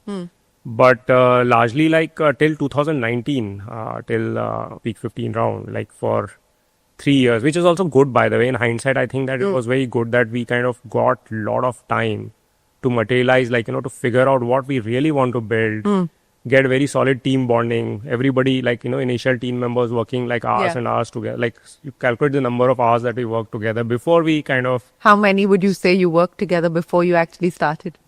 So so founders, if you look, Harsh and I go since 2005. Neeraj, 9 plus 3, 12 years. Ishan, 11 years. Right? That's the kind of, and the initial folks were almost all the folks that we hired were people that we knew, right? All the hiring. So all the even in our leadership team, for example, lot of we have had at least 3 years or 4 years of dating before they joined Groww, right? So you believe that that's important to really know and have chemistry and understanding of a person before you actually hire them? I think so, because it's not sprint, right? It's a marathon, and then you will go through crazy emotions, ups and downs, and and you need to know a person really, really well, and you also need to enjoy working with them. That's also very important, because success is it's not necessary that success will come. Yeah. But at least that part of the journey should be fun. Yeah. Right. Yeah. Yeah, absolutely. I agree with you there. But, let's also talk about the landscape that you were operating in when you decided to start in 2016. So there was already a few players in the market that had done what you were attempting to do. How much were you influenced by what was already out there? So, Shreen,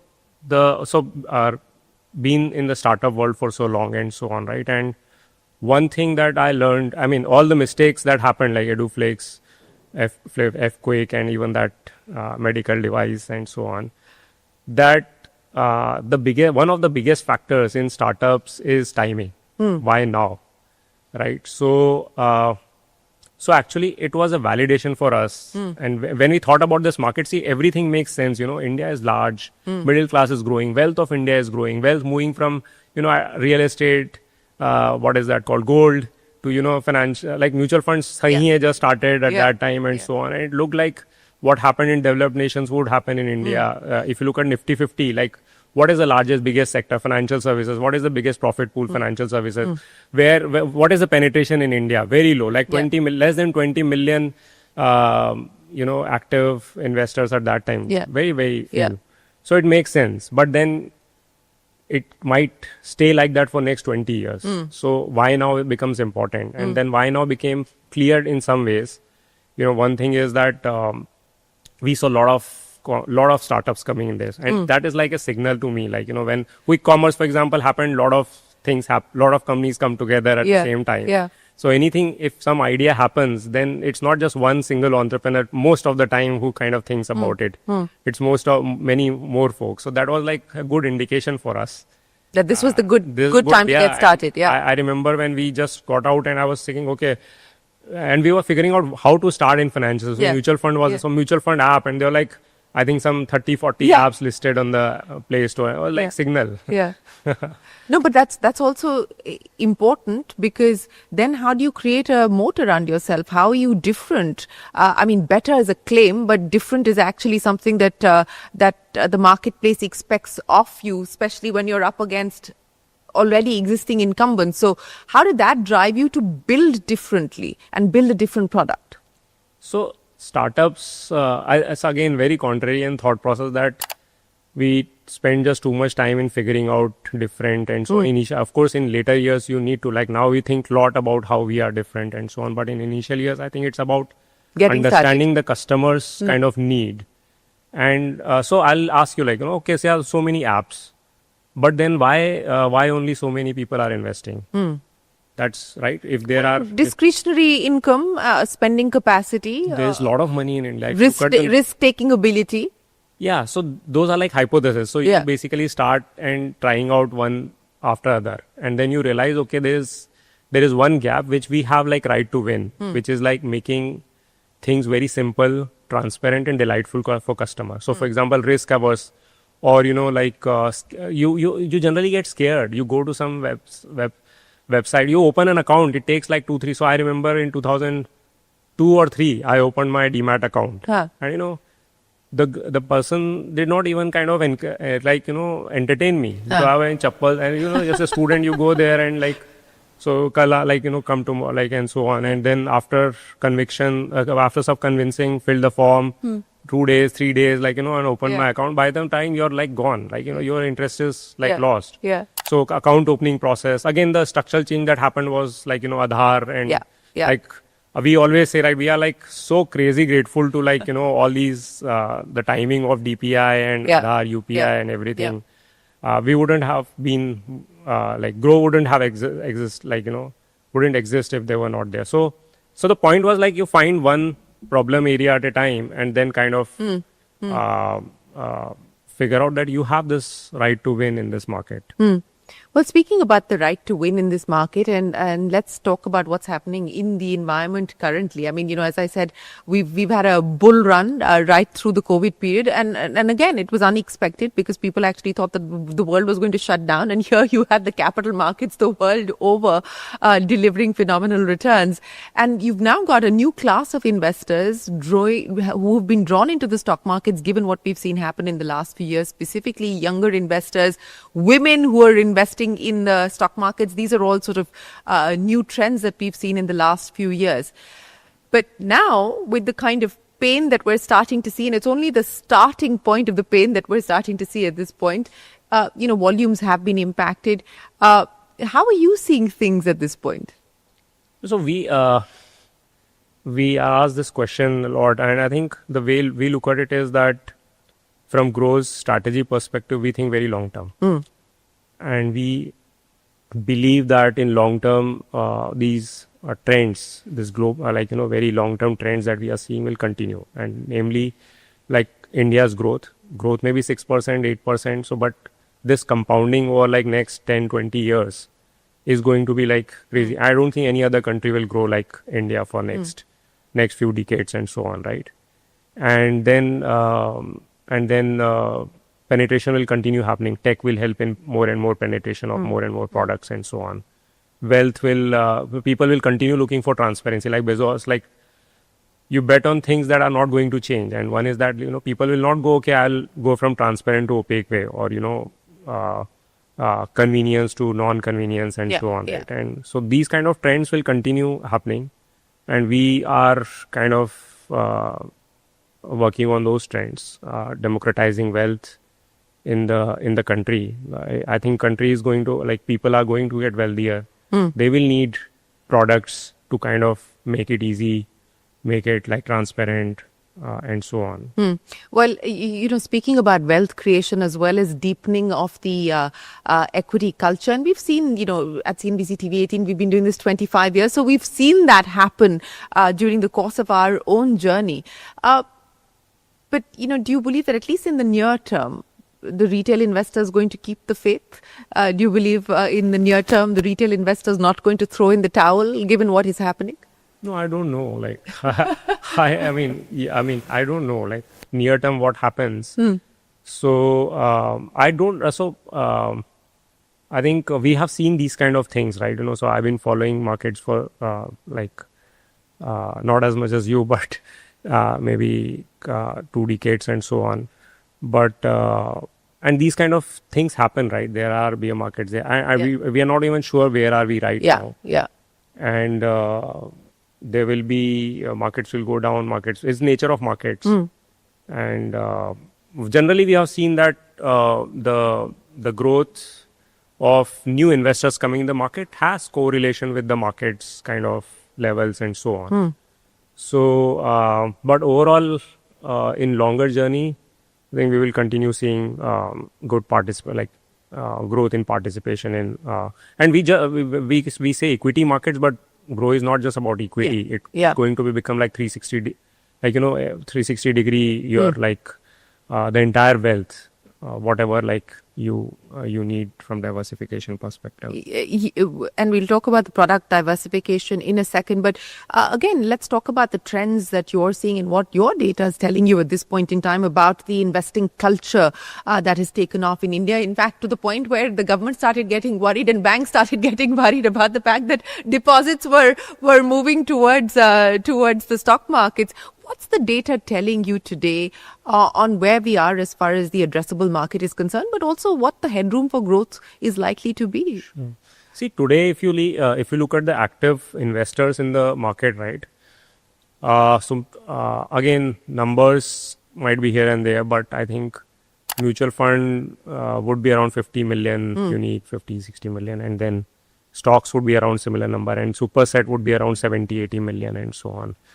And participation perspective, mutual fund used to be very low, by the way, in like low single digits. And now it is at like high single digits. Ownership, I'm talking about the ownership of the stock market. Yeah. Stocks used to be high single digit and it's slightly higher single digit. Yeah. Right? It's not like, so there's a lot of narrative, okay, retailer. But if you look at the ownership perspective, it's still like, mutual fund has seen higher growth in terms of ownership and so on, indirect ownership. And I think that is one way like probably will grow even faster than direct ownership.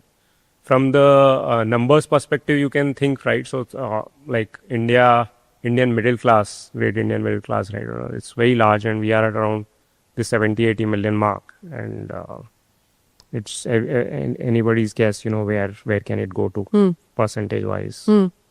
So, you were talking about the fact that Groww today is much beyond just equities. And that's been a sort of conscious strategy on your part to be able to address different segments of the market with different products as well. Again, what's been the learning there and where do you believe the gaps continue to exist that you would like to plug specifically? Yeah. No, so our biggest learning, Sheen, when we started actually, this is Groww in current format was not our first product. There was a pivot. Yeah. When we started, we thought, Isn't that usually the case for most successful businesses, that it's actually the third or the fourth iteration that is the one that is the successful iteration that exists? Yeah. But we were lucky. We were like, in just one pivot, we kind of found what we were kind of looking for. In the first one, what we thought was, we will build an advisor. So the hypothesis was, okay, customers don't know what to buy. So tell them what they should buy, right? So we built an AI kind of advisor, and Ishan and the rest of the folks, they came up an algo where, and risk averse you talked about, right? So it's built an algo where people don't lose money. So you start with liquid fund, and as they make some money in liquid fund, then you start putting in some equity and then long-term debt and then equity and so on. So this is like very full, like, you just can continue saving, like, and save whatever you want. And we'll ensure that you keep building wealth and so on. And we thought it's a very beautiful product because people are risk averse and so on. And we got two insights from that. We realized that people are actually not risk averse. And second thing was, especially a certain segment of customers. And second thing was that people want selection.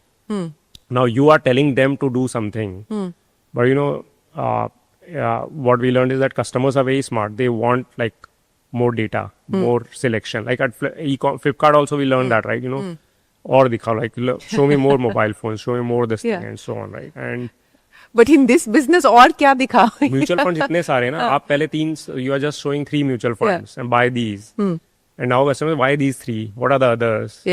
So then we thought, and there was no platform where you can, go and see everything, the whole detailed information, buy, very simple buy process. Like, why not just, so rest all other apps were more or less robo-advisors and advice and so on. So we thought, let's just build this. And this was like very big insight where we were just mutual. By the way, for first 4 years, the only product that was available was mutual funds. And we just kind of made it just so simple and so transparent. So what happened was we built a search. You search for any mutual fund. There is a product, beautiful product page. You should check out our, there's Groww. There are like, you need to know about fund manager. You need to know about past performance, expense ratio, tax, like everything. Right? What are the other funds for? The what history, geography. What is, everything. And everything in between. So whatever is the holding and so on. And later when you launch stocks, then holding, you can look at the stocks also. Right. So that was like, and then payment, very kind of simple payment, very simple onboarding and so on. And like first month when we launched after the pivot, we thought, 100 customer ho jayenge to maza, like it will be fun. Like it will be like good feeling. And we got 600 customers. And at that time getting customers was so tough. And we did not do any marketing. It was just, some friends. So we, earlier what we used to do, we would create like so Flipkart se nikle to Flipkart ka ek group bana diya. For our friends and family, there is group number 1, group number 2, group number 3. There are like hundreds of groups where people just ask questions. So to get insights from the customers, what are they looking for? But, and our GTM was told them, okay, we launched this Groww, like check her out. And then they will invite other customers and so pure word of mouth. In fact, first few years, we did not do any marketing. The word of mouth, even today, for example, in like more than 70% of our customers are organic customers, all word of mouth. So, so that was another kind of big insight that we had, that if customers really feel about something, really feel good about some product, then they talk about it. They go out of their way to kind of talk about it to their friends and families.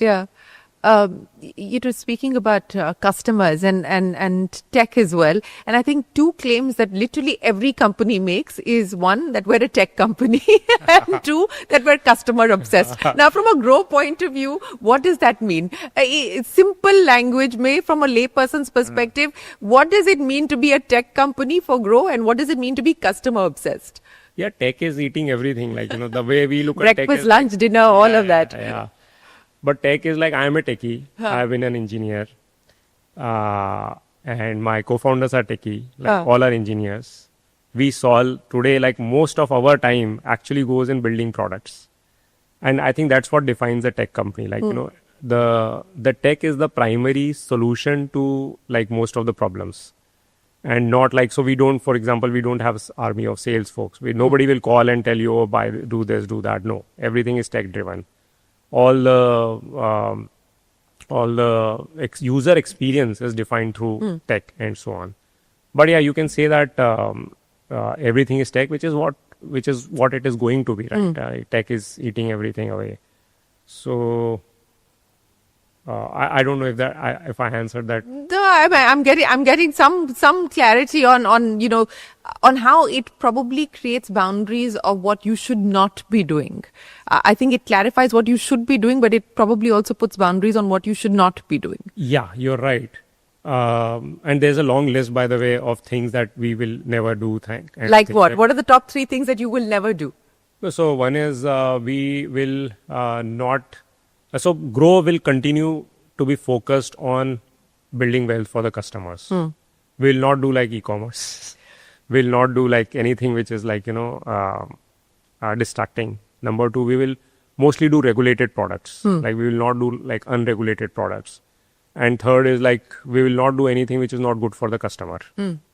Right? We'll not kind of do customer come first and so on. And there are a bunch of other not do things and so on. Another thing is also we'll not do something which we can't build 10x better customer experience ourselves, right? And which we will not do ourselves on the. So we have one of the commandments: be the power user of your own product. And if we will not be the power user of that product, we'll not build it.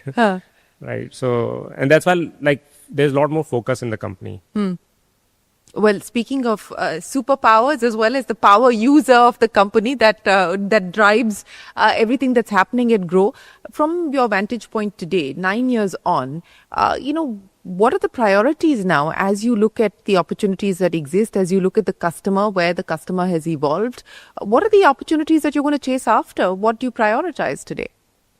So, the biggest one is to so our goal is to become like the default wealth platform in the country, where people think about building their wealth on Groww. And what we have seen is that a lot of our customers have got wealthy in last, older customers, and now a lot of wealthy customers coming. And they need lot more tools now, lot more products. So on one side, there is simplicity and transparency for like millions of customers. And then for now people are getting more and more affluent, HNIs and so on. We'll be building more products for them. And so that is one kind of direction. Other direction is now a lot of power traders on the platform. And again, they also need a lot more tools and so on. So for last 2-3 years, we've been building some tools that we have built that do not exist outside and so on. So that is another kind of direction that we'll take up and so on. And lastly, selection, the holistic view of wealth is very, very important. That is you can't say, okay, I want to invest in this and you don't have that. You need to have all the products. So filling all the gaps across multiple products, we need to have those as well. So creating the full basket for the customer. Yeah, well, speaking of creating the full basket for the customer, you're also operating in an environment that has seen a fair degree of regulatory change. It's also seen a fair degree of regulatory clampdown, especially when we talk about the F&O side, when we talk about, True Label Circular and so on and so forth. From that perspective, how does it change the business case for a company like yours? How much does regulation decide or define your destiny today? So, see, one good thing, so we are a regulated, all the business that do are regulated businesses. One good thing, what has worked for us over last 9 years is that the philosophy of regulator is customer protection. Philosophy of Groww is customer obsession, do everything for customer and so on. And they match. Now, they're short-term these things, where we have to make a lot of changes immediately and those kind of things. But apart from that, I think more or less, if you see all the regulations that have come over last many years, they have all benefited Groww. KYC regulations or peak margin regulations, or so they increase the trust in the system. A system mein trust increase hota hai, so people transact online, people invest. They know that, okay, I'm buying a stock. This stock is safe. If I'm transferring money, this money is safe. So it always helps to, in the long term, expanding the markets, right? So overall, in mutual funds, bunch of regulations came. Nominee, that, again, more trust. Okay, now there is a nominee and something happens to me there. So I think it has always worked good.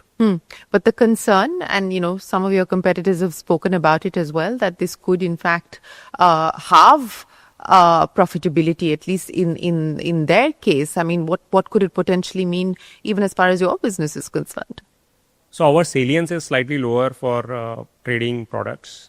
You're talking about, I think, F&O regulations. Yes. Well, not just the F&O regulations, but yeah, So the F&O regulations also. See, right, in long term, our feeling is that I think in long term, having some sanity is always good. Like, and you can't expect like, growing like 200% or whatever X percentage and so on, and not go down and so on, right? So, but I was looking through that F&O boom that we saw while the regulators were also kind of signaling that you need to be careful and so on and so forth. You were pretty much doing the same. I mean, I remember seeing a bunch of your tweets, etc., also sort of cautioning people to say, hey, look, the party does have an end. Again, take me back to what was the surprising aspect of what you were seeing happen on that side. No, so see, we were always very cautious on this F&O thing, right? And as you rightly said, like we, like around, I think when it was at peak, right? Like we were really scared about kind of some of the things that were happening, and so we built a lot of responsibility features within the app. There's this called Safe Exit, where people could set in what maximum loss they can have, or Safeguard, where we'll block some customers who are continuously losing money and then upload more documents to kind of continue. We created this F&O pause. Customers can voluntarily pause their F&O and those kind of things. There are a bunch of other things as well, low liquidity. So we'll want anti-nudges, like, if you're placing a trade and, it's very kind of illiquid or risky trade, we would want. We still do that. And then customers can still go ahead, but at least, we are like shaking customer a bit, like just think about it. And but was there ever a pushback saying that, what do you care? Let me do what I want to do with my money? So in one of the features, there was a big pushback, the Safeguard one, where we used to kind of just block the customer. Let's say if you're losing money like 5 days, 10 days, then we were like, okay, block, a soft block, basically first 30 days, you submit these documents, otherwise we'll block it. If customer can submit document of very high net, so let's say somebody losing a 10,000 rupees and his net worth is like 10 crore rupees, then it's fine, you upload. Yeah.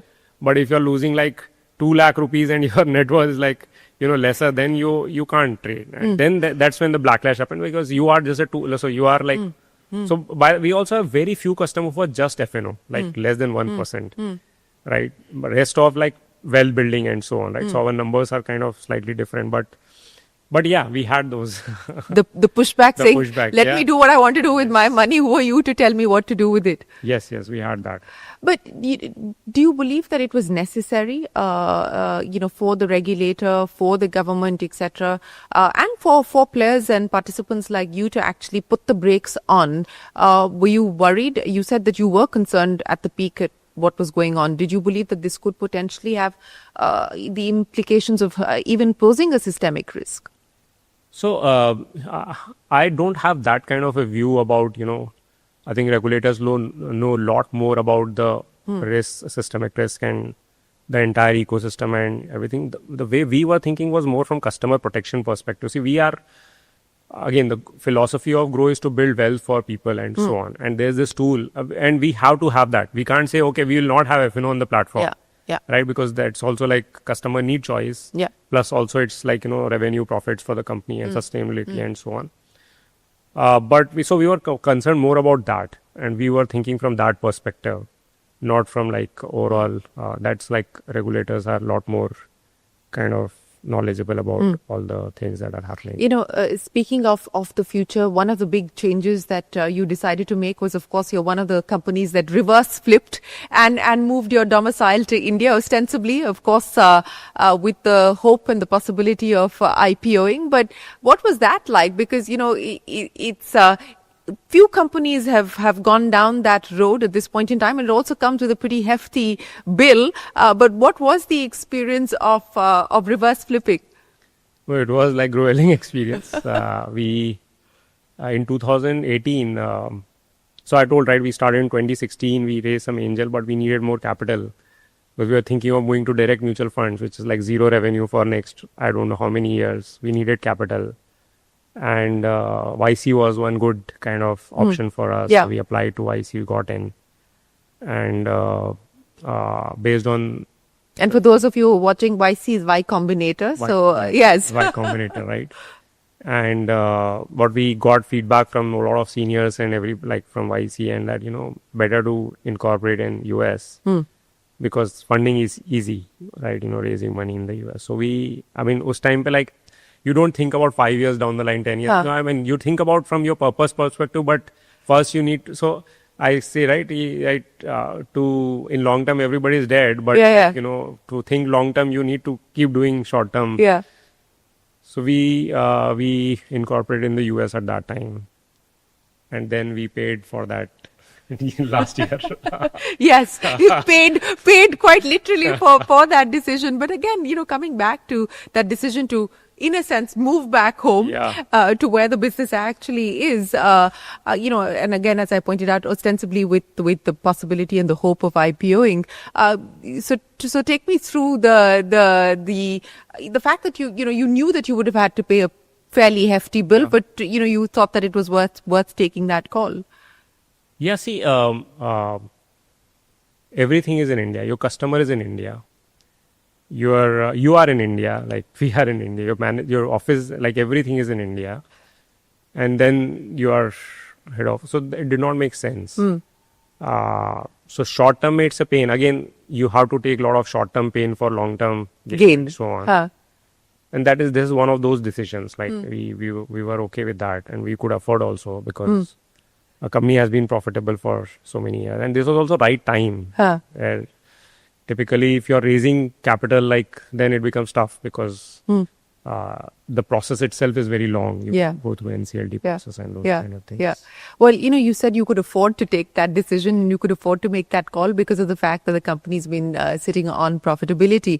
But again, I go back to building the business with the idea of the business being profitable, because what we have seen in the startup ecosystem, and perhaps to a large measure because of the kind of money that was available, very freely available, that wasn't a focus. And it's now being prioritized today. Everybody's talking about, let's not focus on burn, let's focus on profitability at this point in time. And that's rewiring and re-engineering businesses. What was the conversation like when you started about how important it would be to ensure that you were profitable? So we, to be very monetization was the last question that we answered in our journey. And I don't advise to everybody, but for consumer business, sometimes, so we had this framework, okay. So build a platform which is very low CAC, low customer acquisition cost, very high retention, very high engagement, and customers should love you. Basically, they should talk about it. If these four are met for consumer platform, then more or less everything is आ जाएगा. पैसा बाद में आ सकता है. आ सकता है.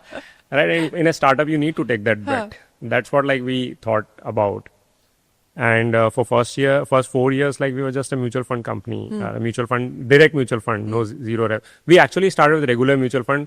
Ki dhanda achhe se coming from e-commerce burning background, we thought ki business should be sustainable. So we started with regular fund. So that the scars of the e-commerce story had taught you lessons. Yeah, so economy. So one of the checkpoint that four of us created, ki business should be very solid business, the kind of business that we would invest in. That was one of the benchmark. And so basically the regular mutual fund, so paisa aa raha hai, but फिर customer demand direct, if in all our WhatsApp group, why Groww is so nice platform, why not direct? We'll ask, how will you make money then? And it's not customer's job to tell you how will you make money, you have to figure out yourself, but first you have to listen to customer, raise money and then move to direct. That was what it was. But, speaking of raising money, and I think it's an important question that that many founders have to sort of grapple with. Who do you bring on board as investors? How much do you dilute? At what stage do you dilute? How did you address some of these questions amongst the four of you when you were going about fundraising, for instance? And again, what were the checks and balances? What were the do's and don'ts that you put on the table as you made those decisions? Yeah, so we have been again lucky there as well in getting kind of the partners or long-term partners and very, very solid brand names.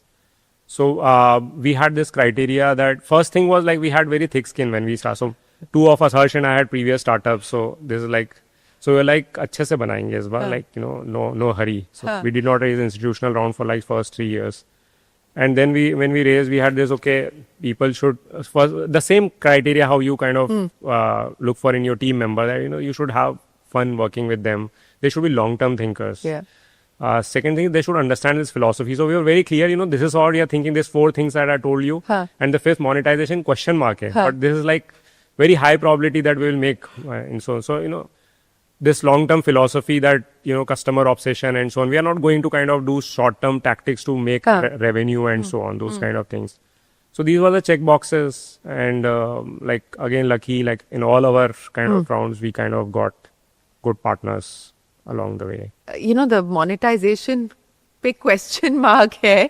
At what point did you believe comfortable and ready to say that, okay, now we have clear line of sight on how we monetize this business? As a consumer guy, the first month when we got 600 customers and when customers were kind of started talking about it, so it's like the thought process was that if you have like billions of dollars of AUM and money flowing through you, I think customers won't mind if, there is some flowing to the company for sustainable. So that was but the real practical way, if you ask me, when we launched the second product, which was stocks, and we started charging for it. So our kharcha bahut kam tha hamari. So we raised a lot of money, but we have not spent money.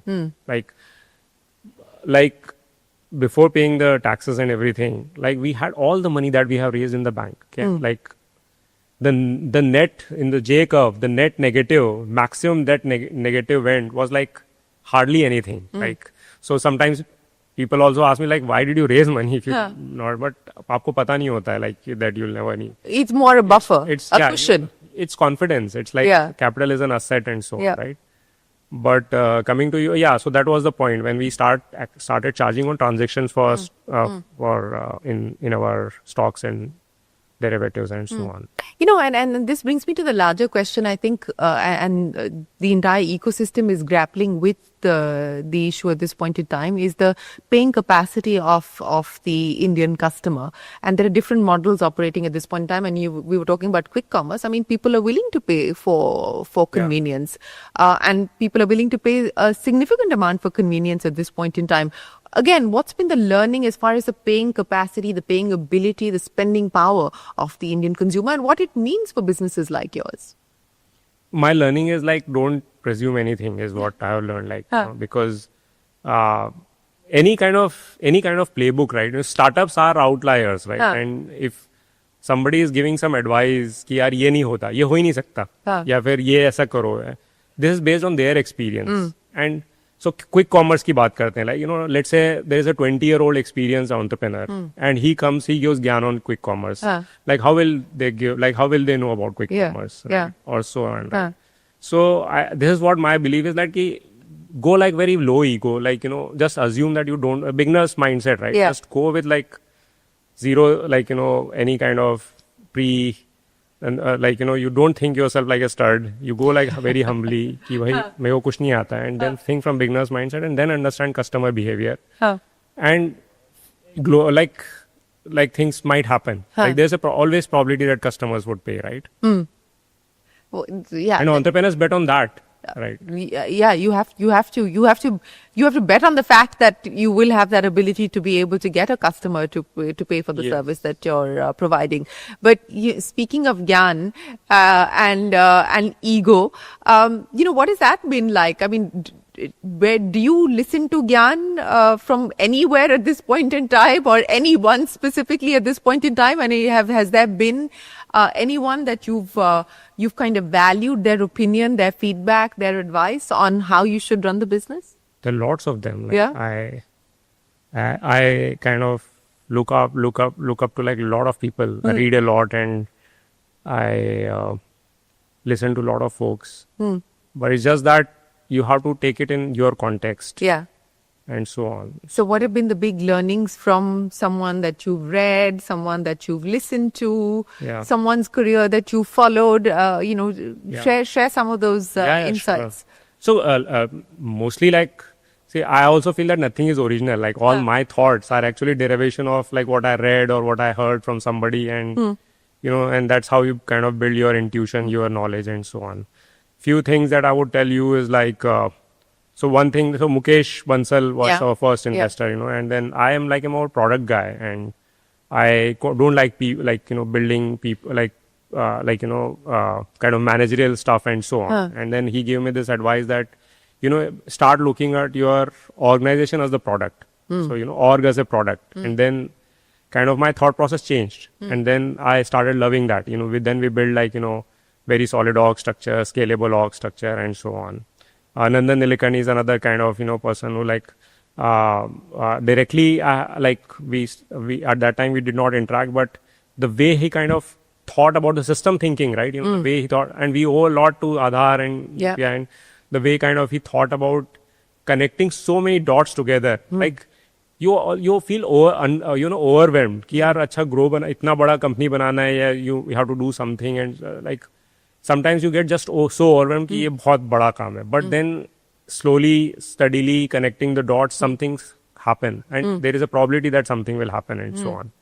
So those are the kind of things. Then Satya has been kind of big, kind of, such a large company is running and growing at such a fast scale, even at that scale, and thinking like some people say that he's playing like 5D chess, and he is an investor with Groww, and we are super inspired by him as well, and like a lot of people whom we kind of look up to.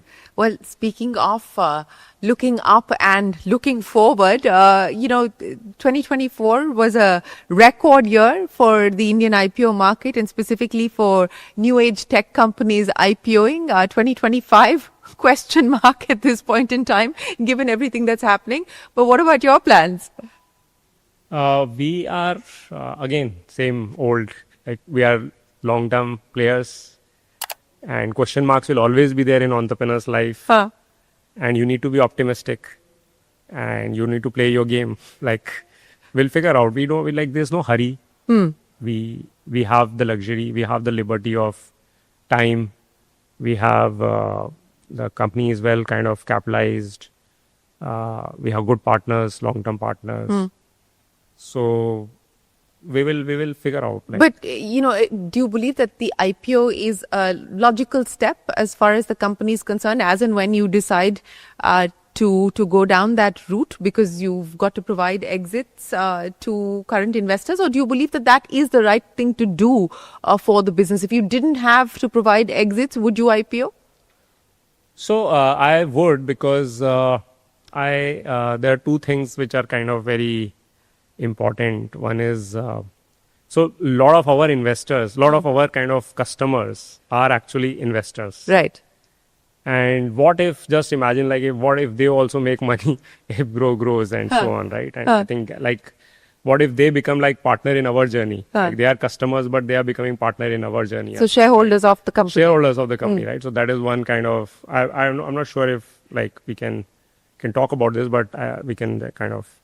So this is one thing. And second thing is, I think it's also so we are also generally, we don't talk much, right? And so on. So what Groww is about, it's more about transparency. Let people know about Groww, like business numbers, like finance numbers, our philosophy, people. But you can do that even remaining private if you choose to. I mean, Yeah, but I think I would rather not do it if I'm private. Because that it's better, right? But why you want it to be transparent? Because customer, as I said, your customers are they will get to know a lot about you and those kind of things. So I think it's like an event in a journey of the company. But so another thing is we don't look at it as it's just like an event which will happen and then we'll continue moving on. And then, as you said, your stock also become liquid, so your old investors can figure out if they want to stay, they want to. So, we raise money from them, right? Yeah. So, it's good to kind of have the stock liquid as well. No, absolutely, and that is what they would be looking at as well. But are you actively working towards that? From the business point of view, in terms of changing anything at this point in time, in terms of IPO readying yourself? So nothing nothing changes because of that, because our strategy continues to be what it is. We continue working on the products. irrespective of whether IPO, we don't care about that. And there is a team, small team that will continue working, but rest of the Groww like works how it has been working. And even after post that, we'll continue to be working. We'll be very transparent that we are not going to kind of change any strategy because of IPO or because of this and so on. Like Groww, our philosophy will continue to be same. We'll continue shipping the products that we are shipping and so on. I was looking at the ad that you put out on the 2 W's in Groww. It's GROWW. So, and if I remember from memory, it has wisdom, will, wish, wealth. Women as well. Let me add a W to that. Worry. What do you worry about today? Well, I mean, in our business, I think the biggest factor is reputation. Right? It's about trust. So not worry, but it's like we always need to ensure that by mistake also you don't kind of hurt the reputation of the company, which is like the most important thing for us. But I mean, I would not call it worry as such. It's something like always we are like very, very kind of paranoid about. Okay. So wisdom, what's been the biggest lesson learned along the journey so far?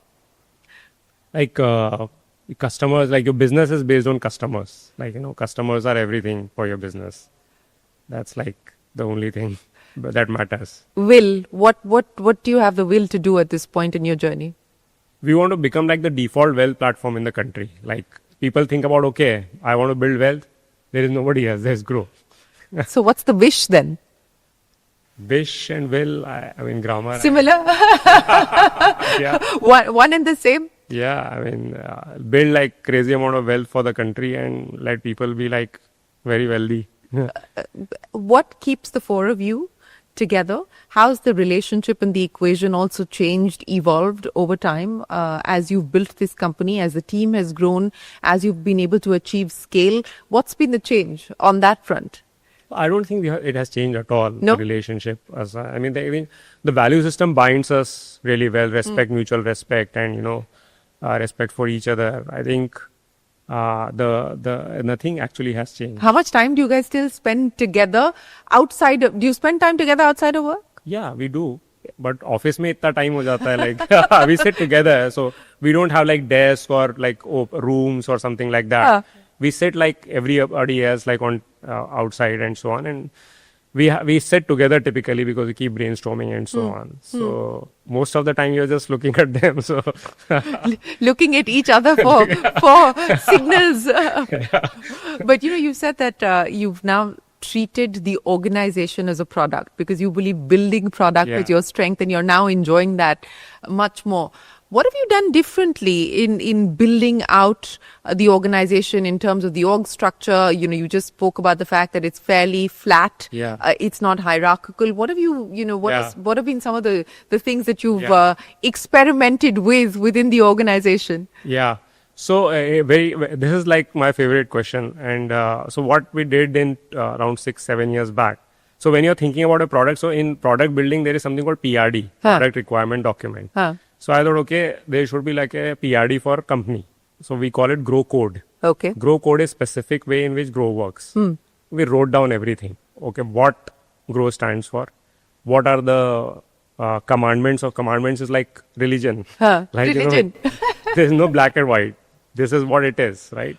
There are 10 commandments. Then there are philosophies like, okay, how do you hire people? How do you take decision? Long-term decision, short-term decision, irreversible. How do you train people? How do you make yourself kind of, what is your role? So we don't have, for example, people managers, like they are playing captains. Like then we created set of rituals, like, there are a bunch of rituals that go like. Religion and rituals also. Yes. So that is how that's our PR, like, and then wherever there is a deviation, then you intervene. But most of the time it's like, this is how it is, right? So so we have Project Bezos, so right, customer obsession. Like everybody is supposed to go in customer support, and now no matter how smart you are, no matter how much you know, you go and talk to customer because empathy. Empathy is very very tough. We have AIKG, we go like, meet customers out in AC में बैठ के product नहीं बना सकते आप, right? You can't be just kind of in your bubble and building product. You have to go out and meet. How often do you go out? So very often, like meet like, so I still spend like couple of hours, like 1 or 2 hours every day talking to customers, support, maybe WhatsApp or whatever, right? A lot of customers I support myself. And then we have the high net worth ones. no, nothing like that. I like like any kind of customer, right? And especially the first few and do they know that they're interacting with you? Yeah, of course, yeah. Now some of them are very good friends because they are very candid. Like, see, you need those kind of customers who really feel about you and who are... And give you the real feedback. Yeah, exactly. So, lot of our product roadmap actually comes from customers. Of course, you can't build everything, but we have like most of our... So, stock, like, what is the reason for success of stocks on Groww? Because it was... Why did we launch direct mutual fund? Because it came from customers. Stocks came from customers. Trading...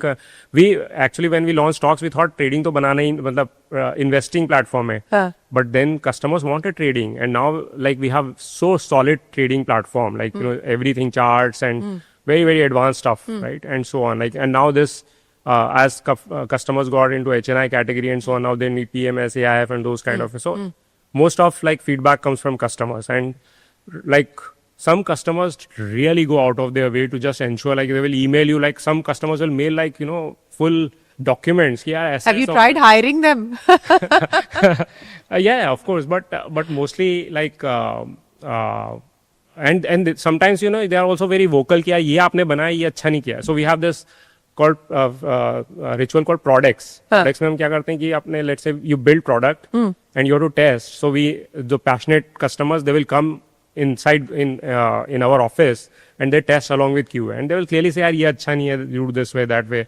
Very passionate kind of folks and so on. Yeah. Okay, so that's the way that you've actually put in a feedback loop to listen to customers who are actually helping you design product at Groww. But I want to go back to Project Bezos. Why did you call it Project Bezos? Because so I was inspired by, so I've been reading his shareholder letter to shareholder since like, when Amazon started, and he always talks about customer obsession. So we have some kind of, Sachin and Vinny used to work with Amazon. They carried customer obsession in Flipkart.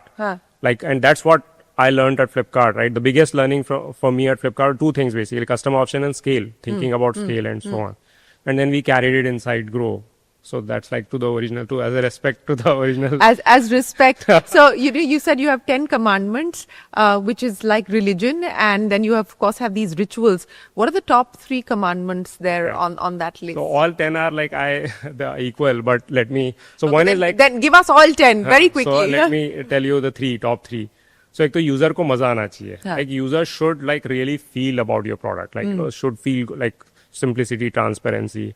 Second is always do right thing for the customer, right? Third is be unreasonable hospitality. Reasonable matlab you have to go unreasonable. Like and sometimes it lands us in trouble because some things are not compliant and so on. But unreasonable means like like customer रात में 12 बजे आपको call कर रहा है, कुछ problem कर रहा है, can you solve then and there itself, और can you go do you worry about your PNL कि अच्छा if I serve customer in this way and then it will hurt your PNL. No, so you covered a budget out of it. Or sometimes customer का कुछ so there are some cases like customer can't transact online, so some support guy can go to his house and get whatever is required and come back, or signatures and those kind of things. So like be unreasonable, and that we learn from hospitality industry also, like how do these large chains chains treat you, like how can you treat customer like that, right? So that is like one of my another obsess or design. Like design is very important for us because you're not talking to customers. Everything a customer is interacting is experiencing it. Experience. Design matters a lot. Those kind of things. Be the power user of your own product, as I said. That. So I use like Groww app like 2 hours a day, and all my leadership team like crazy power user. But how much time do you spend trying out the competition? So not much. So we also, when we started, we figured out यार competition को follow करेंगे तो then you become like an Excel sheet, right? ये feature. So feature set of Groww is very different. And that kind of helps us to focus on customer instead of focusing on the competitor. So there would be a team, of course, who do competitive intelligence, and I also do some kind of trying out new products, trying out new products and so on. But I think we had to kind of very consciously try not to kind of focus on competitor, focus on more on customer. You know, you talked about providing unreasonable hospitality to the customer. रात को 12 बजे कोई phone कर रहा है तो you will take the call and deliver. But what about the employee? How employee centric is the organization? Do you put the employee also equally at the heart of? No. Why? Customer is number one. I mean, we are very, very open about it. Customer come first, rest everybody comes later. So no, we are very clear about it. So how do you then get people to buy into this mission, vision, and also feel like the organization is treating them perhaps not with unreasonable hospitality, but with reasonable hospitality? What we have learned is that people love working for a purpose, and we hire people who have this purpose of building like something crazy big for the customers. So the kind of people that we have are like us, who understand this very well. And I think all of us have accepted that, that it grows. So when you see these debates rage on about 70 hours and 80 hours and 90 hours and all of that, I mean, what do you think about any of that? I don't have any opinion on that. I don't need to have opinion on everything. No, you don't. There is a person who wants to work 80 hours a day, so be it. There is somebody very creative and he thinks that, out of, I can work everything in 4 hours a week, so be it. What matters is your style. I am personally a hard work. Personally, my style is to kind of spend a lot more hours and so on. But then, I mean, we don't have those kind of things.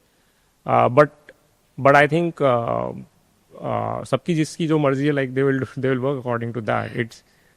So when you talk about crazy big, let me ask you to draw up a crazy big vision, at least over the next 5 years, that the where you would like to see Groww, what you would like to achieve in terms of numbers. Numbers, I can't talk. And I'm not a numbers guy. That job you've given to somebody else. So I think I would be very happy if, we become so we are already kind of loved by customers, the kind of love that customers expresses. I think if we kind of become a household brand, which so some of the examples so Apple is one example, Nike is another example where people just kind of trust you. People think you are the default platform for managing their wealth. I think there's a crazy trust that you need there and so on, which is already we are taking those steps there. That would be that would make us really happy. So from Lepa village to IIT Bombay to running Groww at this point in time, when you look back at your journey, what are some of the most memorable moments that you believe have helped you get to where you are today? Okay, so I mean, this is very, very old. I was in second standard, and I was an average student till then. And somehow, pata nahi kya hua, us class mein I got first rank, somehow. And I came home and my Nanaji told me, good. That good was the biggest thing in my life, I feel, because after that, then that was something I realized, ye achhi cheez hai. Getting this, and as a kid, you don't remember and so on. So that was one of the best things that I still remember. I don't know whether it was second or third standard. I don't kind of, memory is very weak, but I think, so he has that's his company, my grandfather's company has been the best thing in my life. And then, other thing is all the people. So I've also been lucky to have people around me who are super, very caring, very high integrity. My wife, my co-founders, for example, right? And so, and I think, I mean, that's the best thing. Friends, all the people that we have worked with. So you would say two of the most integral aspects of your leadership style, empathy, integrity. What would be the third?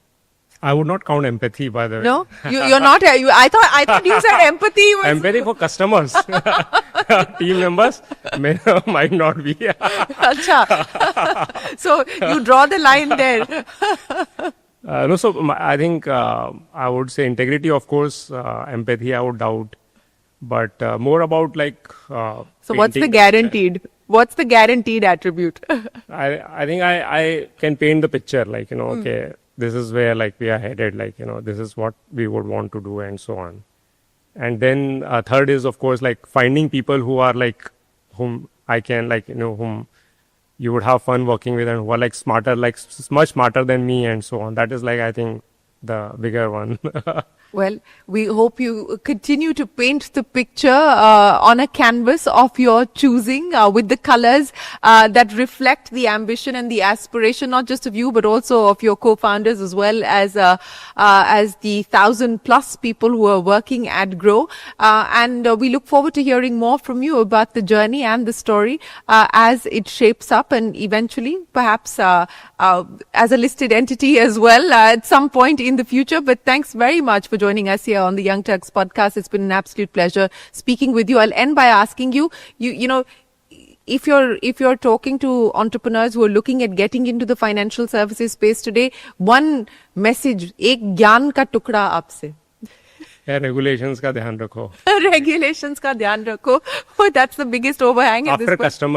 After solving for the customers, I think in typically most of other businesses, customers ka solve kar lo, business model bana lo, all good. But in financial services, it's rightly so, like you need to know regulations and so on. Well, that's the piece of advice there from Lalit Keshre of Groww, a customer at the heart of everything that you do, but don't lose sight of the regulator or the regulations as you build a business in a regulated space like financial services. But for now, from all of us here on the Young Turks podcast, many thanks for watching. Do stay tuned. We will continue with a lot more right here on CNBC TV18.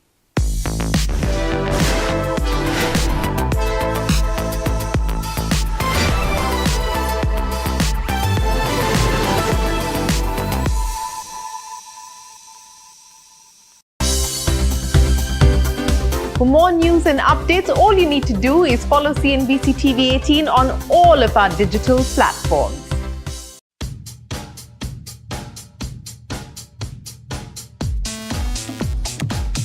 When you started in Mobi 20 years ago, what did you think this was going to end up being? In the world of technology, you always have to evolve. You always have to change. And I think we've done that, and we do that quite aggressively. I think with Glance AI, we are fundamentally launching an AI commerce platform that is going to disrupt shopping in the world. It is to us an equivalent of an Uber moment when when Uber came, the way you hail taxis changed in the world, or in India UPI moment, more recently GPT moment, right? Yeah. All of these are fundamental shifts in the way consumer experiences change in the world, and I think Glance AI is exactly that for commerce in the world. It's the biggest bet we have ever made, biggest and the boldest thing we have ever done.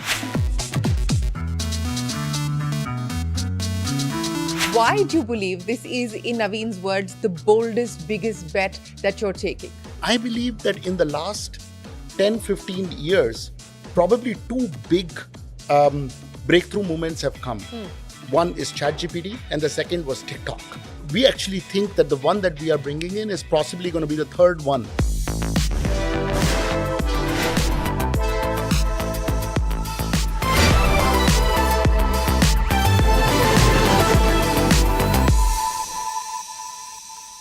Hello and welcome to the Young Turks Reloaded podcast. I'm Shireen Bhan.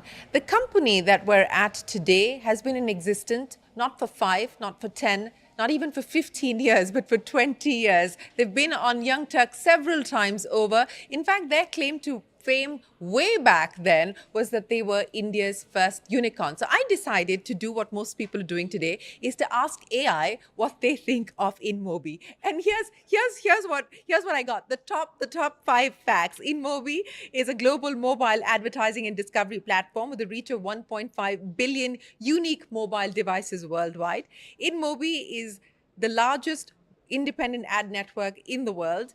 And finally, profitability. InMobi is one of the few profitable unicorns in India, demonstrating its strong business model and its ability to drive growth. So to talk about all of that, the last 20, and more importantly, the road ahead, I have with me the founders of InMobi. Thanks very much, gentlemen, and congratulations on turning 20. What a fabulous innings it's been. Naveen, I'll start by asking you, right behind you, it says, don't underestimate your magic. I mean, when you started InMobi 20 years ago, what did you think this was going to end up being?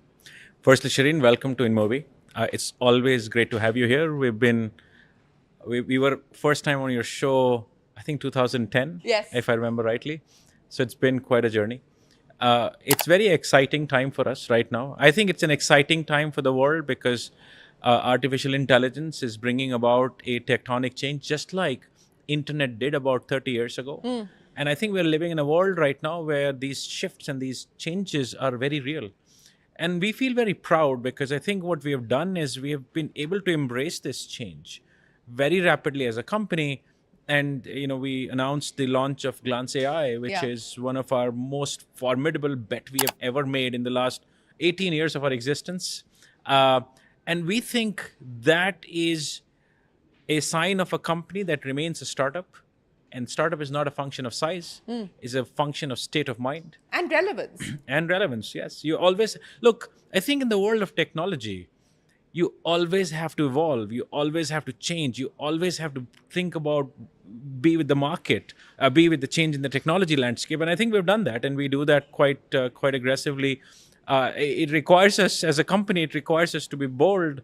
It requires us to really go for it. And I think with Glance AI, we are fundamentally launching an AI commerce platform that is going to disrupt shopping in the world. It is to us, and we have done this many times in the past 18 years, it is to us an equivalent of an Uber moment when Uber came, the way hail taxis changed in the world, or in India, a UPI moment when UPI came, we just changed the way we did transactions, or more recently GPT moment, right? Yeah. All of these are fundamental shifts in the way consumer experiences change in the world, and I think Glance AI is exactly that for commerce in the world. It's going to change the way world shops, and so it's the biggest bet we have ever made, biggest and the boldest thing we have ever done, and we just launched this in 140 countries. So very excited. Congratulations Yes, on this big launch. But Abhay, let me talk to you about this because the beta was actually in the US, and that's where you're essentially based. Why do you believe this is, in Naveen's words, the boldest, biggest bet that you're taking? For various reasons. The first and foremost is, for the very first time, we're putting a product in the hand of actual consumers. And a consumer that is very, it has a lot of choices, a consumer that has a very short time span, and a consumer that truly has a lot of options to be looking at things. And frankly speaking, there is really no scaled AI application. If you think of all the AI applications today, you think of course, Google applications, ChatGPT, Perplexity, Facebook, Instagram, all those things. But what other AI application exist? So in fact, we are so incredibly excited to be launching this for the consumers across the world. And I believe that in the last 10, 15 years, probably two big breakthrough moments have come. One is ChatGPT, and the second was TikTok. And we actually think that the one that we are bringing in is possibly going to be the third one that can actually take the consumer by storm in the way we are bringing the shopping to the world. And in the US, look, we've been in the advertising business. Yes. Consumers have love or hate relationship with the advertising.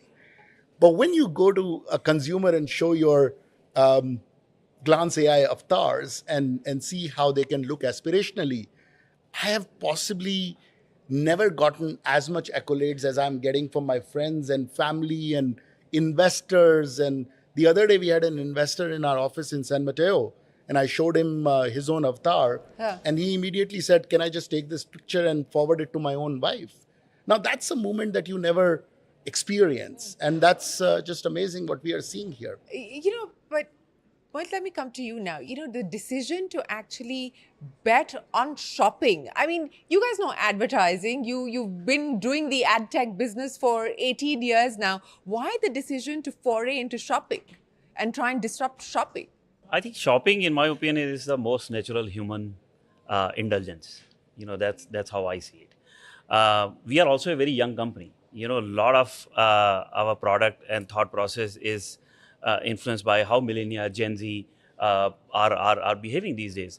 And if you think about shopping and even fashion, everything, it has evolved last 10 to 20 years. Apparel is also, I believe, something very personal, which has not been addressed for last 20 years. The search is broken, the discovery is horrible, it doesn't put user in the center of it. So what we felt, what AI has done is, it has done two things. First thing, it has dropped the bar for complex things. You can actually do a lot because of this. And at the same point of time, it has raised the expectation. So what we have done in Glance AI is we try to do both, and we try to solve problems which I believe, as Naveen said, riding taxi is solved, payment is solved. Shopping is still the way I used to do in 2000, You still go to the site, you still don't find anything relevant, you end up buying something, returns are crazy process, we all go through that. So I think this is just the right problem, and we had the right solution for all the pain that it's associated with. Well, speaking of the pain, how fashion forward are you now feeling, Piyush, at the end of all of this, of putting this together out in the market? I was saying this to someone that I hate shopping. I'm not a fashion conscious person at all, because I would go to Amazon and Flipkart and it'll just recommend more and more blacks and blues and the boring stuff. This is the first time when I looked at myself through Glance AI and I felt, hey, I can look good in pink or green, and yet you have chosen black and blue again. tomorrow when we launch this to the world, I will be in a color. There'll be a whole new you, is it? It'll be a whole new me. It'll be a future me, a more handsome me, hopefully, a more fitter me. So it's actually inspiring. It's inspiring me to be fitter, to look better, to look younger. So I think that's what Glance AI is doing. And many people, my wife said, I never thought I could look good in brown, so let me go and buy some brown. So I think it's very, very interesting in the way it's evolving. And more than fashion, I know you talked about fashion, at the overall level, the purpose of Glance and in Mobi is to really inspire users to become a better version of themselves, a future you, a more confident you, a more fashionable you, a more healthier you, right? I think that's what it's doing. And that mission, that purpose to do this from India, globally is what is a matter of big pride for all of us. So that's what is. And that's interesting, because I don't know how many people know this. I mean, at least those who are perhaps looking at starting up today may not know that they were always positioned as not a made in India story, but a made in India for the world story. That was the InMobi story from the start. I mean, today everybody's talking about making in India for the world, but that was a very conscious choice that you guys made at the very start, Naveen. Yeah, absolutely. And I think it's the same bet we made this time also, which is we are leveraging artificial intelligence. For the first time, bringing intelligence in commerce. We have created a foundation model for commerce. But that foundation model for commerce is a global model. So if you think about this, we are tuned and trained to think that we can write software, build products on which, and now train models on which the world would run. So we think of the world as our market, and we think we are good enough to create software, create products that the world should love to use. And that pride, I think you would see across thousands of InMobians here, because everybody is tuned to think global, tuned to think in a manner in which we will service the world. To have that ambition and to have that audacity today is one thing. Yeah. To have had it 18 years ago is a different story altogether. And I remember we've had this conversation previously. But, what made you think that I can build for the world? What was it that gave you the confidence to say I can build for the world? Look, I think the first time we did this, I would say we were absurd. Like, it was not a thought through thing. It was just like, hey, let's just go for it. We were too young. to really know what it entailed. And it was good that we did not know what it entailed, because if we knew there was it's complex, it's hard, we probably would not have done it. But one learning that we had at the end of this was people end up solving, well, if you solve an easy problem in life, you'll have more people as a competition trying to solve for it. If you really go for the hardest problem out there, you actually do not have that many people trying to do this. So when we build a global software platform out of India, and when we build this out of India, there are not that many people building that. And so suddenly you are in a rarefied air. And as against normative thinking, we actually have better chances of success. So today we now know when you think big enough and you think bold enough and you go for it in the biggest possible way, you actually are increasing your chances of success. And it's counterintuitive, but that's something that we have now trained ourselves to understand. So the harder a problem is, the higher the chance of success. Yes. Is the bet that you're making. But in fact, not just the harder problem, the more unsolved the problem is. Yeah. Because a lot of startups that are coming out of India are basically trying to take a model that is proven in the West and are trying to replicate it for India. Of course, they're solving it in the Indian context, which is in itself a new context. But the solution of that problem exists. And I've seen that left, right, and center. Versus Cummins and Moby, whenever we are solving the problem, whether it was in 2007 or 8 launching Ad Network, or 2016 launching Exchange, or now launching Glance AI, you're actually not going to find a parallel. There's no parallel that exists today. Anywhere in the world, you go inside China or you go inside US or you be in India, there's no parallel, which basically means that we are as likely to succeed as somebody else. And God forbid if we succeed. Because if we succeed, we're why going to God forbid? I mean, God forbid to the competitor. Oh, to the competitor. Okay. Because if we succeed at a global scale. Yeah. We don't succeed at a smaller scale. And that is what drives us every single day. But you said that there's nobody trying to solve that problem today. But we're already now starting to see whether it's, OpenAI and think that, we want to come in there and disrupt the shopping experience, pretty much what you guys are attempting to do. So is the window of opportunity, the time that you have to make this big, smaller today? Let me explain this. It's a very interesting point you bring out. In AI, the first 1 or 2 companies are expected to have the biggest win. Okay. Now, why is that? Because the model that we just talked about that we've launched, it's a self-training model. So in a short period of time, 6 months to 9 months to 12 months, as consumers start to use it, the model improves drastically, significantly. And so today, one of the other elements of Glance AI that we launched is our open architecture, which basically integrates the Glance technology into the phones. It integrates this into the television sets to convert the phone into a generative AI commerce phone. It integrates into the television to convert a television not just as a content, TV or a content platform, but also as a generative AI and generative content platform. And we are integrating this into the brand stores, into the brands, into the .com websites. So the thesis that we have is you got to move really fast to scale it. If you move really fast to scale it across the globe, the model self-trains itself, and you just have a very different scale of winning. It's clearly bring your kids to work day to day, because we've got a few right up here. So is this a regular day at It is quite a regular day, and you didn't see the dogs. I think they took it away because we have a lot of dogs in office that roam around, some big ones too. And some of these guys here are a little scared of them, but so this is a regular day. Kids and dogs and cats as well. Cats too. Cats as well. So agnostic. We made sure that they're not jumping around in the camera frame.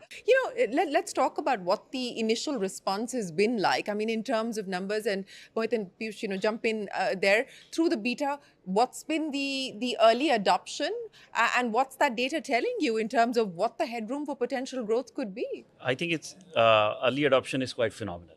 I think B2C product, one of the thing most important is, you get absolute user feedback instantly, and it can go in any other direction.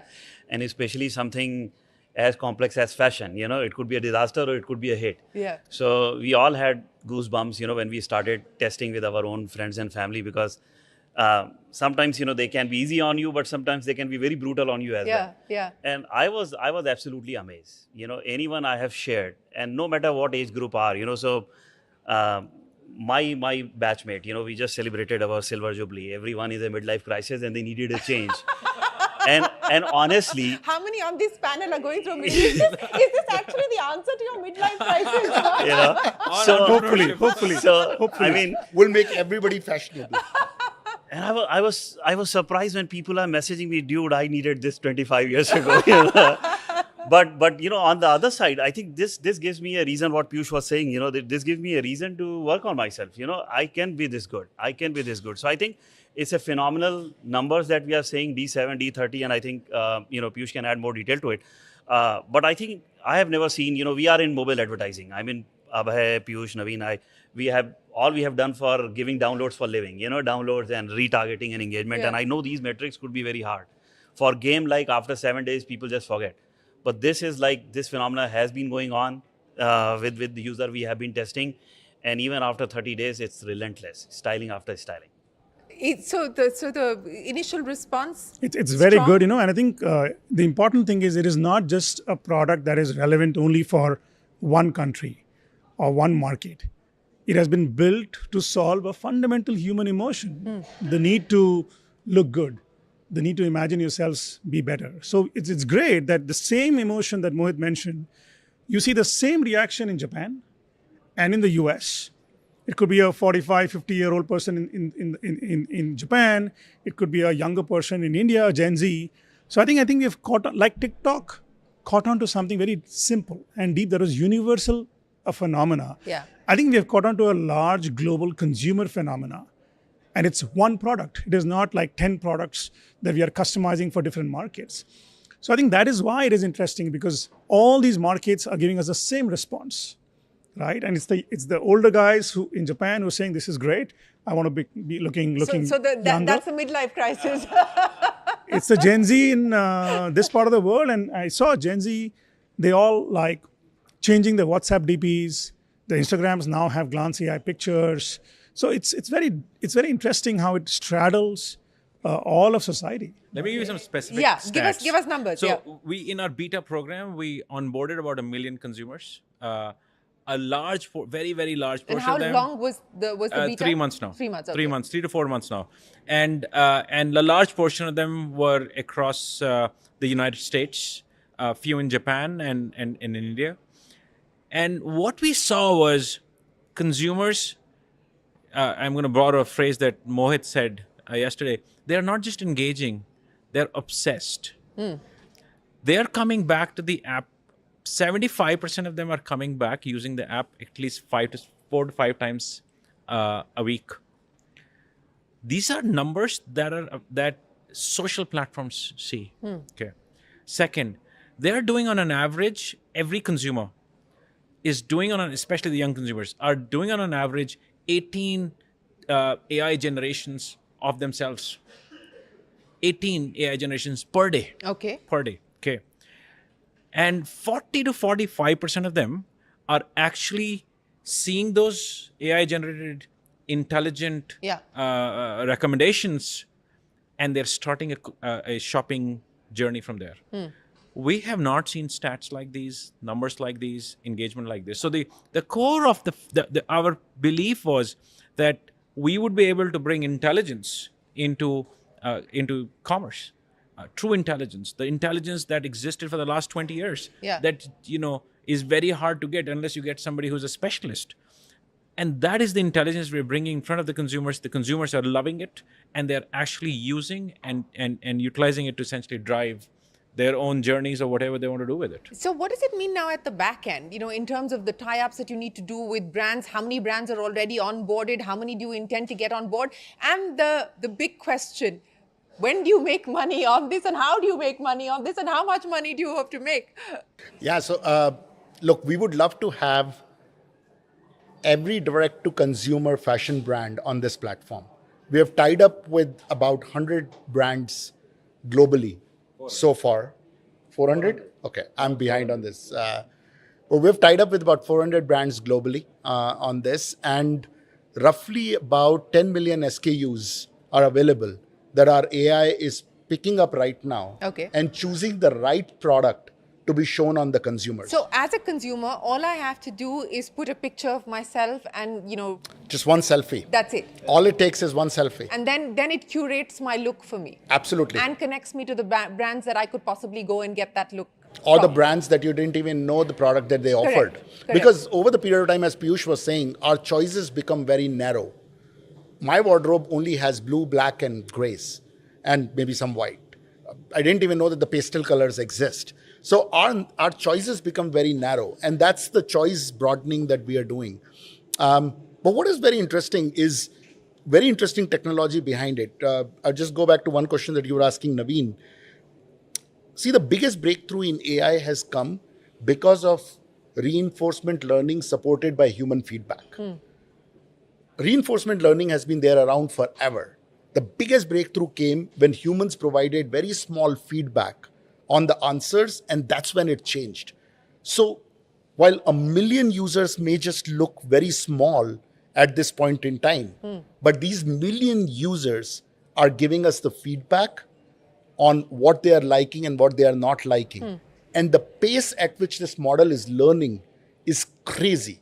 As I think Ilya Sutekar has said, models just want to learn. Yeah. You give them more data, they just want to learn. So the pace at which we are learning and the pace at which our recommendations are improving are crazy. So every partner that we are onboarding, we hope to be able to give them very curated consumer traffic for the products that they are looking to sell. And that's going to be the business model. And then that's where you make your money from. And that's where we make our money from. Okay. So it's a very native business model. There's no advertising here. A consumer gets what they want, and the merchant gets what they want in a very seamless, collected manner, with nobody feeling like they are seeing an ad. Well, which is not necessarily great for your other business. But Mohit, what has it taken to put this together?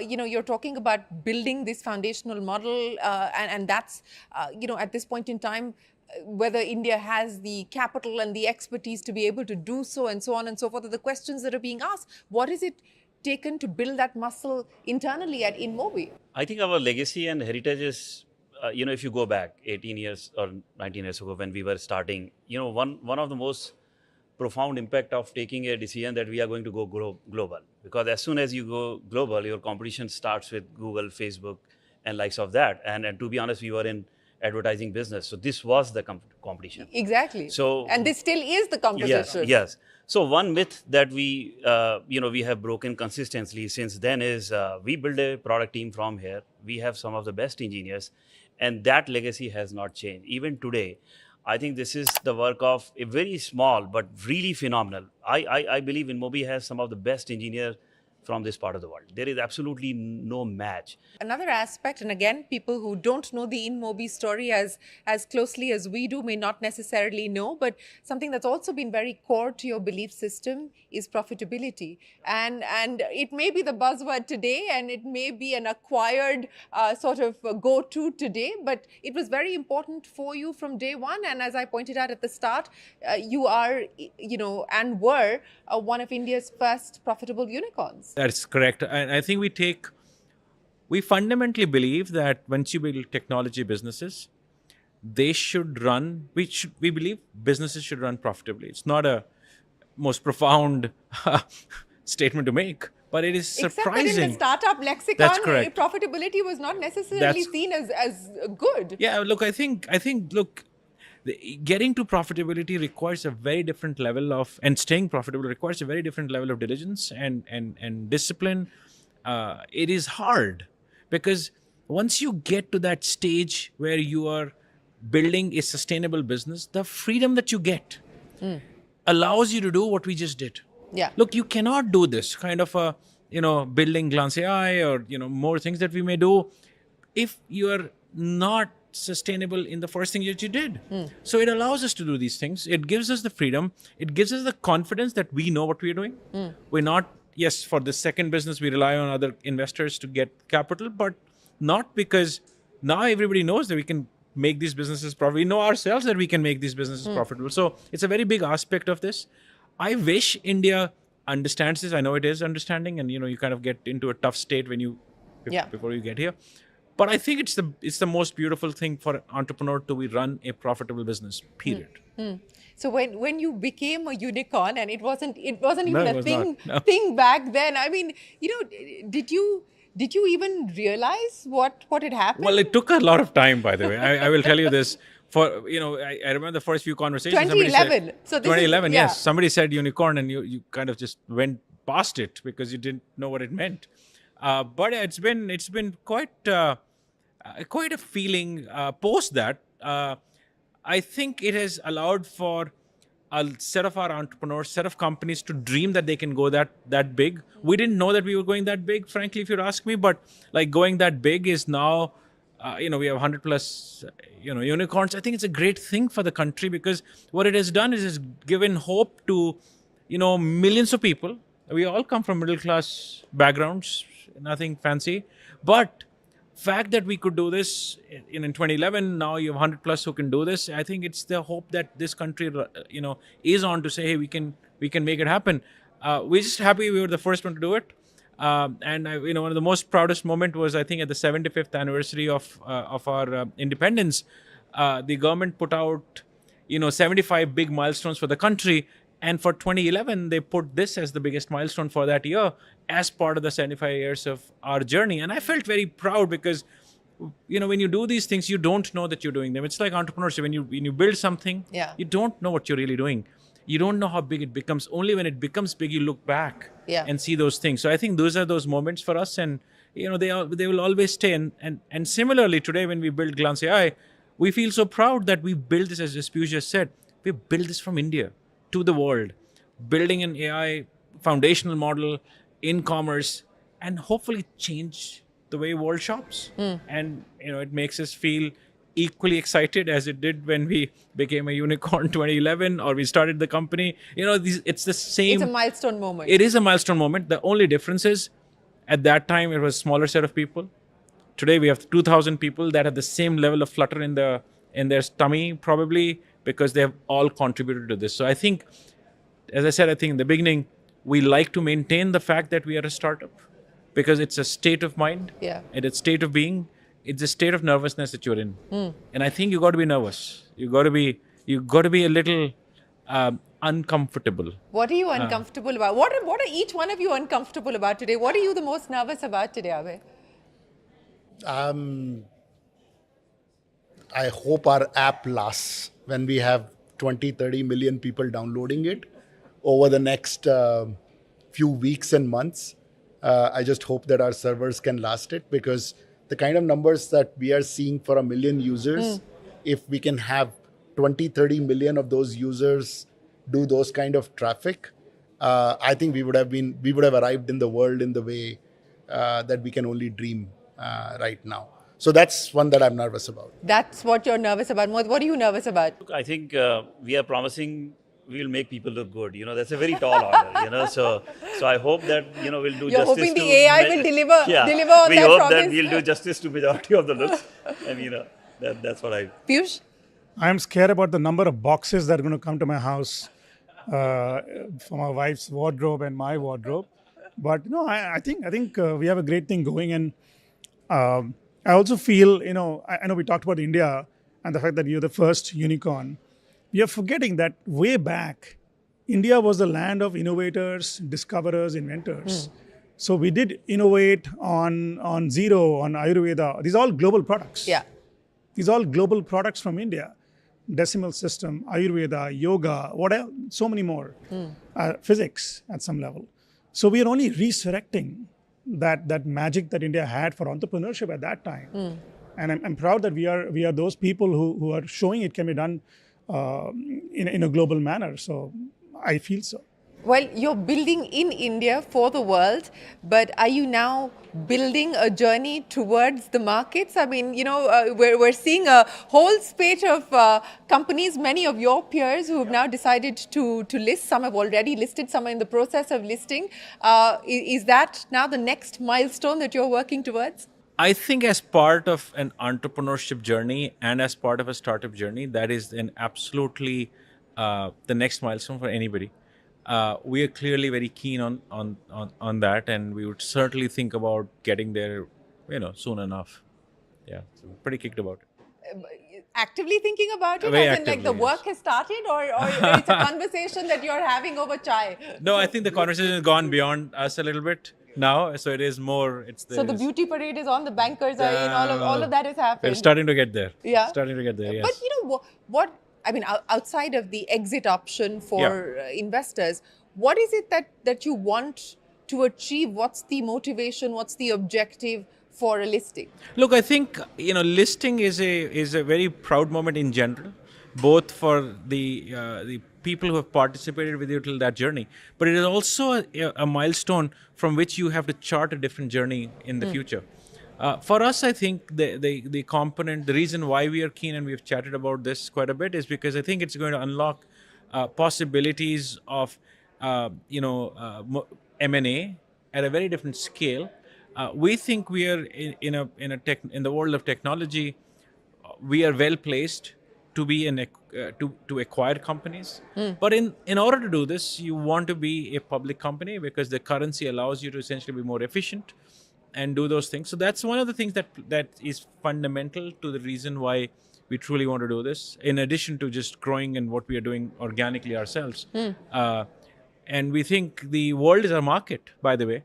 And I think Indian capital market buying global assets has not been done as much. Tata's did that brilliantly, and it was such a proud moment when Tata's do this. And I feel that we can pull that off, and in the space of technology. So we'll see when we have to hit the milestone, and then we have to go down that journey. But it's a long frontier that I think we're going to embark on. So what's the broad timeline that you're working with at this point? I think it's there, hopefully soon.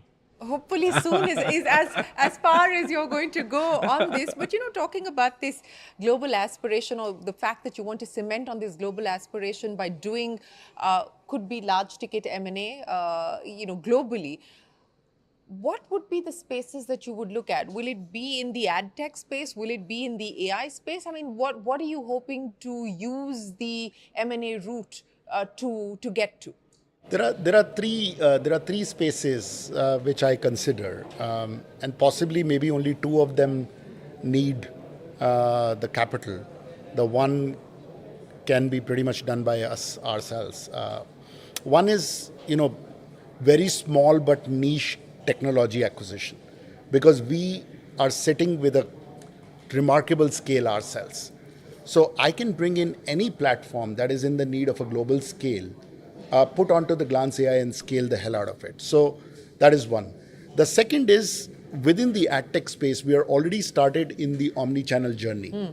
From being just a mobile advertising exchange, we now do a significant amount of business on web and TV both. So we're looking at complementary players on web and TV, but players that have some sort of a technology platform at the core of it. And the last one is turbocharging this commerce aspiration of ours. If Glance AI reaches the kind of scale that we have seen in some of our business models internally by the end of the year, it is going to need a significantly large expansion in terms of onboarding different commerce partners, in terms of onboarding people that have complementary technologies. And there are a bunch of those players in the market that exist. So the war chest is getting ready, or will eventually be ready, but you have already identified potential targets. Let's just say that we know the industry well enough. You know the industry well enough, so you have your eyes on someone already. It's just a question of putting the money together, is it? It's a question of the right time.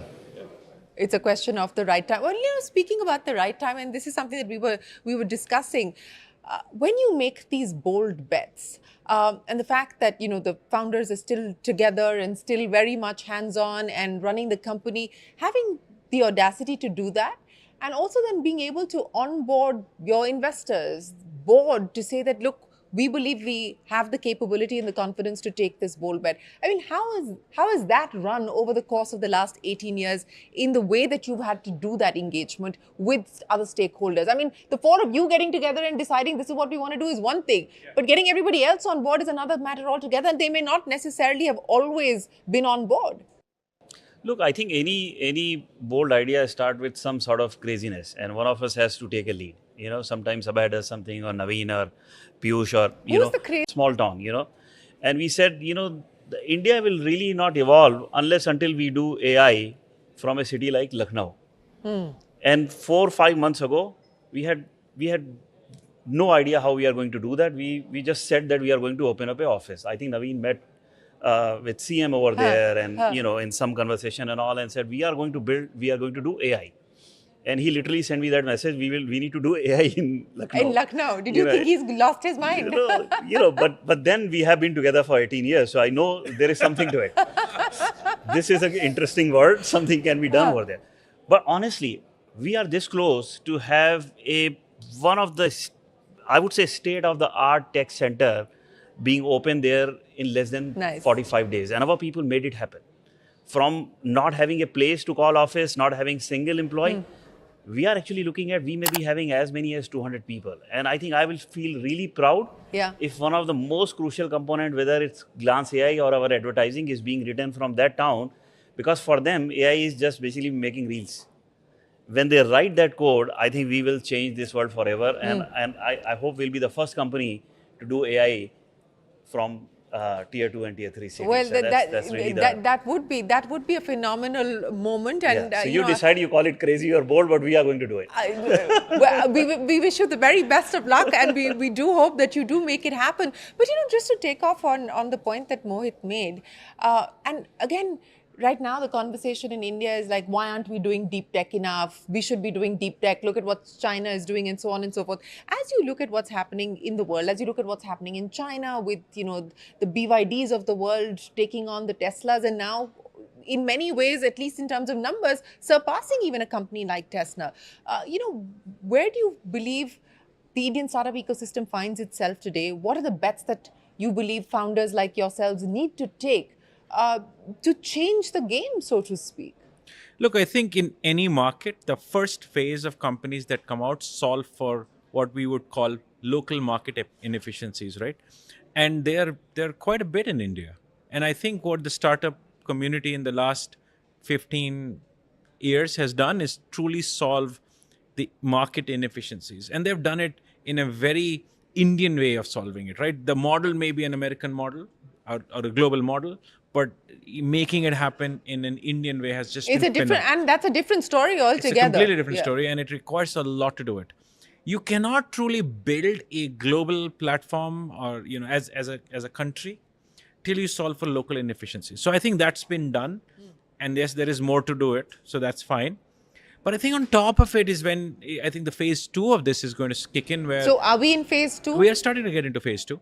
But I think there's a lot is required to bring that in. So I think it's over the next 4 to 5 years that we'll start to see phase 2 kick in, which is where people will think, global markets as their, playground. And there, when you do this, you cannot do things that you did just for an India market. You got to think about them, somewhat more differently. You got to think a lot more technology orientedly. You got to think about solving things very differently. But I think we are starting to get there. I think we need few changes. One, I think we do need the capital markets to actually realize the bigness of the opportunity that sits with India to essentially go after global opportunities. I think it's still a lot more a mandate of an India boundary-centric approach from an investor perspective. I think the second that's needed is entrepreneurs themselves saying, hey, wait a second, why should I not build a 10x larger platform versus, not that X is small, but, how do we build a 10x larger platform? So I think the entrepreneurs of this new generation probably also need to say, hey, can I not just build a unicorn? Can I build a $10 billion company or a $25 billion company? As you start to get into those zones, more often than not, you will start to have to solve a global problem. And I think, both the capital markets, the talent capability, AI availability, and entrepreneurship entrepreneurs' desire, ambition is starting to come together. So we would see over the next 4 to 5 years, slightly different set of new companies come about that are really, going after the global forte. And therefore, what China did, China's first set of companies were actually a lot more China only. It is only when they kind of build that out really well, they said, hey, we can now go, after global market. And also use global M&A to do that. Exactly. So China did a brilliant job in, I would say, from 2000 to 2020, where they used the capital market advantage of China to buy their way into the United States and actually build their base out there, and build those things, bring those things into China and make them more efficient. Some outcome of that is what you're seeing in the tariff war. Yeah. Because that's caused the tariff war, because everything moved. Yeah. But it moved systematically over a 20-year period. I think in technology, India has that similar play possibility in the next 15 years or so. But for that, some of these changes are required, and I think we're pretty well set to make that happen. It's not as if we don't have the core elements not in place. We are starting to get the core elements in place, and I think we'll do it. As you look at the world today, we're in a state of flux. We're in a state of uncertainty. We're in a state of volatility. Uncertain times are not new to entrepreneurs like you. You've lived through many cycles, as you pointed out. But Mohit, let me ask you this. To build the muscle to be resilient, to go through cycles and to emerge stronger, perhaps, hopefully, at the end of a down cycle. What has it taken, to be able to do that? And you've had some down. It's not always been good. There have been hard times, there have been down times, and you've had to pull yourself out of those as well. How do you build that? What has it taken to build that kind of resilience within the company? I think, look, personally for me, when I started this journey, you always have fear. And what I realized early on, because, we had our fair share of setback, but I think one of the biggest benefit of this entrepreneurial journey is basically most of the fears are my own limitations and imagination that I carry in my mind, right? Yeah. And half of the time, basically, I think Shaq has a, basketball, any shot that is not taken is a shot wasted. You'll never win the game if you don't play. So I think I have personally seen in my life, and I guess, I get inspired by these three as well. Once you take that fear out, I think a very big part of limitation goes out of your mind. And the amount of creativity that it generates, I think that's the only way to deal with uncertainties in life. There is no other way. We can sit here and, tomorrow there is going to be a nuclear war, tomorrow this is going to be there, another COVID can come. We might as well not even step out of the house. Worry about the area of concern, not about the area of what you can't influence. Exactly. So just I think if we can just drop our fear and take one day at a time, but just keep staying, what you believe in and keep working towards that, I think it makes things a lot easier. I like the way he went straight to Shaq, like the greatest of all time. That was his way of saying, that's how I got rid of my fear and and brought in imagination and creativity. I think that is. If somebody has already figured out, then just learn from them. Don't waste time. Just learn from them, absolutely. But resilience, staying together. And we were talking about this. Many of the successful companies that we see today, listed, unlisted in the startup ecosystem, many still have the founding team together. What has it been like to ensure that you do this together as co-travelers? Yeah, look, I think it's. We feel very proud of it, by the way, because I think just staying together, and we hear stories of breakages, etc. But I think we've never felt it in our own journey to say, is there a breakage coming in? We never felt it. Have we had fights? We do it every day. But I think maybe the reason to stay together is because you fight about the topics that you care about on a daily basis. But that actually brings out the passion for the bigger purpose that we are all sitting here for. And that bigger purpose and that bigger passion is kind of keeping us together. And we enjoy the fact that, look, we are building something for the world from India. We're taking it to the world. We love the fact that we are making ourselves uncomfortable from time to time by launching things and going after things which are much bigger than individually any one of us. And so it keeps this whole thing, it keeps us together in a way which is just very unique, I would say. And I'm not in last 18 years, we've never felt, even for moments, to say, hey, or this may break, so let us do something to kind of keep it together. I don't think we do anything to keep it together. We are just together, which is a very different thing, because I hear from people who say, hey, you must do these 5 things to stay together. And I'm like, okay, no, I don't know what those are, because if I had to do work to keep things together, then that means they are falling apart, which means they should fall apart. But we don't do any such thing. And we are, I'm pretty sure I can start a sentence and Abhay or somebody can actually finish it. Should we try that? Well, don't try that on a camera, but I think you can, by the way. But it's the beauty of this is we are very aligned in the purpose. We are equally passionate about the same topics. We just come at it from different perspectives. That never breaks things. Actually, that brings it together. And one other thing that I may say, I think over the period of time, Shireen, what has happened is we probably figured out our complementary strengths. I think the biggest breakages come when 2 people either have the same point of view or 2 people are going at it with the same type of action. Like, for example, if I personally speak for myself, I just love being in depth. I just love grinding away to getting an outcome. Naveen, on the other hand, won't venture the area at which I am operating. Naveen is this crazy guy who will come up with ideas like this, or the AI in Lucknow idea, or let's do shopping, and then we stay at that problem. We stay at that problem long enough to make it successful. So, I mean, you were asking somewhere in beginning about profitability. Becoming profitable is one thing. Staying profitable for 10 years is another thing. And growing that. And growing it continuously is third thing. And growing it so much so that when the world will see it, they'll be surprised as to what we have done is something altogether. So I actually tell a lot of entrepreneurs. So surprise the world. Use this opportunity to surprise the world. So when I speak to a lot of entrepreneurs, I say, you know what, guys, embrace the pain that the grinding brings.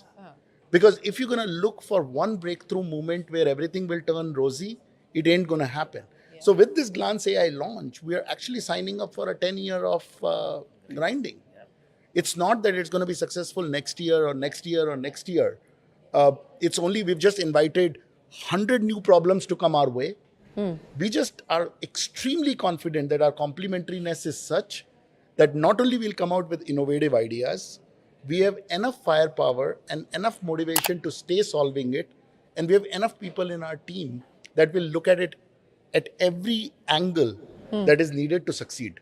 And that complementariness, I think, is probably what all the successful startups that you are meeting, the startup founders have found that complementariness. Yeah. No, I have a take on that. Yes, please.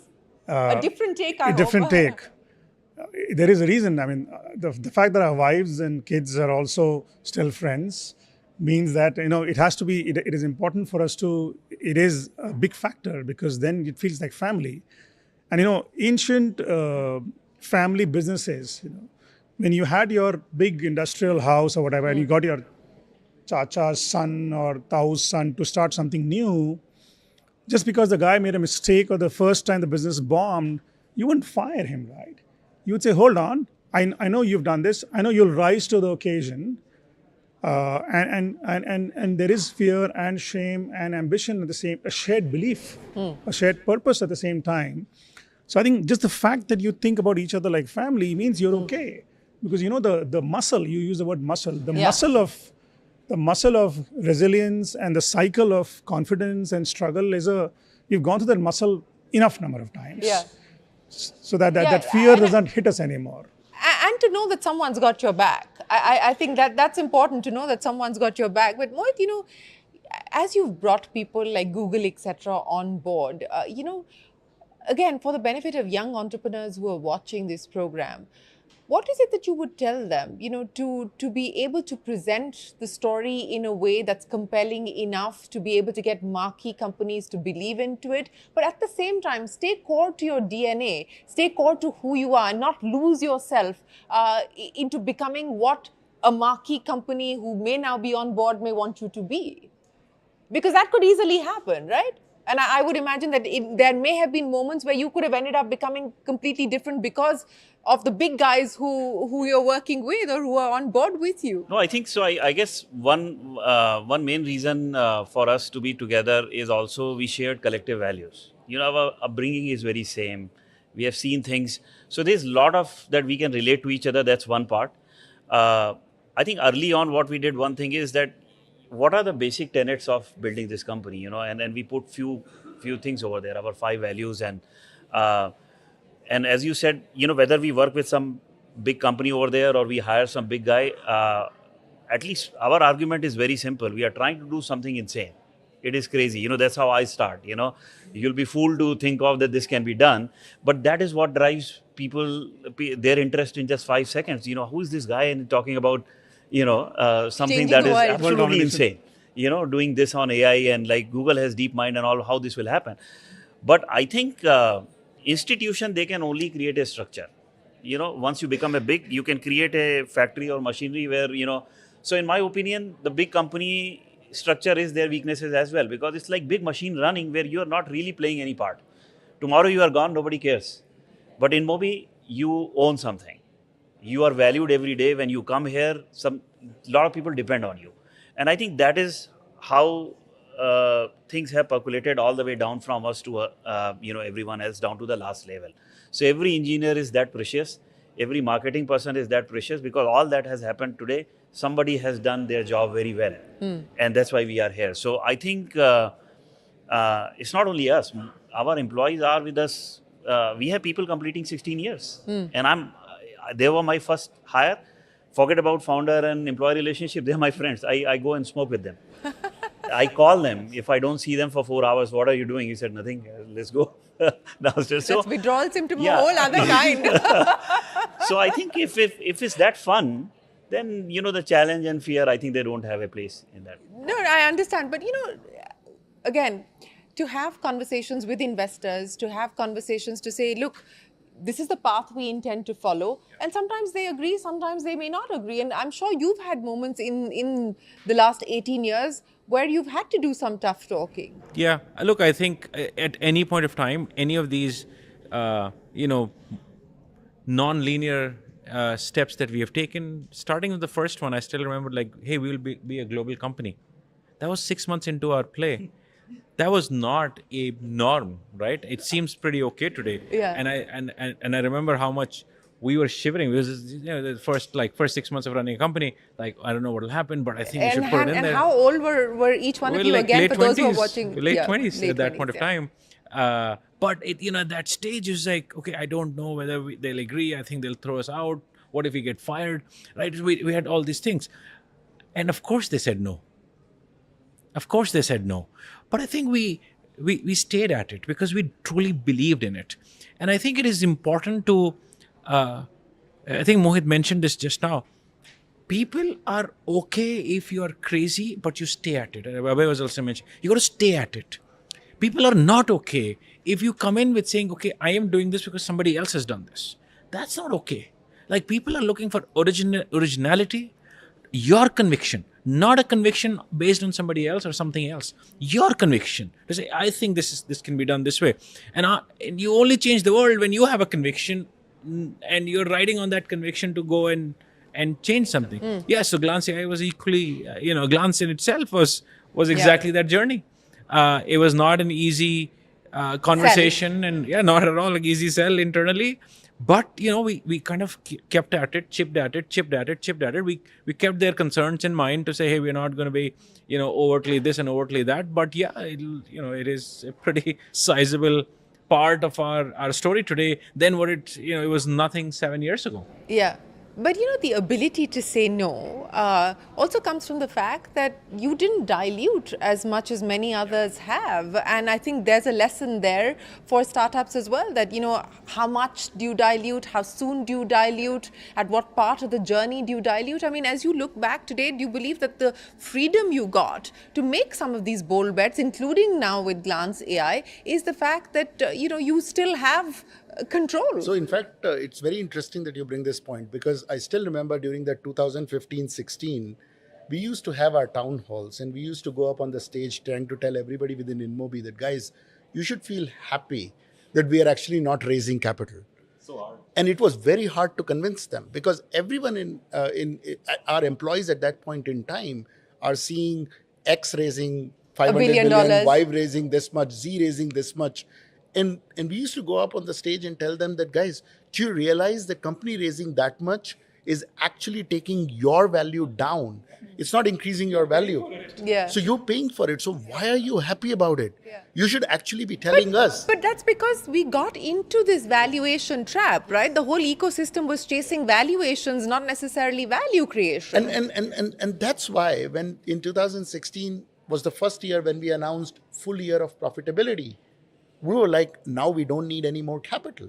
Not that, I mean, we could have done much more with the capital, but we don't need it.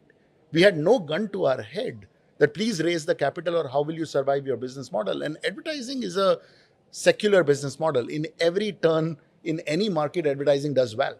So we've seen it do very well during COVID. We've seen it do very well during funding boom. We've seen it do very well during funding crash. So it just kept growing for us. So in fact,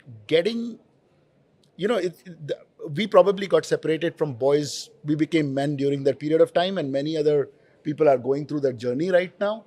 But once they become profitable, once they don't need capital for survival, I think there is a very interesting relief that as an entrepreneur you feel, and then you don't lose that. Like, God forbid you ever come back to negative again. Yeah. You can be actually innovative once you get profitable. You can be actually more risk taking once you're profitable. Yes. It is a misnomer to say, hey, once you're profitable, in trying to keep it profitable, you will be risk averse. No, it's actually not the case. It is exactly the opposite. Like our best moments have come from the day we became profitable, because we were just like so confident about our own selves that the fears dropped. You could say, I could do this. Or what if it fails? Well, we won't let it fail. We know how to make it work. So I think a lot of those things work in our favor. And I think that's why the financial discipline clubbed with the fact that you could be very bold and innovative is... So at a group level, when do you expect profitability? I think in less than a year. Less than a year? Less than a year. Yeah, Piyush, you wanted to say? No, I was saying that, we have innovated and done the boldest bets in our worst times, in our toughest times.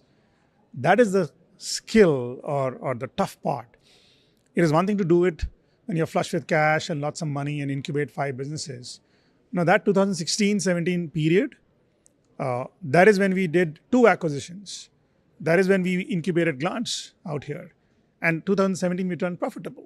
So I think it just took that level of boldness in the toughest times when the chips are down. Yeah.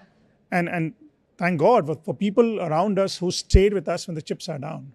When the chips are up, it is easy. Yeah. So I think I really shamelessly want to thank those people, because that's what matters. Yeah, that is what matters. Since we're talking about tough times, how superstitious are the 4 of you? I believe in equal measure. Yes. Who's the most superstitious? I don't know about that, but I'm very superstitious. What are you more superstitious about? No, how can I talk about that? Why? Because the minute I talk about the superstition, then that is a bad thing. What is the one thing that you almost always do when it's a big day? Like today, what did you do today? Well, we did Havan in the morning at that's the not office. A superstition, that's not though. a superstition, but it's just these are rituals that you kind of carry out to say, hey, we must do it together. And by the way, we did it together, everybody in the company. So it's one of those things we do, and I'm pretty sure there are a few more. Do you have a pair of socks that you always wear? Come on, give us one of the. I used to have it, but then we failed, so then I've dropped it. I used to have like a jacket that I would wear. Okay.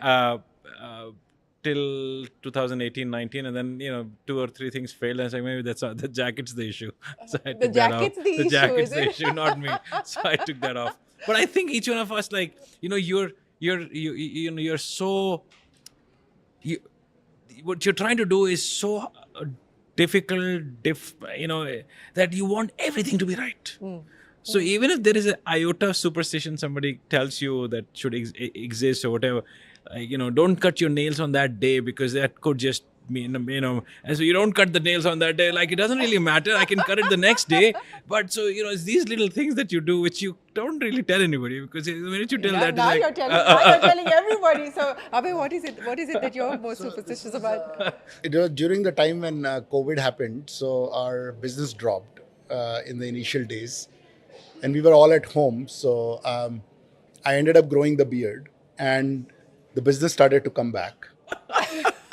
And it kept on going up and up and up. And I kept the beard on. This is to... we need photographic evidence of this. There is a photographic evidence. To the dislike of my wife, my kids, my parents, everybody in my family hated it. But I'm like, I'm not touching this beard. Business is up because of the beard. Not because of all the hell that you, me, everybody else is doing. And then one day the business started to fall. And I'm like, the beard is not helping. And then the relationship is going south. The revenue is not up. The beard isn't helping. And then I cut it and the business started to go up. So I now know for sure that beard was neither the reason the business went up or it went down. But it is a... you have my photos with the beard. So yes, we look forward to seeing those photos. Mohit, what about you? Beard, no beard, socks, no socks. No, I think I don't think any of those sort. But I think I do wear a black thread. Mm-hmm. My mom gave me many years ago, and so I try to just wear that. And thread is a thread. So after 1 year, it just completely decimated. So I remember. She went to a temple, so I actually bought these many so that I never run out of that black thread. And I gave it to my wife that whenever I lose, you remember it and you give me the new one. Give me a new one. So I think for last 5-6 years, I'm constantly wearing that. Even today, I have it somewhere. Yeah, so it's there. It is there. Yeah, so that's. I'm more spiritual than superstitious. Like, I believe in God. I think it's like when you're young in school, I would not pray every day to God, but during exams, my mom would say, "Yaar, bacha, jaake haath jod lena."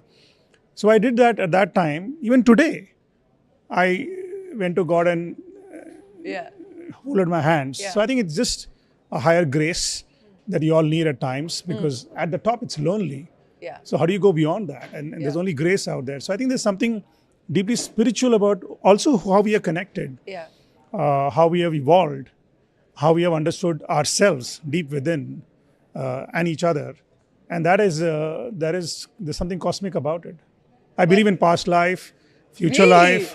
Have you tried regression? Yes, you have. I mean, yes, and I feel there's some connection to how these guys.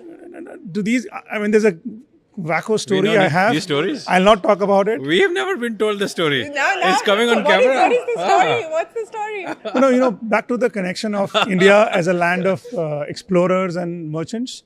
I think that in my past life, I was this Indian merchant who used to go global overseas, picking products. In this case, spices. You just made up this story, whatever. Right? No. Because I'm one of those people who I love new countries, new products, new cuisines, food, and meeting new people. And we've done that at some level. I know these were like fellow travelers. One of them was a priest. We were the guys who were lifting his bags around. But I like it. No, it's a good story though, by the way. Good story. Hinduism is a global product from India. Yeah. And people like us and merchants. Spirituality is, and it's something about it. Totally not the tech bro culture that we're currently sort of seeing, right? I mean, how did you guys stay away from that? Stay away from? The tech bro culture. I think we're somewhere, What is that culture? I don't know, this overtly masculine, sort of in your face, aggressive, not talking about grace and so on and so forth. I don't even know the definition of it. I think if you look at our backgrounds, we all come from, I think Mohit mentioned this, we all come from very from backgrounds which are very middle class. While there is an aspect of middle class you don't want to keep on, which is, kind of being constrained in the way you think. But I think there is a lot of humility that comes with being middle class. You're very respectful to people. You're very respectful to society. You're very respectful to, thankful and grateful to the people around you. There are a lot of those things. You're frugal fundamentally. I think a lot of those elements have stayed with us. We've not necessarily grown out of our middle class approach of life. Yeah. I won't say we're middle class anymore, but approach of life. Not. But I think it keeps those things. We're still God fearing. We still fear our own emotions taking over. We still don't like to do bad things. We still like to do good things. So I think those things have not yet seeped in. But the other good part is, I think one of them was mentioning to say, hey, we have our people who've been around for 16 years, 15, 16 years. They also keep us honest because they know where we were and where we are today. So there is a systemic approach to keeping us honest, and there's no way we're going to, I don't think we're becoming tech bros. What do bros think? All of us have also gone I think over the last 5-6 years, if I may say so, I think all of us individually have also gone through our own spiritual journey of sorts. I think each one of us have invested a lot of time on oneself to discover, because exactly the question, why are we the way we are? Why are we together? Why are we here in this position when nothing in our past ever suggested that we should be here or we should be doing your it. past totally suggested you should be here. So it was in the previous life, right? So maybe he's gone even one level deeper. But I think it's a very calming thing when you accept the fact that a lot of what is happening to you is really not because of what you are doing. You are only a means to do things. There is maybe a bigger plan and a bigger objective. And once you start believing in that, then you dissociate with your actions and the outcomes. And I never picked up Gita. I read Gita about 3-4 years ago. Okay. And that book just changed me. We used to have Gita Sar in our house since I was born, but never could feel it the way I've embraced it now, where we now take even bolder actions, not fearing the outcome. Because in our hand is only the action. There is really nothing else in our hand. So that's why just take it, dissociate with an outcome, and keep moving ahead. And then these relationships are the one that I am holding. So that's I think each one of us have gone through the journey individually. Which has, if anything, it has only brought people more close than far. Okay, so now we're going to do the test of each one of you completing the sentence. So phase two of InMobi. I'm going to start with you. Phase 2 of InMobi, what is it going to mean? Phase 2 of InMobi is a very bold play both across our advertising business and in Glance, leveraging a lot of AI, a lot of technology. We are really going to go and with both of our products, change industries. Abhay? We are reimagining the ad tech in the AI first world way. And again, that has never been done before. It is certainly something that we would do, just like the way we are reimagining the commerce with AI. You would see a different version of ad tech with AI over the next year or so. And that would be, again, a new world altogether for us. I think what Abhay is saying is today advertising is always about I pay some money and I get some user or something back. What we are going to do is basically we are just going to take the pay and get download versus, hey, I will always get you the right user. I will always put what you have, what the proposition you have in front of the user who can actually care about it. Once you do that, the advertising is quite natural. And then, the proposition of measurement and everything goes away because every transaction is natural. I think phase the final word. I think phase 2 is going to be living and reliving our original belief that we can be a world-class tech and product company from India and build something that is very consumer out and live that purpose that we started, both Glance and InMobi with, and be the first company that's doing both B2C, consumer, and B2B enterprise in a global, tech-first and profitable fashion. Well, there's plenty of insight here for those of you who are watching on what it actually takes to take big, bold bets, but what it actually takes to also create sustainable businesses, not just for India, but for the world. And this is going to be an interesting one because, as you pointed out, world-class tech company, hopefully servicing both B2B enterprise customers as well as B2C. And that's going to be something to watch out for. But thank you very, very much for joining us here on Young Turks Reloaded. We hope that you continue to hold space for each other, and we hope that you deliver with Glance AI, and hope a little bit of the magic that you're estimating is delivered for the consumer and of course for the company as well. Thanks very much, and we wish you the very best of luck. With that, it is time for us to wrap up this edition of the Young Turks Reloaded podcast. From all of us here on the team for now, goodbye. Thanks for watching. Do stay tuned.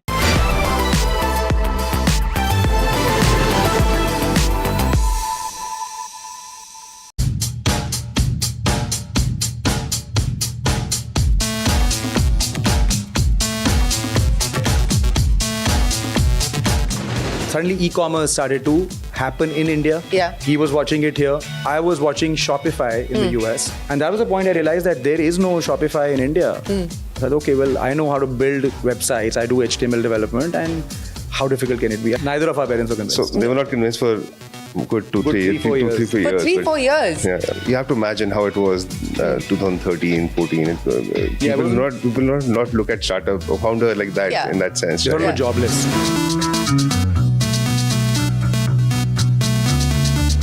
From Craftly to Shiprocket, what was the hypothesis? India e-commerce is still fledgling. Nobody can predict how it will go. Then what do we do as a business, right? Okay, let's become the Twilio of shipping. A lot of times people still ask us, are you like Shopify? Are you like FedEx? And who are you like? You're a little bit of everybody. We're like us, right? Because we are solving a fundamental problem. In fact, we have noticed some other companies now in other emerging parts of the world in their slide decks calling them X of Shiprocket or whatever, Shiprocket of their country, right? What are the opportunities that you now intend to focus on? A lot of people are thinking about quick commerce as 15 to 20 minutes. We're thinking of quick commerce as, let's say, 4 hours to 6 hour delivery for products which are more tuned to e-commerce rather than quick commerce.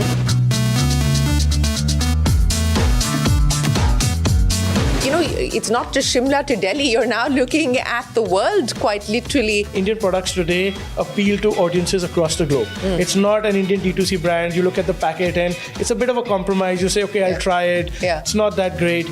Today, when I see these products on US shelves or on US websites, they can stand up to the best marketed and packaged products across the world. Today, what do you believe is the biggest challenge that's facing Shiprocket? So the macro of how D2C consumption is, so they're able to reach to a particular level, and beyond that, they're not able to control that. Being omni is going to be the future for D2C businesses. We as a company essentially want to have footing in helping them across different channels.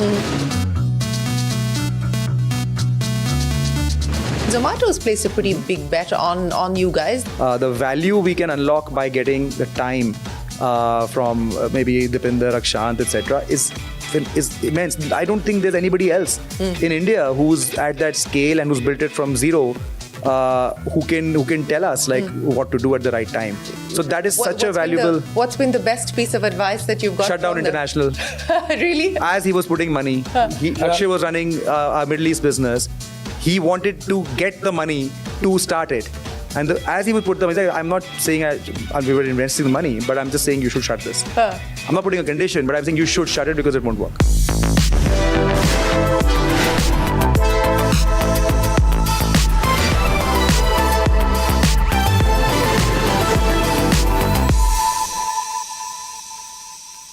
Hello and welcome to the Young Turks podcast. I'm Shireen Bhan.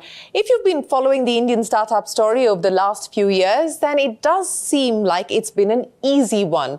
Founders talking about starting up, getting their $1 billion in fundraisers, big checks being written out, unicorns being minted practically every week. But if you strip away the glossy headlines, entrepreneurship is an arduous journey. My guests today have been around the block. They started in 2012, and they've seen many iterations over the course of the past decade. Starting in 2012 to 2014 is when they did Cart Rocket. 2015 is when they did Craftly, which then pivoted into Ship Rocket in 2017. And that, in their words, is today India's largest e-commerce enablement platform in terms of revenue for FY24, delivering revenues of over 1,300 crore rupees. And they've got aspirations of doubling down on the India opportunity, but also looking at global growth.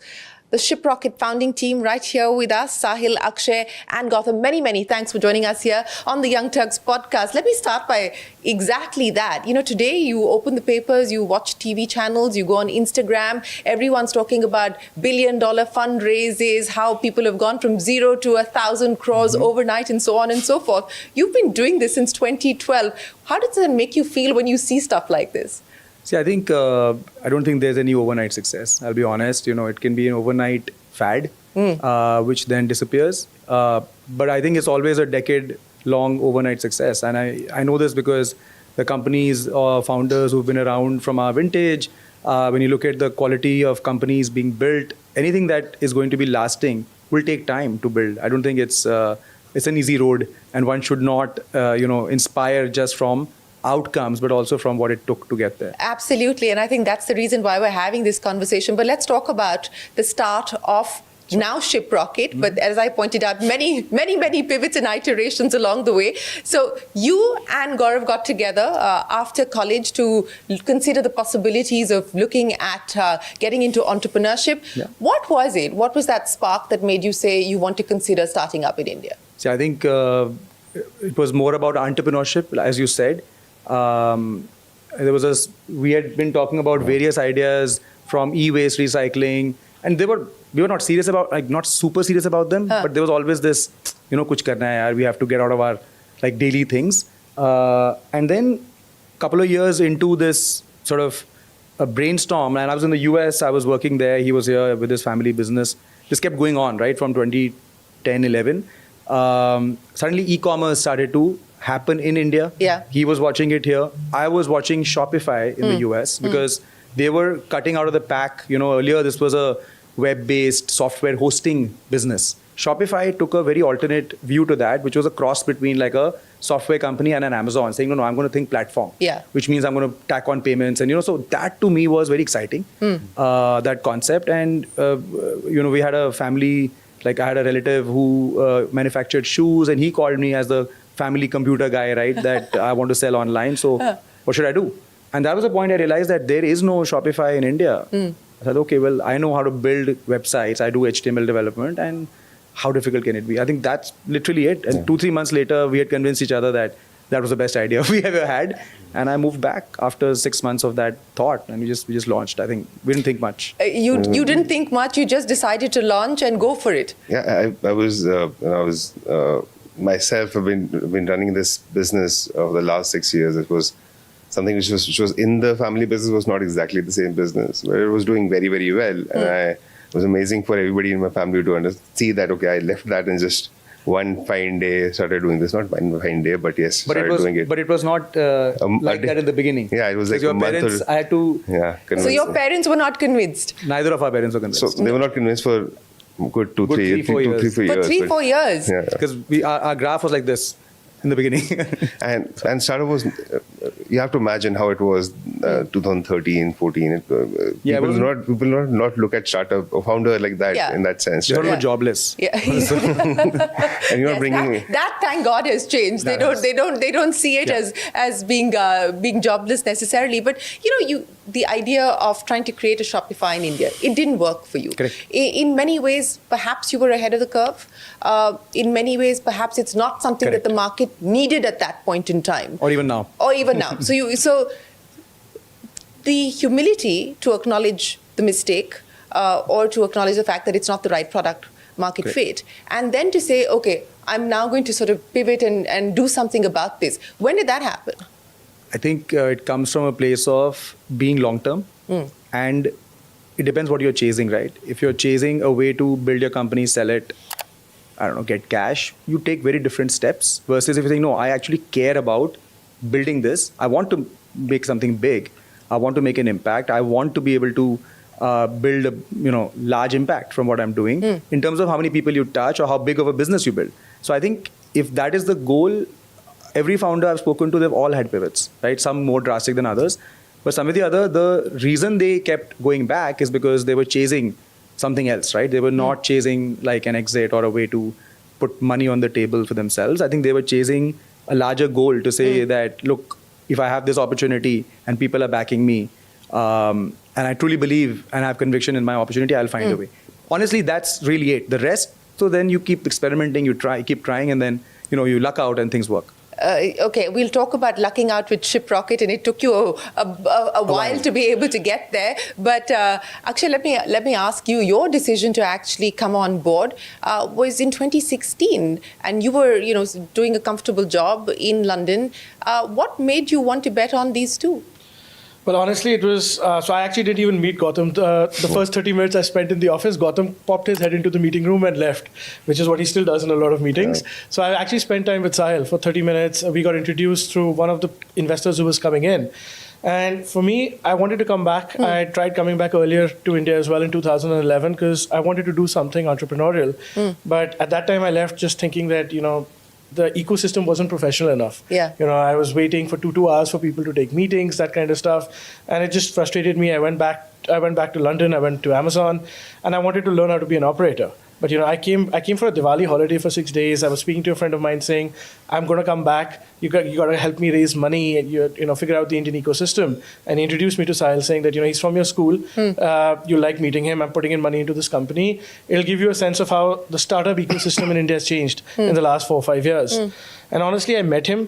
And for me, a very important thing is, I need to, one, respect the person I'm going to be working with, and I need to be inspired, right? And I met him, I left half an hour feeling that, I don't know what, we discussed an idea, I don't know if it'll take off, but I'm going to have fun working with Was it the Shiprocket idea? No, it was actually Craftly. Okay. It was Craftly. We brought him in for Craftly because Craftly had a consumer element, and none of us knew anything consumer. He had worked in Amazon and other places, so... but it was literally half an hour, no discussion on numbers, no discussion, anything. I went back, I put in my papers, and then I think 2 weeks later, he got his CFO online saying, we should discuss salary and ESOPs and that kind of stuff with you because you're coming. It's like 2.5 months away now. Wow, what did you say to convince him? That he didn't even talk numbers, he didn't talk salary, he told me 2 years later about this episode, and तब से मैं यही याद कर रहा हूँ कि क्या बोला था यार, मैं दोबारा बोल देता हूँ लोगों को. I know that might be a good thing. Yeah, I actually don't exactly remember our conversation. Neither do I. It was literally just meeting him. I liked the vision, right? And the fact that I knew one thing, and it actually turned out to be true. I am very instinctive in how I operate. I knew he would give me space. He would let me define my own role in the company, and I never thought I would become a founder later on. I became a founder later on. I joined as the CBO. But the reason all of that happened is because in those 30 minutes, one thing was clear, that he would let me operate. Unlike, going in and joining something in the middle and the person would tell you and be prescriptive. Yeah. And I think that is true till this date. And I think that is the best decision I took, is bet on that one thing that I got out of those 30 minutes. Yeah. Well, I think it's important, as the three of you are telling us, it's important to have an alignment as far as values are concerned. And that really does keep the team together, and that helps you build the business. But let's talk about the business now. From Craftly to Shiprocket, what was the hypothesis that you were working with? What was it that you were hoping to chase with Shiprocket? So actually, I think we kept discovering more and more about the SME, MSME segment that we really felt connected to. All of us, by the way, come from small business families. So we grew up on the dinner table, breakfast table, constantly hearing our dads on the phone, whatever, right? Hustling it. So you see that, right? Day in, day out. And you used to come home at 10 p.m. And it's been a hard hustle. It's been a hard hustle. You used to come home every day at 10, and that was okay. Like, that's how it was, right? But I also noticed, I was a sort of like a, only guy in my family who cared about tech. So what I noticed was that this segment is always going to be underserved because of the way these businesses are. They are not going to pay for software, right? And they'll always stay under the radar. So we picked retail, obviously, as our larger area. Our company till some months ago was called Bigfoot Retail Solutions. Yeah. Because that's kind of what Gautam and I came up with. No reason. I have no idea why we called it that. Why did you call I it have no idea. Bigfoot Retail People ask us, what's the story? What's the story? I'm like, I don't know. We thought about the tagline first. It was leap ahead. It was like leap ahead or some yeah. And then Bigfoot happened. I have no idea, right? So we didn't like it. Trying to create a story for the last We didn't like years it. around why Bigfoot. I didn't like it 6 months into the business. I said, Chal, we can't change the name of the company. Let's change the name of our brand, right? And then, of course, we went through various iterations there too, as you realize. But coming back to your question, what we learned is when we did the first version of our business, we learned that people are going to sell online. They are very diverse sets of people, super low awareness. And India is not DIY. India will not pay subscription. Like the whole mindset is so different and so focused on margin, which means everyone's got a trading mentality. Yeah. So how do you then give them a platform where they have to do the work? Because it's not DIY. It's like, you do it for me. That got us to Craftly. Because we said, okay, in my Cart Rocket Smart Store business, we probably had 2,000 merchants at scale. Of course, we raised some money. We were doing innovative stuff, but there's no impact, right? The moment we went to Craftly, we were for the first time now dealing with 30, 40, 50,000 merchants because we changed the model to be mobile first. We changed it to the long tail, which is like really small businesses. And we added a layer of demand generation on top of it, which is bringing consumer traffic. And when we did that, we realized that the problem lies only in two parts in e-commerce. It's either in demand gen or it's in the post-order fulfillment. Yeah. The rest of it, building a good platform, building good UX, it's not like, you're not going to build a business there because the problem is in the infrastructure itself, like in the digital infrastructure. That's not there, right? And when we did Craftly, we saw this, right? We saw how difficult it was for merchants to tap into existing supply chain. We saw how detuned the existing ecosystem was from this segment entirely. They were all focused on big enterprises, right? So when we saw these things, we saw this because we did Craftly, right? And that insight then got us to the realization. And people initially when we built ShipRocket, the biggest question was like, okay, there are 1 lakh sellers, for example. How will you collect money? How will you collect $50 from these guys? You have no sales team, you have a collection team. You're a small company, 50 people. How will you go and do this? So because we had done Craftly and we realized that like what will take them, we built a wallet. We said, no, we'll have them prepay. So nobody will pay for shipping. This is stupid. This is not how the world works. So, okay, well, if they want it, they'll pay for it. And I'm okay building a small business, but I know that there's a problem here, right? And I think then one thing led to another, right? We saw that initial instinct got us to Craftly. The Craftly learnings, when Akshay joined us and kind of as Craftly came to its logical end, I guess, that got us to the learning of saying, no, I think the problem lies somewhere else. Let's not try to build this end-to-end platform. India e-commerce is still fledgling. Nobody can predict how it will go. Will marketplaces be the only way it will happen? Will live commerce take off? Will conversational commerce take off? Nobody can tell. Because it's not happened. We were 2-3% penetration on retail. And even now we're like 7 or 8%. So what do we do as a business, right? So that kind of we spent a lot of time coming to that answer and realized that we are better off building components or infrastructure to say, okay, let's become the Twilio of shipping or the like payment gateway, let's become a shipping gateway because everyone needs shipping. They all need cash on delivery. They all need a way to send goods pan-India and they need a better consumer experience or this segment will never grow. It'll die, right? And I think we did that when we launched it within 6 months, 8 months, we knew that even our investors didn't understand for the longest time. Our board kept asking us that, what do you do exactly? It's working. What do you do? Do you move packets? No. But you're a logistics company. I'm like, we're not logistics. So what are you? Are you SaaS? No. So what are you? It's like, okay, maybe we'll call ourselves an aggregator. That's how the whole term, in our segment at least, came around. And because we had to explain to people, what we are. And it's not an X of Y model. We are not the this of India. We are not. We're not really because this problem in this shape actually doesn't exist anywhere else. So like a lot of times people still ask us, are you like Shopify? Are you like FedEx? And who are you like? You're a little bit of everybody. We're like us, right? Because we are solving a fundamental problem. In fact, we have noticed some other companies now in other emerging parts of the world in their slide decks calling them X of ShipRocket or whatever, ShipRocket of their country, right? Which is a big proud moment for us. But that's how we got to that learning. And then I think we just kept our sort of heads down and kept kind of, one thing, you finish one task, get to the next one and just keep your first principles in place. Well, speaking of keeping the first principles in place, and I want to understand from you, Akshay and Gaurav, as you look at the market and how it's evolved today, and it's changed dramatically. I mean, today we're talking about the lines between e-commerce and quick commerce blurring significantly. What are the opportunities that you now intend to focus on, given the many learnings that you've already experienced in the journey so far? So when we think about how the market is evolving right now, I think the opportunities are far more than they were even 5 years ago, right? D2C for us was a big revolution that happened in e-commerce, and that's really why ShipRocket went leaps and bounds ahead, because suddenly people needed to ship stuff directly. They couldn't rely on the marketplaces for all their e-commerce. With quick commerce coming in, I think the whole logistics supply chain is going to change drastically. It is changing. The question is not, does it work today? It does work today, but how is it actually going to create value? That's the big question that we are trying to answer along with all the partners we work with, because today it is not sustainable the way quick commerce happens, right? It's a loss-making proposition for many companies. But eventually for it to sustain in the long term, you will have to make it work. So I think what role do you believe that you could perhaps play there? So we're taking actually a very unique spin on it, where a lot of people are thinking about quick commerce as 15 to 20 minutes. We're thinking of quick commerce as, let's say, 4 hours to 6 hour delivery. Can we do same-day delivery in major cities for products which are more tuned to e-commerce rather than quick commerce? So, e-commerce has a wide range of SKUs. You're not going to be able to stuff them in a 1,000 square foot or 500 square foot dark store in the middle of the city. You will need to have larger warehouses on the outskirts. And what we're helping build is that entire ecosystem, that infrastructure, to be able to maybe get you 80% of your products within 24 to 48 hours, and maybe 50% within 4 to 6 hours. So break this down for us. When you say you're trying to build out the infrastructure so that you can actually deliver on the fulfillment of same-day delivery, what does that mean exactly? And what does it mean in terms of investments? So it means technology, primarily, because the physical infrastructure is there. The warehouses are there. They've traditionally been used by distributors who are stocking cycles or garments, and they're not built for e-commerce. They're not built for quick turnaround. So you have to do some changes to the CapEx, and Gautam is a great guy to answer this, given that he runs this. I run more of the cross-border side.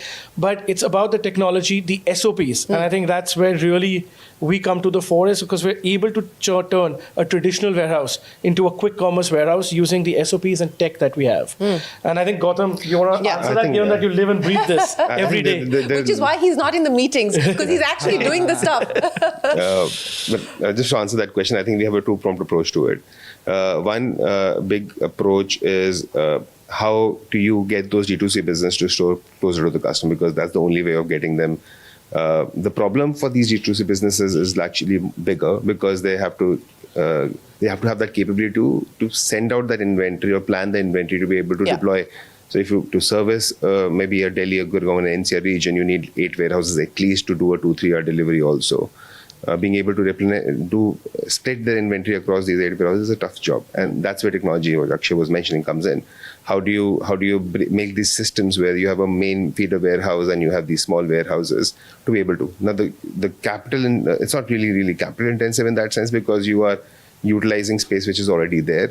Either these are hubs or which are being used for delivery, and you're cutting out another area for storing the inventory safely and dispatching it. So it's not really a capital intensive. It's actually a challenge where how do you help D2C business spread their inventory across small locations within a city. That is one approach. I think the second approach is which I believe is going to play out really well, is that it's changing. The quick commerce is changing the behavior, how the customers are buying. That is the primary thing which is happening. Now they want to do that the same way with everything. Everything, absolutely. Now, if I want to buy, I have a 4-year-old, so I want to buy toys for her, or I want to buy toys for somebody else. She has to go to a birthday, for example. The best way is that I Google it. I find a shop. I message him on WhatsApp. The message is responded immediately with options of price bracket. I choose one. He does a search for a rider, and that delivery happens to you through a Uber rider or Ola rider or Porter rider today. And I think that is how Indian SMB businesses in the local vicinity will grow their business. Meta, Google, all of them are doing essentially a lot towards how these small businesses can market to a consumer which is local in nature. And I, as a company, would intend to make this funnel better. Being able to convert this customer who's calling you into actual transaction and then delivering it faster to you through our new platform, which we launched, ShipRocket Quick, which is a mobile app for hyperlocal, or what we call it the right way of on-demand delivery, where you can. So it's not 10-minute delivery in the way that we're used to now, the idea of 10-minute delivery, but it's on-demand delivery using the ecosystem that you just kind of laid out for us. But, Sahil, I want to come back to understand exactly what you do for the people that you work with. And I think there was a claim that I can't remember, but you said it, that you help an online business go online in 30 days, right? So explain to us what you do for them, how to make that happen. Yeah. See, I think we set ourselves up as a platform when we pivoted to ShipRocket. Part of the reason is that we actually never did ops as a company. So the DNA was all technology, right? And that got us into this creation of a new model, which has then allowed us to help businesses at any scale, at any part of their journey. What I mean by that is, think of it like an operating system. The way you've got Android as an operating system that can run on any phone, right? We can run on any hardware, where hardware can be warehouses, which is physical asset. It can be courier networks run by express companies, cargo companies, hyperlocal companies, cross-border carriers, and so on. It can be financial services, it can be payments, it can be anything that a small business is going to need and use in their life at some point, right?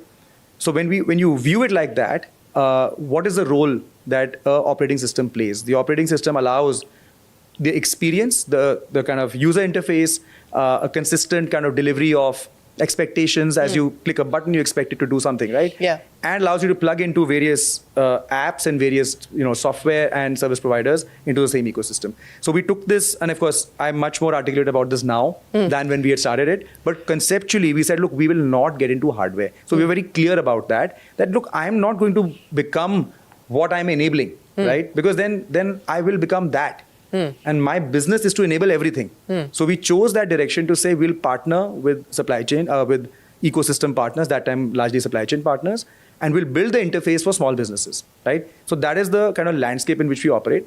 Under the small business gamut, you have to understand that almost a third of our country's GDP comes from these guys, right? Of course, they're doing offline trade, e-trade, all kinds of modes of retail and business, including manufacturing, all of that stuff. But if you take a 20-year view, all of that needs to ultimately get digitized. And this playbook of being able to use what's there so you can do it for them, build the software. You still have to build software like the best, right? It has to be better than the best, in fact, because it has to be intuitive. You can't copy, you can't get inspired from anywhere. These are ground problems that you have to just innovate and solve. And then you figure out an easy way to distribute like a consumer internet company. So these 2-3 things, like as key ingredients to our playbook, has actually made it work. And that allows us now to, for example, go to a small shop in Shimla, or we've had all these stories where somebody walked in and it was my father actually walked in to one of these shops and generally asked him कि आपको दिल्ली मंगाना हो आपका अचार तो कैसे मिलेगा? तो ShipRocket से भेजते हैं. So my dad made a video, a testimonial कि आप क्यों use करते हो ShipRocket? He said because अभी तक I could do only local deliveries, but now I get orders on my Instagram, right? My co-founder, whatever, my partner manages it. And we just send it across India and we can collect cash on delivery.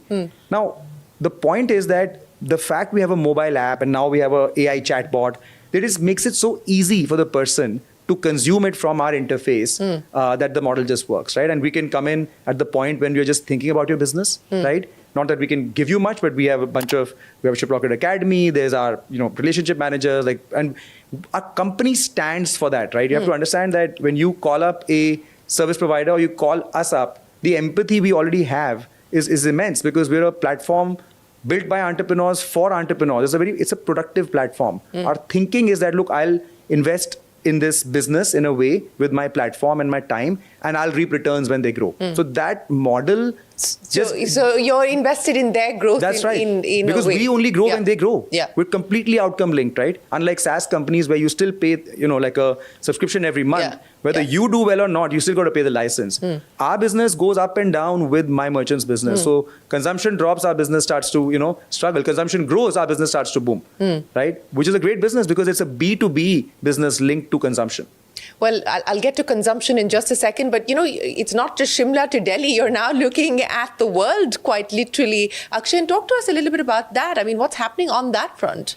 No, it's a very exciting time. Whatever's happened in the export side, especially B2C exports, a lot has happened in terms of policy and regulation changes that have happened in the last 24 months. We haven't seen that happen in 10, 15 years. So Indian SMBs today are not just looking at the Indian market, which is immense, and yes, they want to make it here, but they're also looking at selective global markets to be able to sell their products. And I think the brand India has essentially changed. So when you talk about certain products like beauty and personal care, think about Ayurveda, right? Indian products are considered to be best in class. So we have a lot of sellers who probably have not been able to scale domestically, could be because of price competition, could be because of a lot of noise, but they have these huge followings of customers in And countries. where are they selling to? So US, UAE, UK, US obviously being one of the largest markets there, and they're being able to sell their products at significant premiums to domestic prices, and the products are effective. They're good packaging, and I think what's really changed is Indian products today appeal to audiences across the globe. It's not an Indian D2C brand. You look at the packet and it's a bit of a compromise. You say, okay, I'll try it. It's not that great. Today, when I see these products on US shelves or on US websites, they can stand up to the best marketed and packaged products across the world. And I think a lot has changed in the ecosystem, and a lot has been credit to the domestic e-commerce ecosystem, because the manufacturing base in India has been created because of it. Indian consumers also have very, very high standards. And I think startups and D2C brands have evolved. So today the opportunity is immense. Obviously, there's a lot of global noise right now around tariffs and a lot of things happening. Is that making an impact already? I think it's creating a lot of confusion in the minds of the SMBs, right? Because it's something that they think they will have to deal with at some point.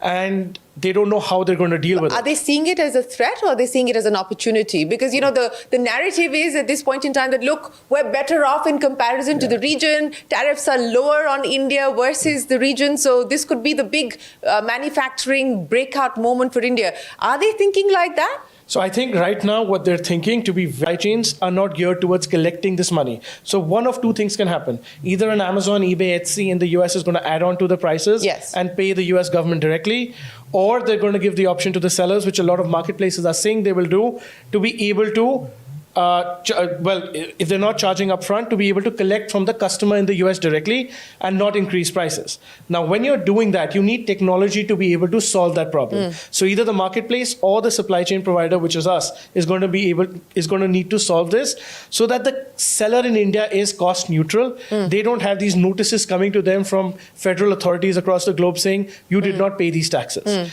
So it's a golden opportunity to use technology to solve this problem. The marketplaces are going to do it. The enablers are going to do it. The supply chain providers are going to take a long time to get there, because Shane, what you have to understand is supply chain today globally is still pen and paper. It has not even been digitized. The amount of paperwork that has to go through for one flight to go from Delhi to New York, you could possibly fill half this table or a wheelbarrow just in the paper that is transmitted. Absolutely. And this was one of the most brilliant things that someone showed me from an AirAsia, the CEO of AirAsia in Singapore at a conference. He got a wheelbarrow and he said, this is the amount of paper I use for one flight for cargo. So we're still not digitized. So whatever happens, I think it is a golden opportunity for India.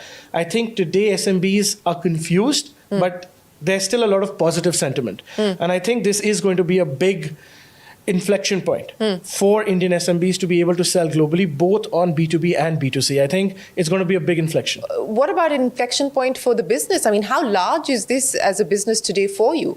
So for us, it's a 2-year-old business. So it's still a small percentage of our revenue, but it's growing leaps and bounds, right? So it's growing much faster than our traditional businesses. And the problems that we are solving are increasing. So 2 years ago, we were only doing parcel shipping, which is someone ordering on eBay or Etsy or Amazon, and we were shipping directly to the consumer.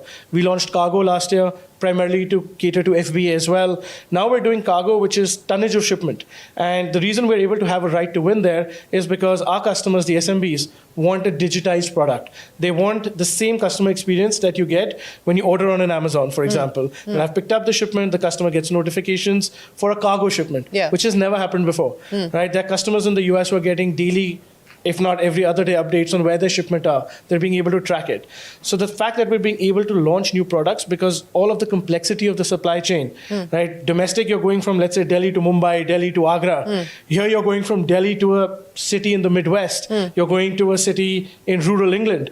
It's a lot more complicated. There are 7 to 8 people who actually handle a parcel, different companies, different verticals, for it to get from New Delhi to that destination point. So it's a very exciting part of the business. I think we are betting very heavily on the growth of this business, and we love complexity. So the more complex the problem, the bigger the opportunity. You've given us a very brief glimpse and insight into just how complex the business is. I mean, paper load, wheelbarrows full of papers is just one aspect of that. But, Gautam, as we talk about scale, and we talk about entering new markets, we talk about expanding the business, today, what do you believe is the biggest challenge that's facing Shiprocket as you grow? I think for us, the biggest challenge, I would say, is how D2C business, on the macro of how D2C consumption is. So people who are brands who have come up in the last many years, and companies who are now launching, they reach a particular scale, and then they, from a digital standpoint, when they go online, build their websites, they're able to reach to a particular level, and beyond that, they're not able to control that. And then the growth is largely dependent on going either offline or selling on marketplaces, which is an omni-channel way of doing things. So most of the D2C businesses have become omni-channel in that sense. There also, I think, if the macros look better, that is the biggest challenge. I think the macros got better, the D2C business will grow further. Being omni is going to be the future for D2C businesses, large or small, irrespective. We as a company essentially want to have footing in helping them across different channels, be it selling in the store, be it selling on a website, be it selling offline to a marketplace, replenishing their inventory there, or selling to quick commerce companies itself. So I think we want to essentially play a role across, and maybe going international as well. So a lot of D2C businesses are now looking to go international as well. So I think how as a company we are looking at all the avenues that we can provide to our D2C businesses that work with us to be able to grow their business, because every format will have their limitations. So selling on their own websites through an Instagram or a Facebook ad has their own limitations. Going offline also has their limitations. I think that us being able to build products which will help them across the omni-channel, and that is something that we want to essentially solve for, so that they can grow further from where they are today. This D2C explosion that we've seen in the Indian market, to the point now where large conglomerates are gobbling up D2C brands because of what they've been able to actually achieve in the digital space, which the large brands actually have not been able to do. What do you make of that? Why do you believe that we're seeing that kind of an inflection point take place as far as these digital native brands are concerned? See, I think what digital native brands are able to do at the speed they're able to do, it is innovation again on consumer products. The way tech companies innovate on, experiences or software, or the way we consume daily services or things. This is truly like physical product innovation, and it allows you to do hyper-personalization. So you could build a product only for people who like a certain color or a certain theme, and you could build a sustainable business just doing that. Whereas the earlier model of, consumer insight, doing research, finding a big manufacturer or building a factory, then getting into an offline distribution network that you owned was the way, and only few people could do it because it required massive investments and talent and playbooks and so on. But a D2C business, literally you could today, and now you have AI, right? You could use like ChatGPT to create a prototype. Let's say you wanted to build a really cool phone case cover, I don't know, right? Something that you personally feel about. You could build, like, for example, I play the guitar, and I constantly, my daughter and I are brainstorming that, let's build products, for because she plays it too. What can we do to build a product around this? Because the focus is on something you like or something you know about. So you could design a product, you could get it sourced from China or find a factory in India to make it, or you could buy in the beginning and just private label it for like, I don't know, a couple of lakhs, and then you could put it on Instagram, build a following, again with AI. You could run your ads simply, or you could just build an organic following like an influencer and get your first 100 orders. It's not that difficult, right? So the point is that it doesn't take much means now to enter the market. The barriers of entry completely have gone down. Yeah. Since we're talking about innovation and innovators, I wonder if you have a point of view. We heard the Commerce Minister saying India needs to do, and Indian startups need to be far more innovative. You're not really solving the large problems that India needs to solve for. You're doing food delivery and so on and so forth. I mean, as founders who've been around the block, I mean, when you hear that, and there is some, there is a legitimate currency in that commentary as well. But what does it make you feel? How does it make you feel? I think I think I like the intent from where it's being said. Okay, the intent is it's a war cry. The intent is to say, guys, we need to do more.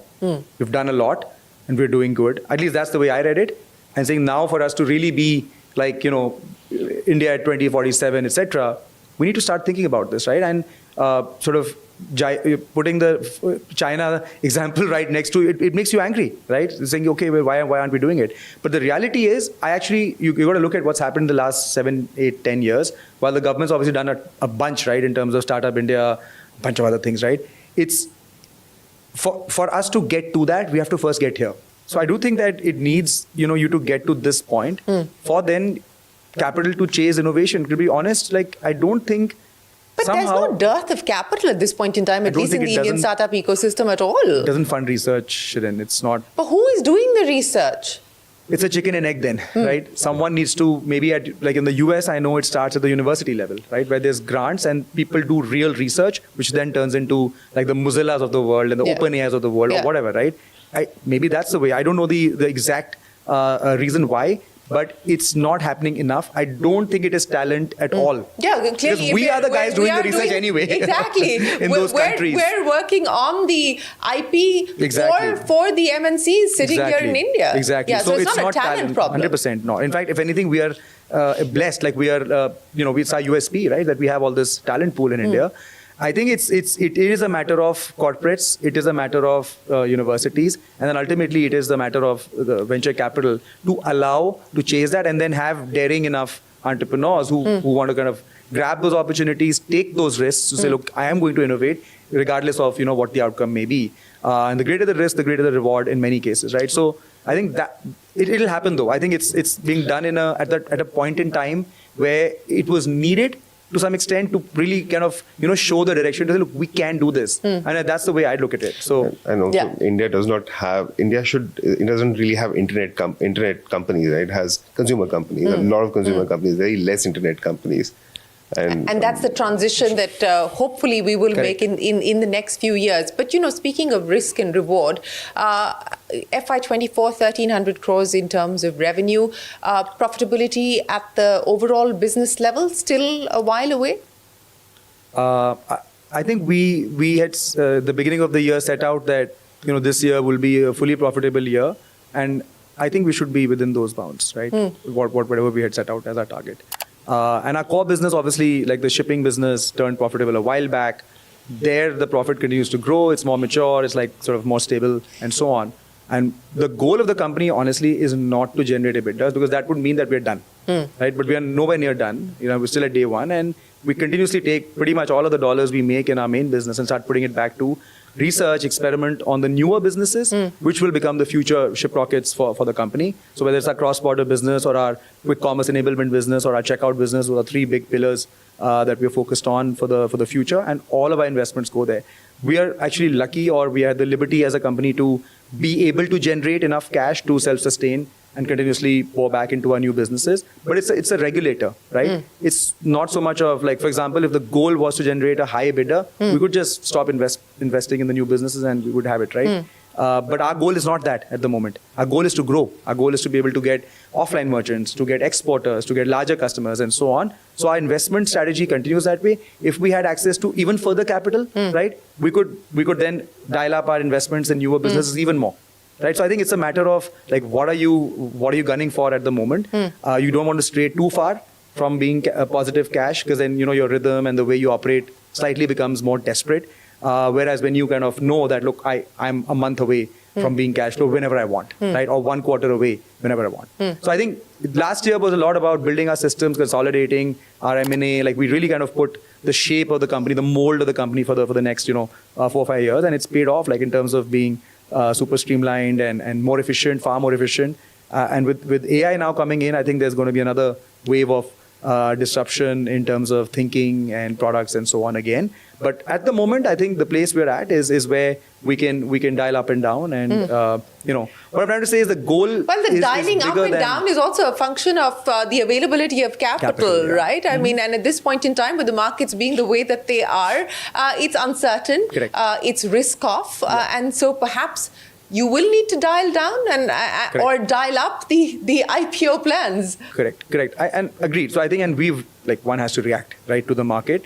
I think the point is that as long as you build a fundamentally sustainable business, the external pressures of doing things which may or may not be good for the business at various times become much less.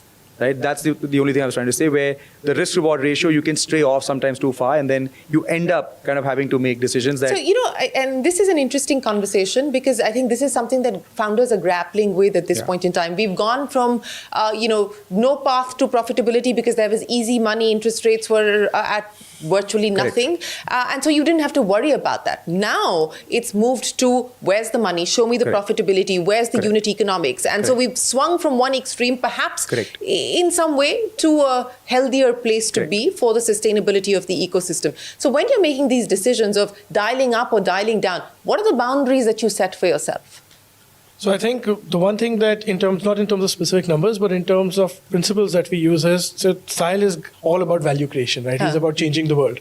And I think Gautam and I are more about capturing value, right? So we're very clear that you also have to capture the value, right? So it's great that you're changing the world, but if no one is willing to pay you for what you're doing, so are you really creating that much value for them? If the moment you start charging them, they're going to say, no, we don't want you. And I think because we've built the business in this healthy mix of creating value and capturing value, we've never really, we'd never wanted to be dependent on external capital. I think we've seen enough cycles in our life that we said, you know what, we want to be sure that we can survive and we can thrive on the core businesses that we build. And yes, capital will help us scale faster. It will help us build more and build parallelly rather than sequentially, which is what we did for a large part of our initial years. Build a business, make it profitable, then go on to the next product within that same business. But now we can do a lot more parallelly. Because we've built the DNA of this company in that way, I don't think we are worried about external factors as much as we would be maybe 5 years ago. We can survive and we can thrive within the ecosystem that we have. External capital, good IPO markets, good public markets help us build quicker, faster, innovate, and in many ways disrupt ourselves. Because the new wave of innovation that we're doing, we disrupted something 10 years ago. Now we have to disrupt ourselves because we are now the incumbent. If we don't disrupt ourselves, someone else will come and disrupt us. And that's where a lot of investments go into, especially a lot of the tech-first businesses like the AI-fueled businesses that we have, to be able to change the way we operate fundamentally. And I think that's the reason why we raise capital. It's not so much how do we scale, how do we incrementally grow. That's a business that is working well. It is about how do we now disrupt what we've built in the last 10 years. Well, speaking about value creation, I mean, you've been out of money a few times in the course of your entrepreneurial journey. From the sound of it, you haven't learned as many lessons as they have. They're just always out to get me. I think I agree with their view on, me thinking about value. They do it too. And I do think that we did not run out of money because we were not revenue generating. It was not that. I think we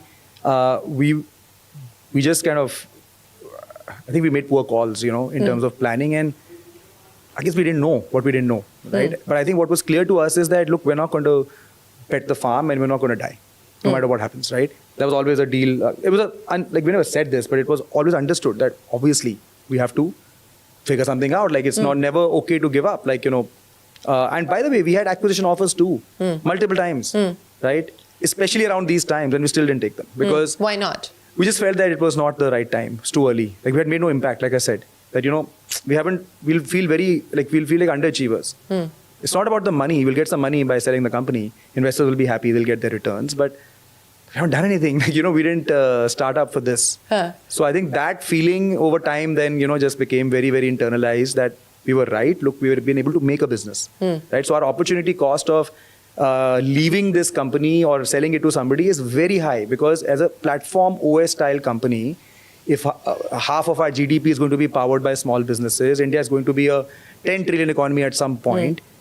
Just think about it. Like, if you could be the person powering that in many ways, and your model has worked. No other SMB software model has really worked in India. Think about it. So the opportunity then is immense, right? It doesn't matter whether your revenue is where it is. It's irrelevant. Over 5, 10, 15 years, you get to ride India, correct? And that is what we want. We want to institutionalize the company. So for us, it was always saying, look, we haven't done it yet. Running out of cash, I think, is like always 2-3 months of payroll left, right? And then you do the hard kind of we need to fire people, etc. And had we take acquisition offers, maybe we would not have to do that. But then we wouldn't be here. We wouldn't have built this business, right? So I do think that being frugal very early on, and we were always starved for cash. Like we had raised, and I'm not going to like make it sound like 10 million is a small amount, but I'm saying in the grand scheme of things, yes, 10 million is not a large amount. That's all we had raised till 2021, right? 10 or actually, no, I'm wrong. Maybe like 2019, we had raised 10, and then we had raised maybe 20 more, right? But it wasn't like we were burning through tons of cash, and that was not how the business was built. It was built in scarcity. And in fact, I would challenge that because the cash wasn't there, right? We were forced to think about sustainable, more efficient ways of, for example, putting money into a wallet. Saying, I can't send people. The other way would have been, okay, let's get 1,000 people on the street and they'll go and collect. But you won't make money doing that.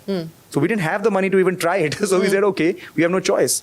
And I think not having a choice, at least in terms of capital, is sometimes better for you, because it's always easy to throw money at a problem and like you'll never get to the actual root of what the issue is. Well, speaking of money and speaking of investors, I mean, Zomato's placed a pretty big bet on you guys. They've got between 6 and 7% of the company at this point in time.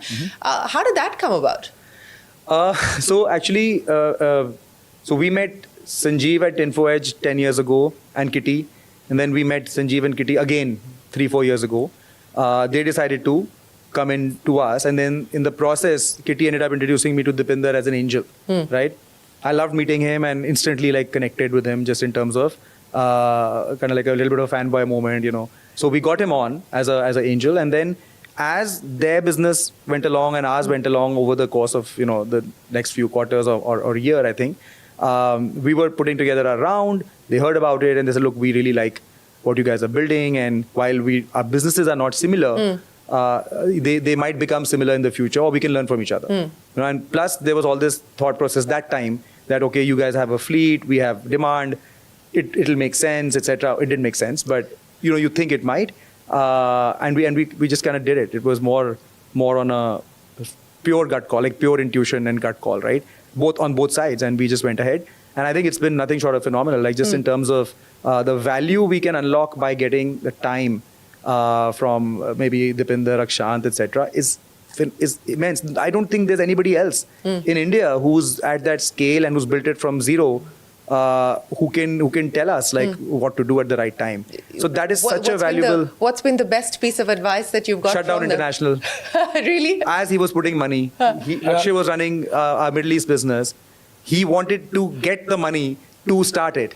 And as he would put them, he's like, I'm not saying we were investing the money, but I'm just saying you should shut this. I'm not putting a condition, but I'm saying you should shut it because it won't work. I'm like, no. What does he have to say now? He was absolutely right. To be very honest, when he said it, I cringed a little bit, saying, "Okay, we just started this 6 months ago, and and the fact is, you always think that maybe their experience wasn't great. We will do it better. We will maybe they didn't know how to do it. Right? That's what you always think. And I think the humility I got from that comment. The great point is that they never really forced us to do anything. We still went ahead and did it, and we did it for another year. And then we realized the exact same. Learned your own mistakes. Learned my own mistake. And then the beauty is that today I will take that comment a lot more seriously when someone else gives it to me. I think that is the biggest learning that we all had, is that someone who's done it actually pay a lot more attention. It's great that you think you can do it better, but spend a little bit more deeper thought thinking about it. And we did. We shut down our Middle East business, and that is because after COVID, our India business was thriving. We wanted all the founders to focus more on the domestic business. And now we do international. We just do it in a different avatar, which is cross-border rather than. But it was a lot of learning. I think for the future, if we really think about ourselves as an OS, and you want to go transplant this OS into a different country, right? The learning that we got in those last 12 to 18 months in the Middle East has helped us think about things a lot better. So what are you doing differently from what you had envisioned would work, and you thought that was a great idea, which he told you to at the start was not going to work? So I think the first thing, if I was ever to go back there, having a joint venture partner with local knowledge is critical. Because we went to the Middle East because they opened up to foreign companies coming in as wholly owned subsidiaries, right? Because we'd heard a lot of nightmarish stories about companies finding partners and then things not going well. But today, I think with the way the ecosystem has evolved, local knowledge, the biggest thing I learned personally is that local knowledge is critical. It's the same way that a foreign or an international company will find it hard to disrupt us here. it goes both ways. So I think having local knowledge extremely important. You don't want to do a joint venture, get a founder to help you build that business there, rather than saying, take this guy from Delhi who knows nothing about how things work in the Middle East. Smart people can solve a lot of problems, but it'll cost a lot more, and there'll be a lot more heartache. So it's better not to go through that learning. And I think that was one big lesson there. And I think the humility with which they dealt with us is absolutely phenomenal. We were nothing near the scale that Zomato was at the time, right? So I think the humility with which they came onto our cap table and they've kind of advised us, like Sahil can make a phone call and he gets time. I think that's truly phenomenal. Well, yeah, I think it is a lot about paying it forward as well as far 100%. as the ecosystem is concerned. But, you were talking about the future bets now, and the many transitions that we've seen, the transformations that the company has seen over the last decade. As you look at the opportunity that India presents itself with, what do the next 5 years look like? I mean, what are the big, bold bets that you're willing to make at this point in time? Yeah, I think, if you look at our evolution, it's been first on finding the business model, but we've consistently locked on MSMEs, right? That's been 13 years. That's been the constant. We've never gone out of that. MSME, commerce, like that's been our area. I do think that, unlike a lot of other businesses, we haven't shifted budgets to us. It's not like there was a market and we took our share, right? We create and then capture, create and capture. So we are a productive company in that sense, which means that we are pushing new value into the ecosystem, which means that merchants who sell on Instagram for $100 a month, without, let's say, people like us, they wouldn't be there. They would be doing something else maybe, but this part of trade would not happen, correct? So in this kind of market, the bets have to be far ahead, right, of when they're going to materialize in revenue. So your input metrics like, maybe users will lag transactions, will lag revenue, will lag margins, will lag EBITDAs. That's always going to be the case when you're going to do mass scale kind of forward-looking innovation. But the thing that we found is that the way to avoid tons of money going into that is use spare capacities for everything with partners. That's the true innovation we did in the model. I don't foresee us changing the model in the future. So our big bold bets will be going deeper into our model, deeper into new segments, and deeper into new products. So as we kind of built our business after the Shiprocket pivot also in 2017, 18, 19, our shipments scaled. Next we said, look, we can do, the world is moving to same day, next day delivery. All the marketplaces are doing it. And our playbook, by the way, continues to be that whatever consumer experiences change, so whether they become 10 minutes, half an hour, 1 day, etc., we will build the plug and play of that for the merchants, right? That's the playbook. Like we let the big guys figure out where the preferences land, and then we build it back and give it back to them to democratize commerce, right? We want to make sure that consumers, brands are not beholden to only one channel. That's kind of our claim to fame or our reason to exist. So as we went through shipping into then our warehousing network, then into our checkout business to say, okay, conversion rates are very poor. Can we help merchants with checkout? And then into cross-border. This 6-8 month period in the last year has all been about quick commerce, and we're doing the same thing. So we're investing deeply there to build relationships, to build partners on board, whether it is dark store partners, last mile partners, warehousing we already do. We are integrating with the quick commerce outfits themselves to kind of manage the back end of this to say, okay. You mean the Blinkits and the Exactly. Zeptos. So we are helping them get inventory replenishment from our brands. So that is one leg. We are helping small businesses like Gautam described in the local kind of neighborhood to participate in quick commerce. We're helping retailers like Bata to have light stores, which is basically just their retail stores, to then do 30-minute 1-hour delivery from there too, right? So we will continuously play this role of where the market heads. That's kind of the philosophy of the company, right? So we will never be irrelevant because, we are an exchange of sorts with a very, very intelligent tooling and software built in between. If lab-grown diamonds become a big thing, we can find precious logistics companies, wire them on the platform, right? Cold chain becomes a big thing. I'm just giving you these examples a little bit exaggerated to explain what makes the business kind of tick, right? When we saw the opportunity in cross-border, so okay, let's do it, right? So I think that in that way, all our bets will be long-term because we are going to ride the trends of India, right? If you ask me what I wish to see in the next 5 years in our company, right? I really think that the offline kind of retail segment and the export segment of SMEs are not digitized. See, we went after the most digitized segment and then I felt it was not digitized. right? Which was our e-commerce brands. Because e-commerce by definition means you're selling online. Yeah. But even then, like for the back office, accounting, inventory, all that stuff is broken, right? But when you go offline, or to like traditional exporters, they're a different kettle of fish, right? There's a different set of problems there. And you have to build even more. And we're actually saying complexity excites us is because technology truly can make information more accessible. It can remove asymmetry. It can make it easy for people to consume and not get cheated, basically, right? Because most of the times the customers we deal with, they end up making mistakes because they just don't have the time or the resource to know any better. It's not that they don't care about paying more. They just don't know any better. Yeah. So having platforms really kind of brings that that feeling also of making a satisfying purchase, for the business to say, okay, I got the best deal, because that really builds trust, and I think we stand for that. So I think I would love to see these new segments becoming much larger parts of our business. I would love to see AI being an extremely large agenda for Shiprocket, because I think it has got the power to, especially in a country like India, because it can do unstructured to structured, it can do voice, text, all of this awareness type stuff, right? Which is such a huge barrier for scalability, because you have to literally meet people after a certain point to reach the masses. I think that becomes possible, not only for us, for the whole ecosystem. So how AI ready are you today? I don't know from a benchmarking perspective, but I think we are one of the first ones. So if you, generative AI obviously is the flavor now, but when we launched Shiprocket itself, I think we used a lot of machine learning and basic AI back then. Then a big part of our AI got built around predicting returns, predicting bad consumer behavior, predicting bad partner behavior also on the platform, and really trying to figure out outcomes from that. And then as generative AI has shown up in the last couple of years, I think we have a very clear three-pronged agenda at Shiprocket. There is AI for Shiprocket, which means for our employees, systems, tools, processes. I'm centrally driving a project right now, which I'm driving top down to basically transform the company in the next 6 to 12 months on the new stack of AI. So I think there is AI for Shiprocket as one agenda. Then there's AI for Shiprocket customers, right? So we have our own co-pilot kind of product for our merchants. We have a trends platform for merchants called Shiprocket Trends, where they can look at data and suggestions on how to price, which markets to target, and so on. That's getting its own AI bot as well for the merchants.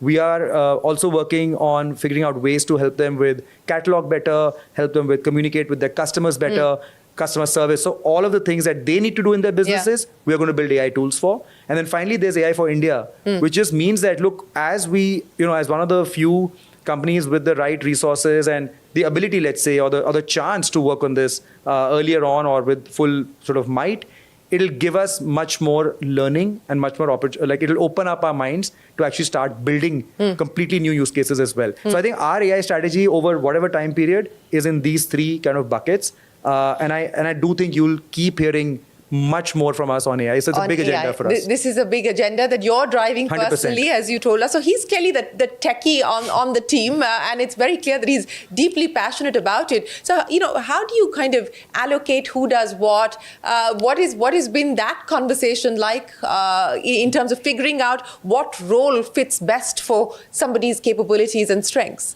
I think there's never really been explicit conversations. I think it's just happened. And I think, the great part when you have founders who are diverse, because we actually have very complementary skill sets, right? Having him as a visionary is important, because otherwise we would just squeeze our profit out of everything we do and you would not innovate, right?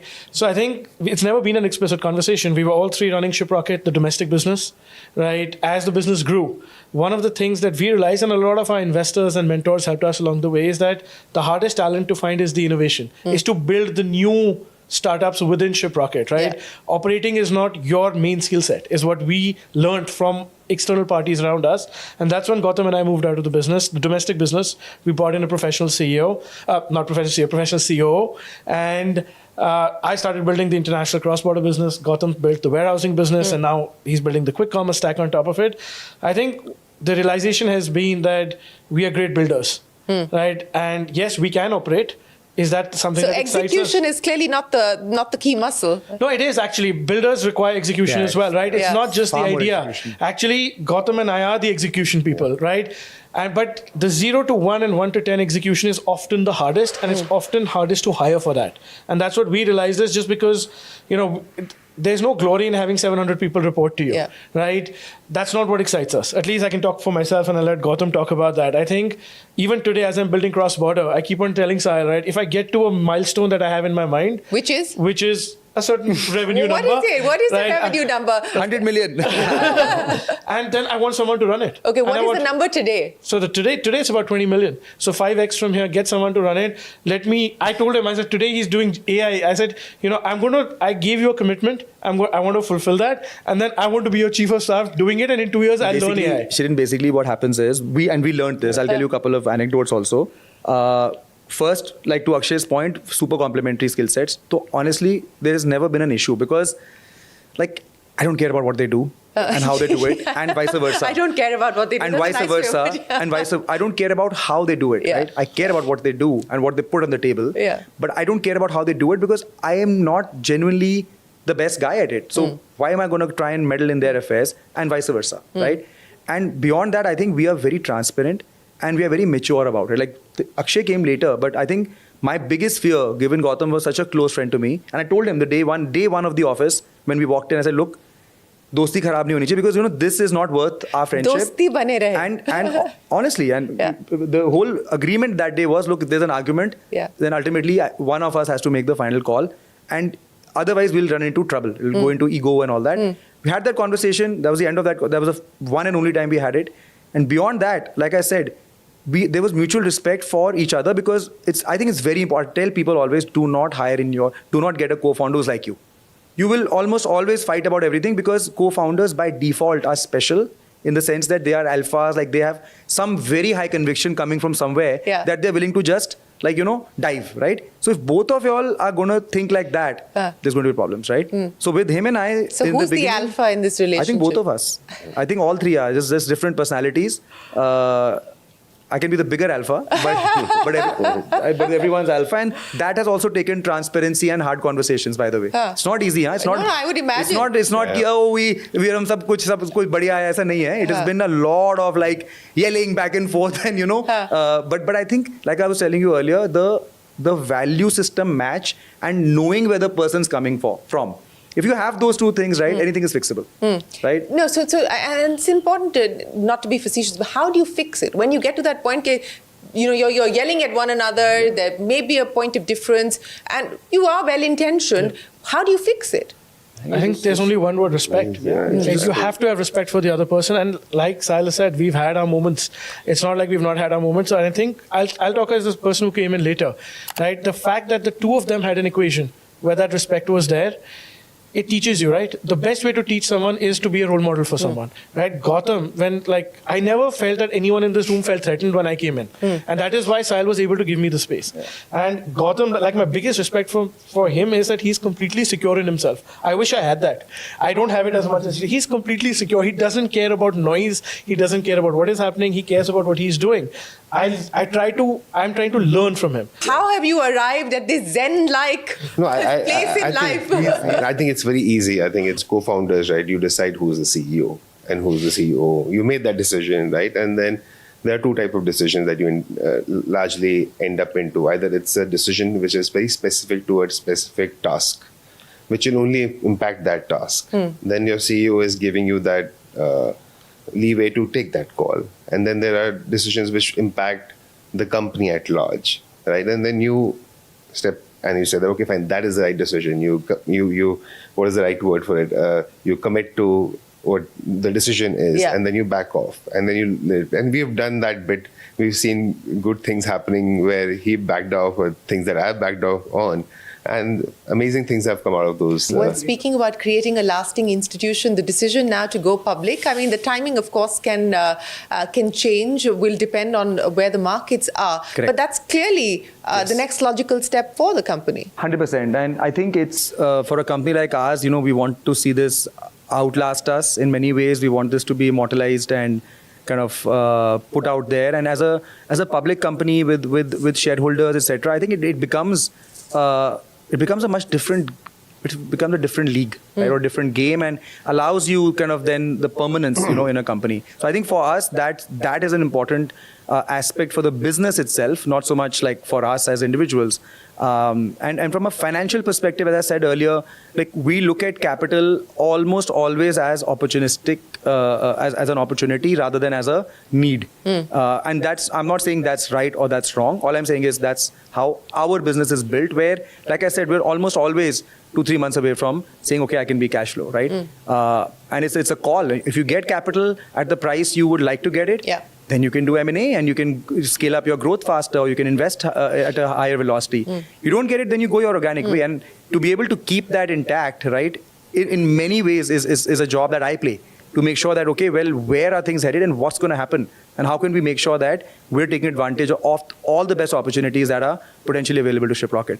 And if IPO kind of presents that opportunity at the right time, we'll take it. Ultimately, is the company going to be a public company? Answer is yes. There's no question about it, right? Is it going to happen? When, right? We'll see. Like I said, I gave you my framework too. It's a matter of like, when does it make sense?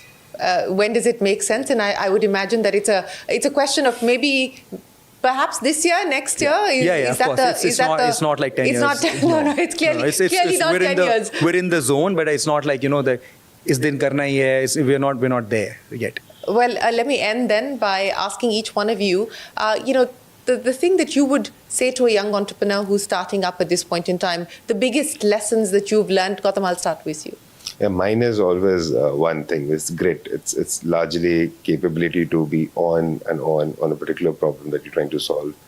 And then being able to do that personally and making your team do it, I think that's something which is very important for me. And I would always tell people that how much are you believing in that problem to be able to solve the goal, and then going after it. That's the thing. Go after it in a dogged, disciplined way. Akshay? I think my biggest lesson is just being people, right? The team is more important than the idea. So invest in the people around you, in the team around you. Ideas will come and go. I think we've seen that with many pivots. And I think it's hard to let ideas go, but always believe in the people, invest in the people. The right idea will come.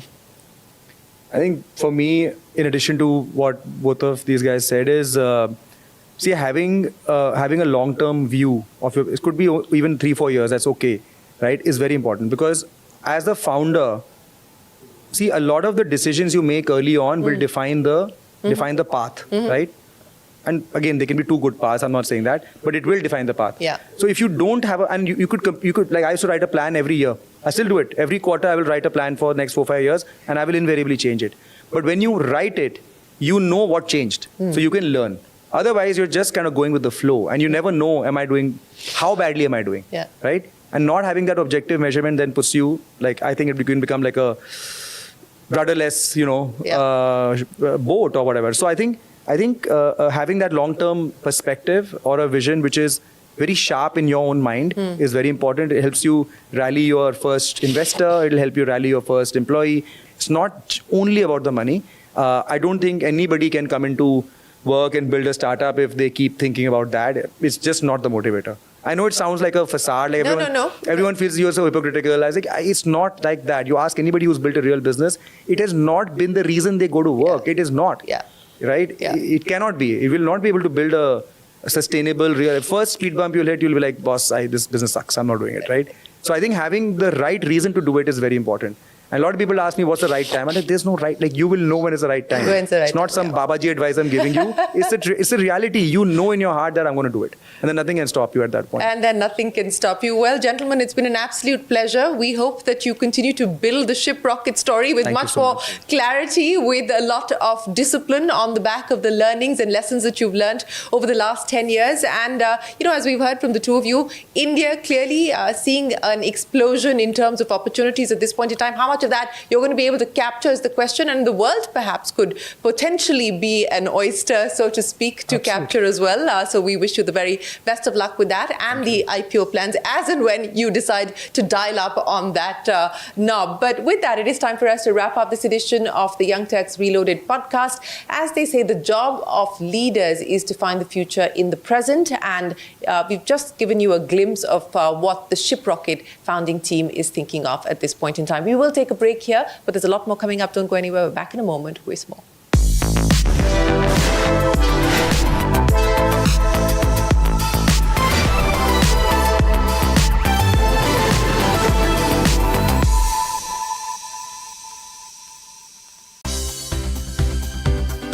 For more news and updates, all you need to do is follow CNBC-TV18 on all of our digital platforms.